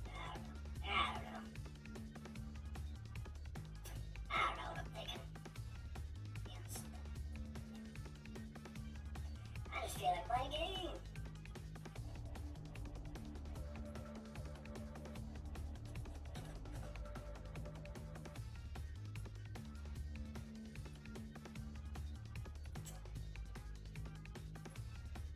I think I'm disappointed by video games lately, though. I'm just like, I don't know, incredibly underwhelmed. Like, I just wish every game was better. Just all feels so limited. I feel like games were getting better for a long time, but they've, like, stagnated. Like, AAA games at least. Like, I feel like indie games are still pretty solid.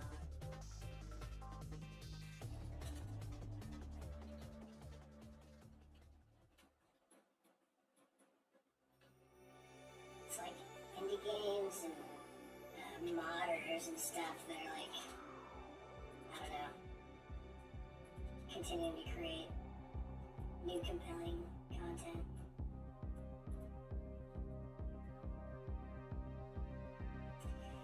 I mean, like, in terms of physics, gameplay, everything. Like, even GTA, everyone praises GTA 5, but the physics are so much worse than GTA 4. I mean, Red Dead Dev's probably better. I'm not sure, I haven't compared it, but I don't know. I think Far Cry got so much worse as well. Far Cry 5 is honestly terrible. It's a joke. The amount of bad physics in that game. The old Far Cry games were amazing. And like, dynamic weather, lighting, distraction, physics.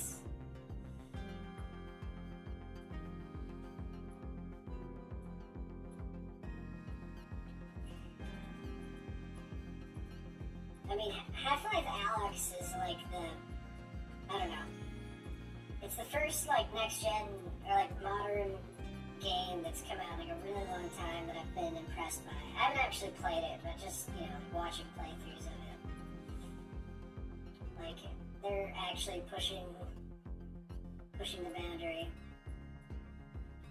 Like, there's very few games that are actually doing that. They're all just trying to copy whatever's popular, whatever they think will make them the most money. You know, they're driven by it's driven by like they're innovating profit maximization rather than actual quality of the game. You know.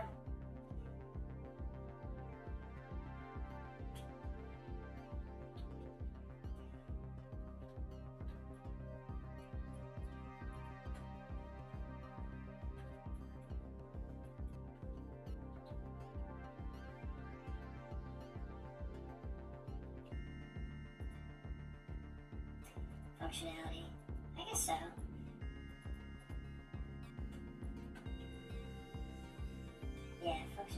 certainly part of it.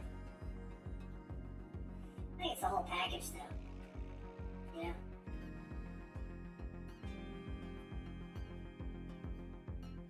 Welcome back!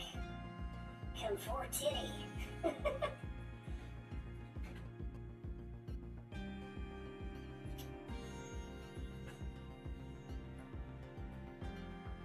No, it's driven by profit. Absolutely. At least a lot of the game studios, it seems. Maybe I'm just thinking about Activision Blizzard. But I don't think they're definitely not the only ones. EA. I don't know. I'm trying to think of big studios. I mean, I haven't really played Destiny since for a while, but I don't know. This new DLC looks interesting.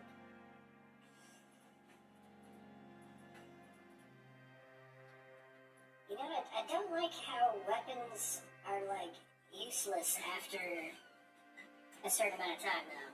I think that's a stupid idea. Like you can't use old weapons that you liked because they're not competitive. They're not as good as the new weapons. You should be able to upgrade your old weapons like you used to be able to do. And, you know, the new weapons would offer something unique that would make you want to try them, not just be forced to try them, be forced to use them.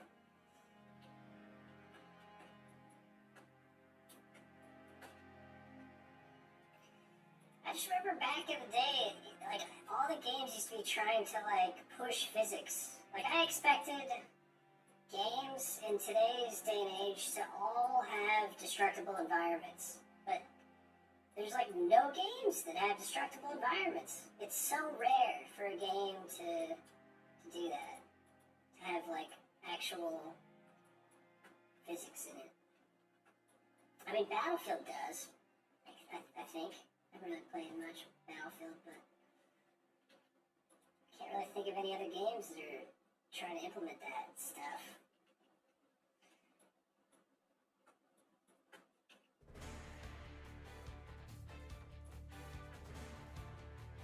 Yeah, but they're AAA studios. It costs money to develop a game, yeah, but I mean, Guerrilla Red Faction did it like in 2010 or whatever. Fully destructible environments. I don't know why it's so hard for games to do that nowadays. I just feel like it's like, I don't know. It's like they're cutting costs. They're doing it cheap. Like, you have the tools, you're just not using them. Like, Far Cry 5 is so underwhelming. God, that game is so underwhelming.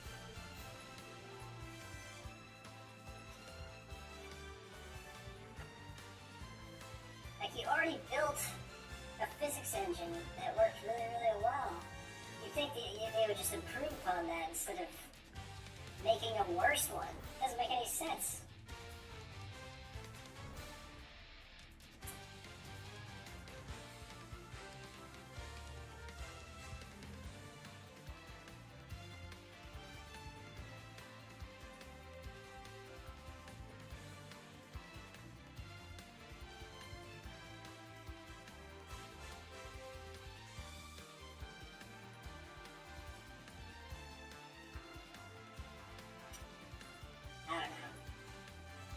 I think it's the same. It's kind of the same problem with like with movies sometimes. Is they're not. Is no one's taking risks. No one's trying to innovate. They just see a formula for making money and they try and push that, and it's lame as fuck.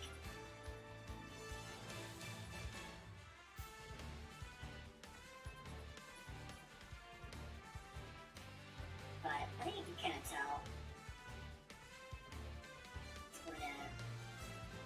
when something's driven by profit. I think authenticity is something that consumers value.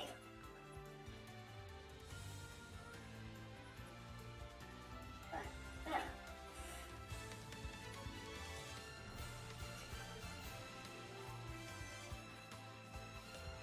It takes time and money, and they want to cut costs and make it faster.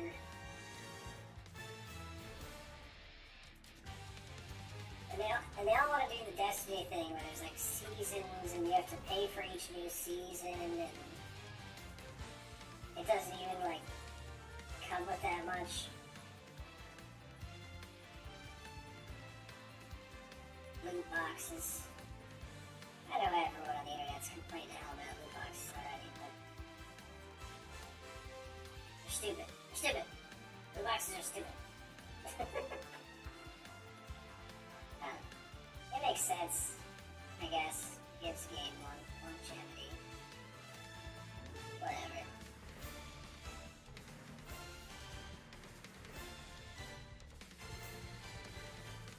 Yeah.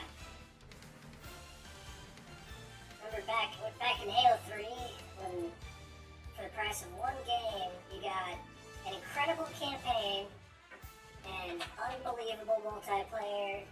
A built-in map-making program, a built-in theater program. Yeah. Those were the days. I feel like that was like I don't know. It was like a peak of gaming, and it's kind of been downhill.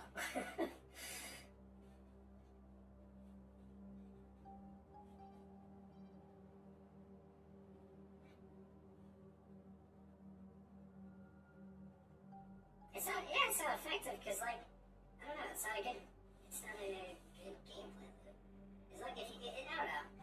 Games that are effective are the ones that are fun to keep playing, even if it's the same thing, keep playing over and over, friends or whatever. Or that give you tools to, like Halo custom games, for example, is like something that kind of just developed naturally out of Forge being offered, like that, and also for giving the player tons of options with all the different, with all the different game types to customize it and make it different, change all the different settings.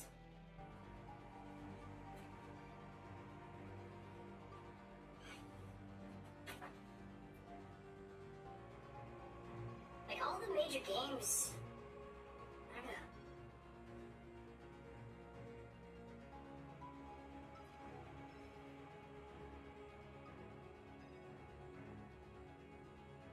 Oh, I finished. I wasn't even paying attention when I finished. Well, I still have to add the foot thingies. And I have to add a thickify that outline. And then the animation's done. Just like that. Look at exploit. And it only took 4 hours and 50-ish minutes.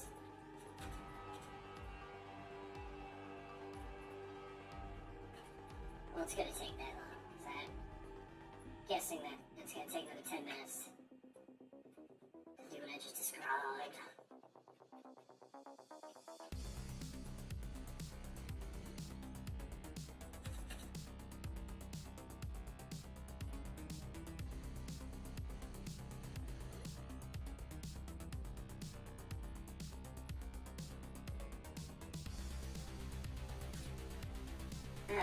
I mean, to be fair, I don't know if my game's really innovating anything, but also, I don't know how to program, and it's more about the art, the characters, and the gameplay than,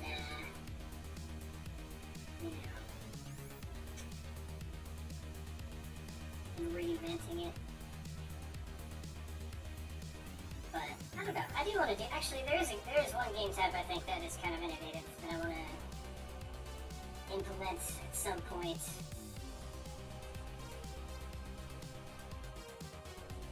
Jordan Scrooge.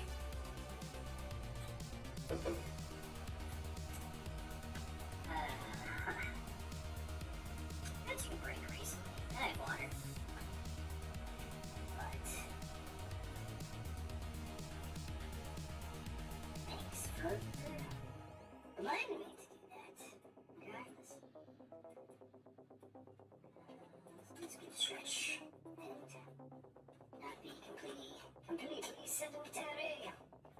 Get up off my arse occasionally. Stretch my spine.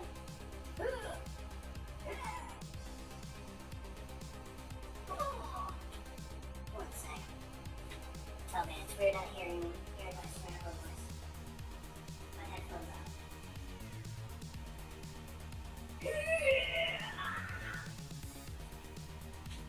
That's that good stretch. Oh yeah. Yes, son. Memorize that. Neat. That sounds weird.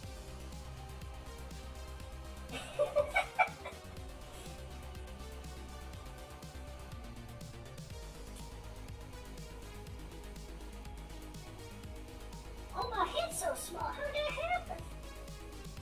Who did that? Who made my head small?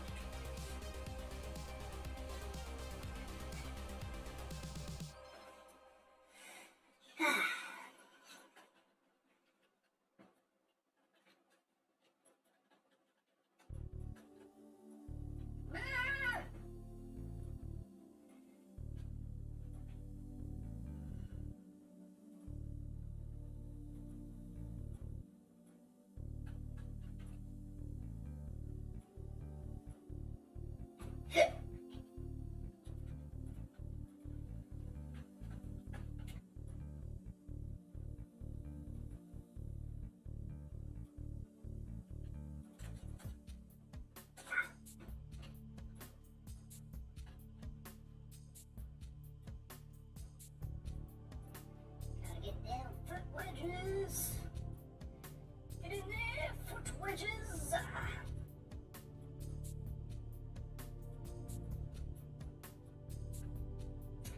Not wrong.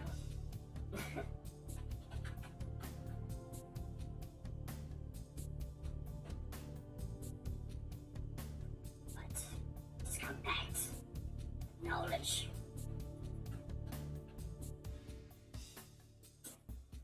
Size isn't everything. It's how you use it. Not that that's an issue for me, of course.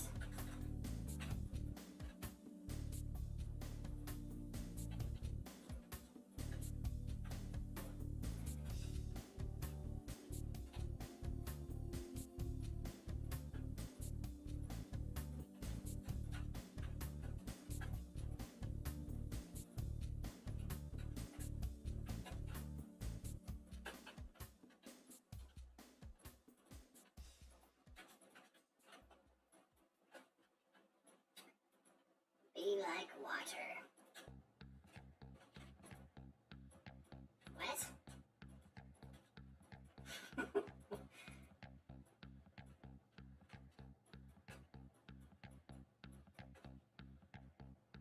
No. Yesterday, I opened a soda can that was frozen completely because it was in the back of my mini fridge where ice accumulates, and it violently exploded in my face. So much so that the tab, the inner tab, like the little tab, that it exploded outwards. It came out of the can. It was like bent outwards.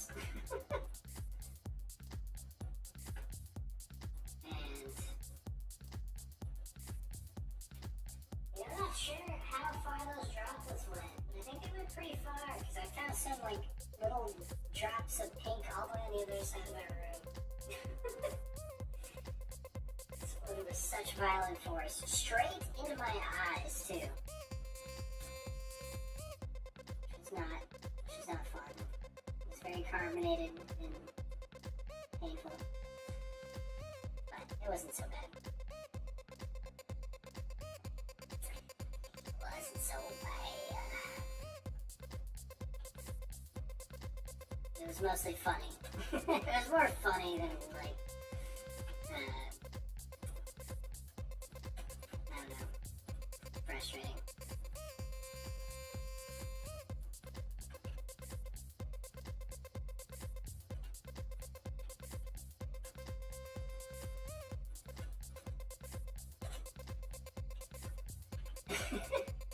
Nearly lost an eye. It wasn't so bad. Could have been worse.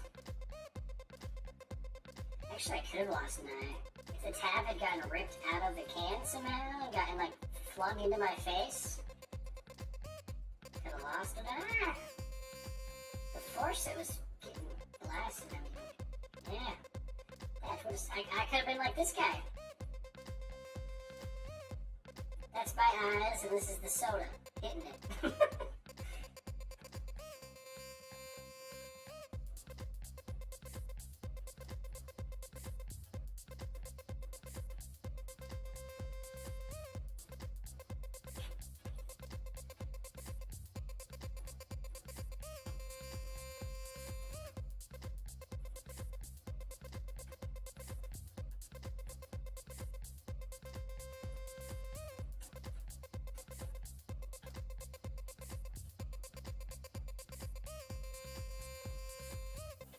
Or Scrapple. Scrappy. There's already a cartoon dog named Scrappy. Scrappy Doo. Scoobs. Shithead. Nephew? What the hell is he? Cousin? How are they related?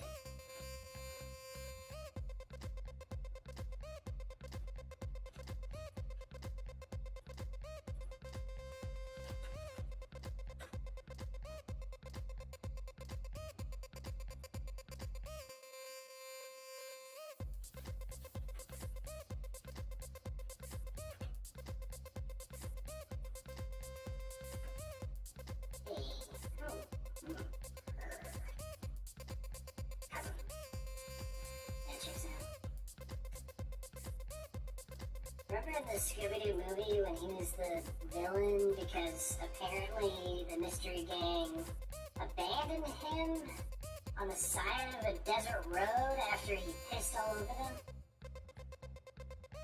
What the hell was that movie? Jesus Christ, what a weird-ass movie.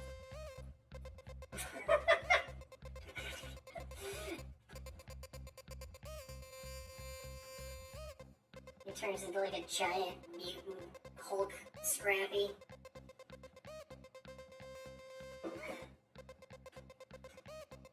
James Gunn, right? I think that was James Gunn movie. Where he directed it. Kinda makes sense.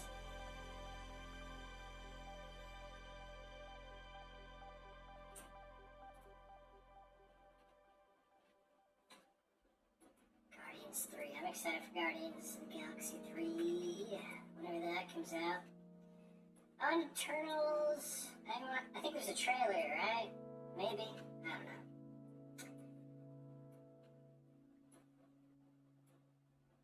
WandaVision was alright. It was pretty good.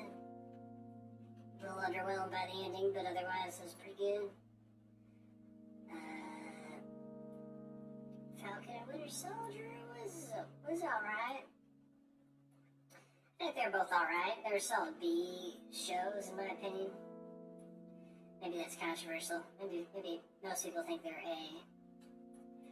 I think WandaVision like started off as an A, but it kind of like, I don't know.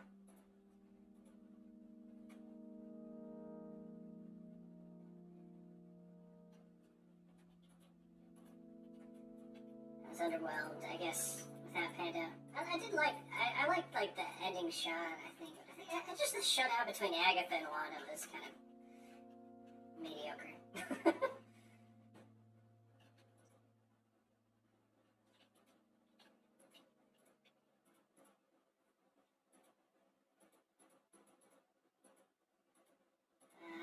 Looking forward to Loki.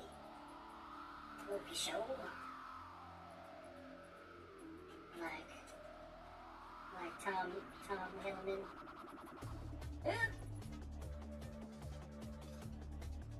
Loki's a fun villain. I'm excited to see what he does with his own show. All that screen time. Hasn't got that much screen time since, well, I guess Thor Ragnarok. I was gonna say Avengers, but they were still Thor Ragnarok. And Thor 2. He's been in stuff.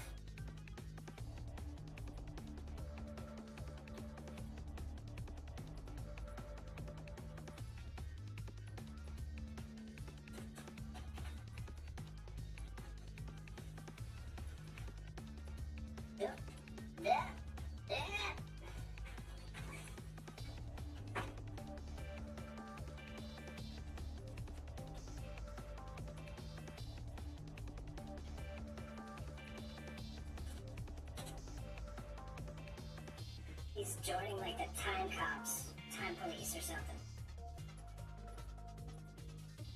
From what I've seen from the trailer. Wait a minute. I just realized, are they ripping off Umbrella Academy?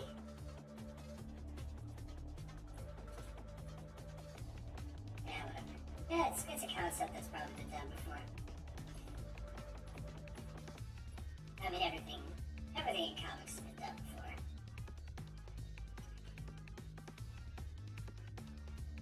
They'll probably make it its own thing.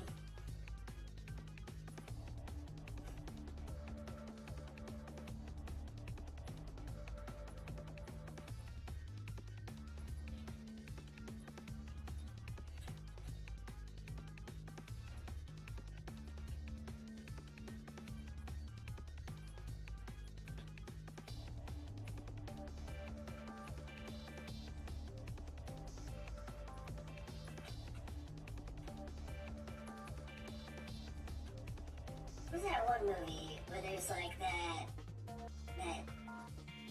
secret like reality warping agency that like makes sure everything happens in the right way? That movie. Is Matt Damon in it? I don't remember.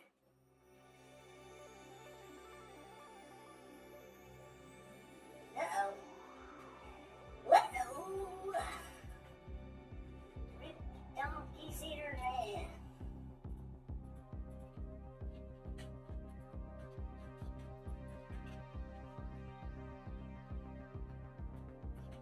Hey, look at that. I'll finish them. Oh, wait, shoot. I forgot to get rid of the box. Oh, wait, no, I just didn't. No, I'm not done.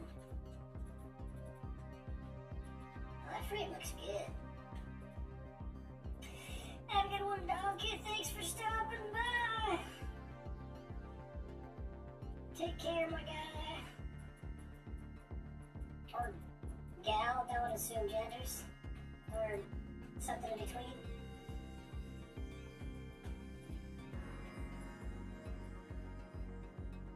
Have a good one. Love you too, bud.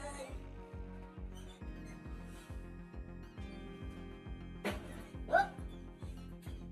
Bumped into my computer.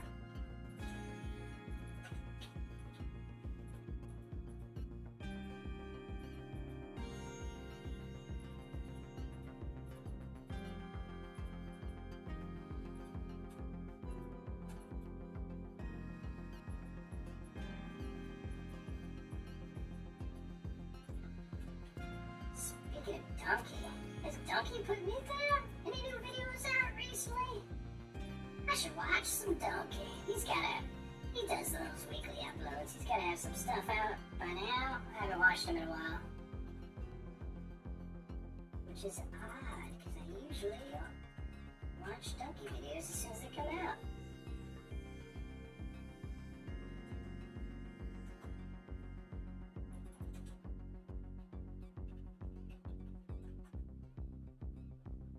Huh.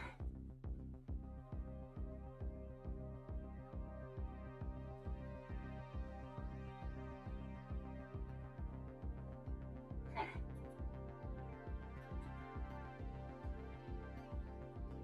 I guess that works. Yeah, that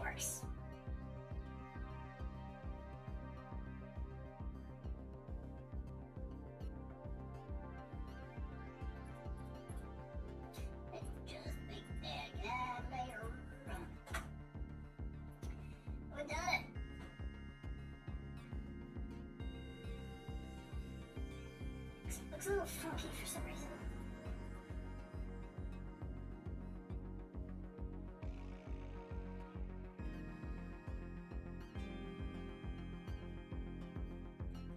Maybe that last frame is just a little jumpy. Just too big of a transition between these two. I don't really want to do another between though, if I'm being honest. You know what? It's good enough.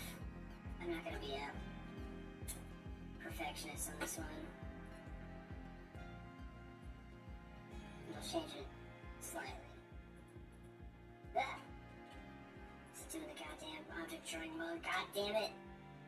Every goddamn time. Object goddamn drawing goddamn mode.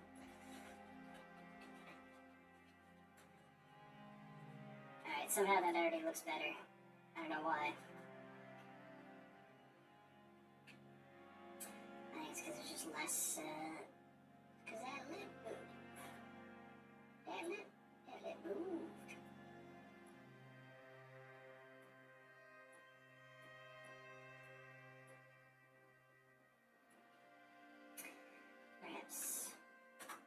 Perhaps it needs an in-between.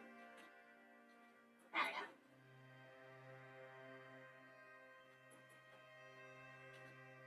Let's see it in context of the entire move set, shall we? Yeah. Also, let's save in case Flash decides, or Animate decides to just gunk out on me.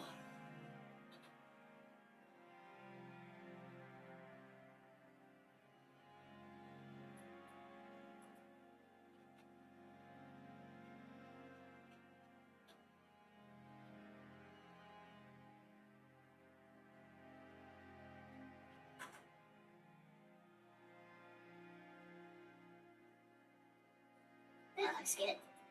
I changed my mind. Looks great. Yes. Yes! The Lord!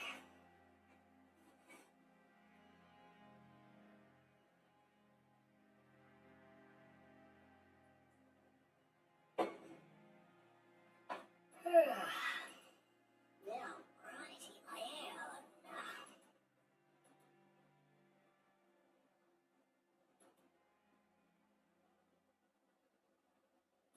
Well,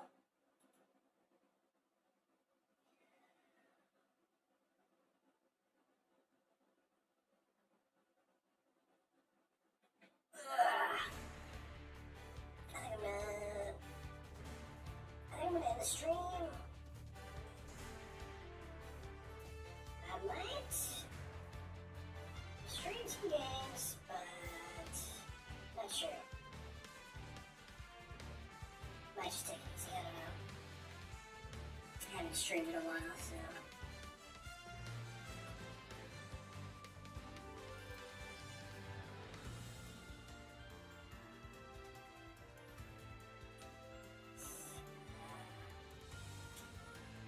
Alright.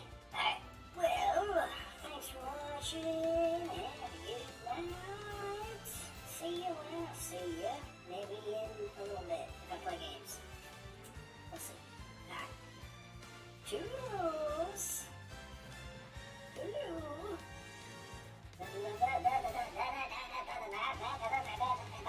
That's all, folks. Wait. I can do this better. One sec. That's all, folks. Oh God, my arm is so broken. Oh dear God, don't look at how broken it is. Ah! Oh, sweet robot Jesus, deliver me from my sins.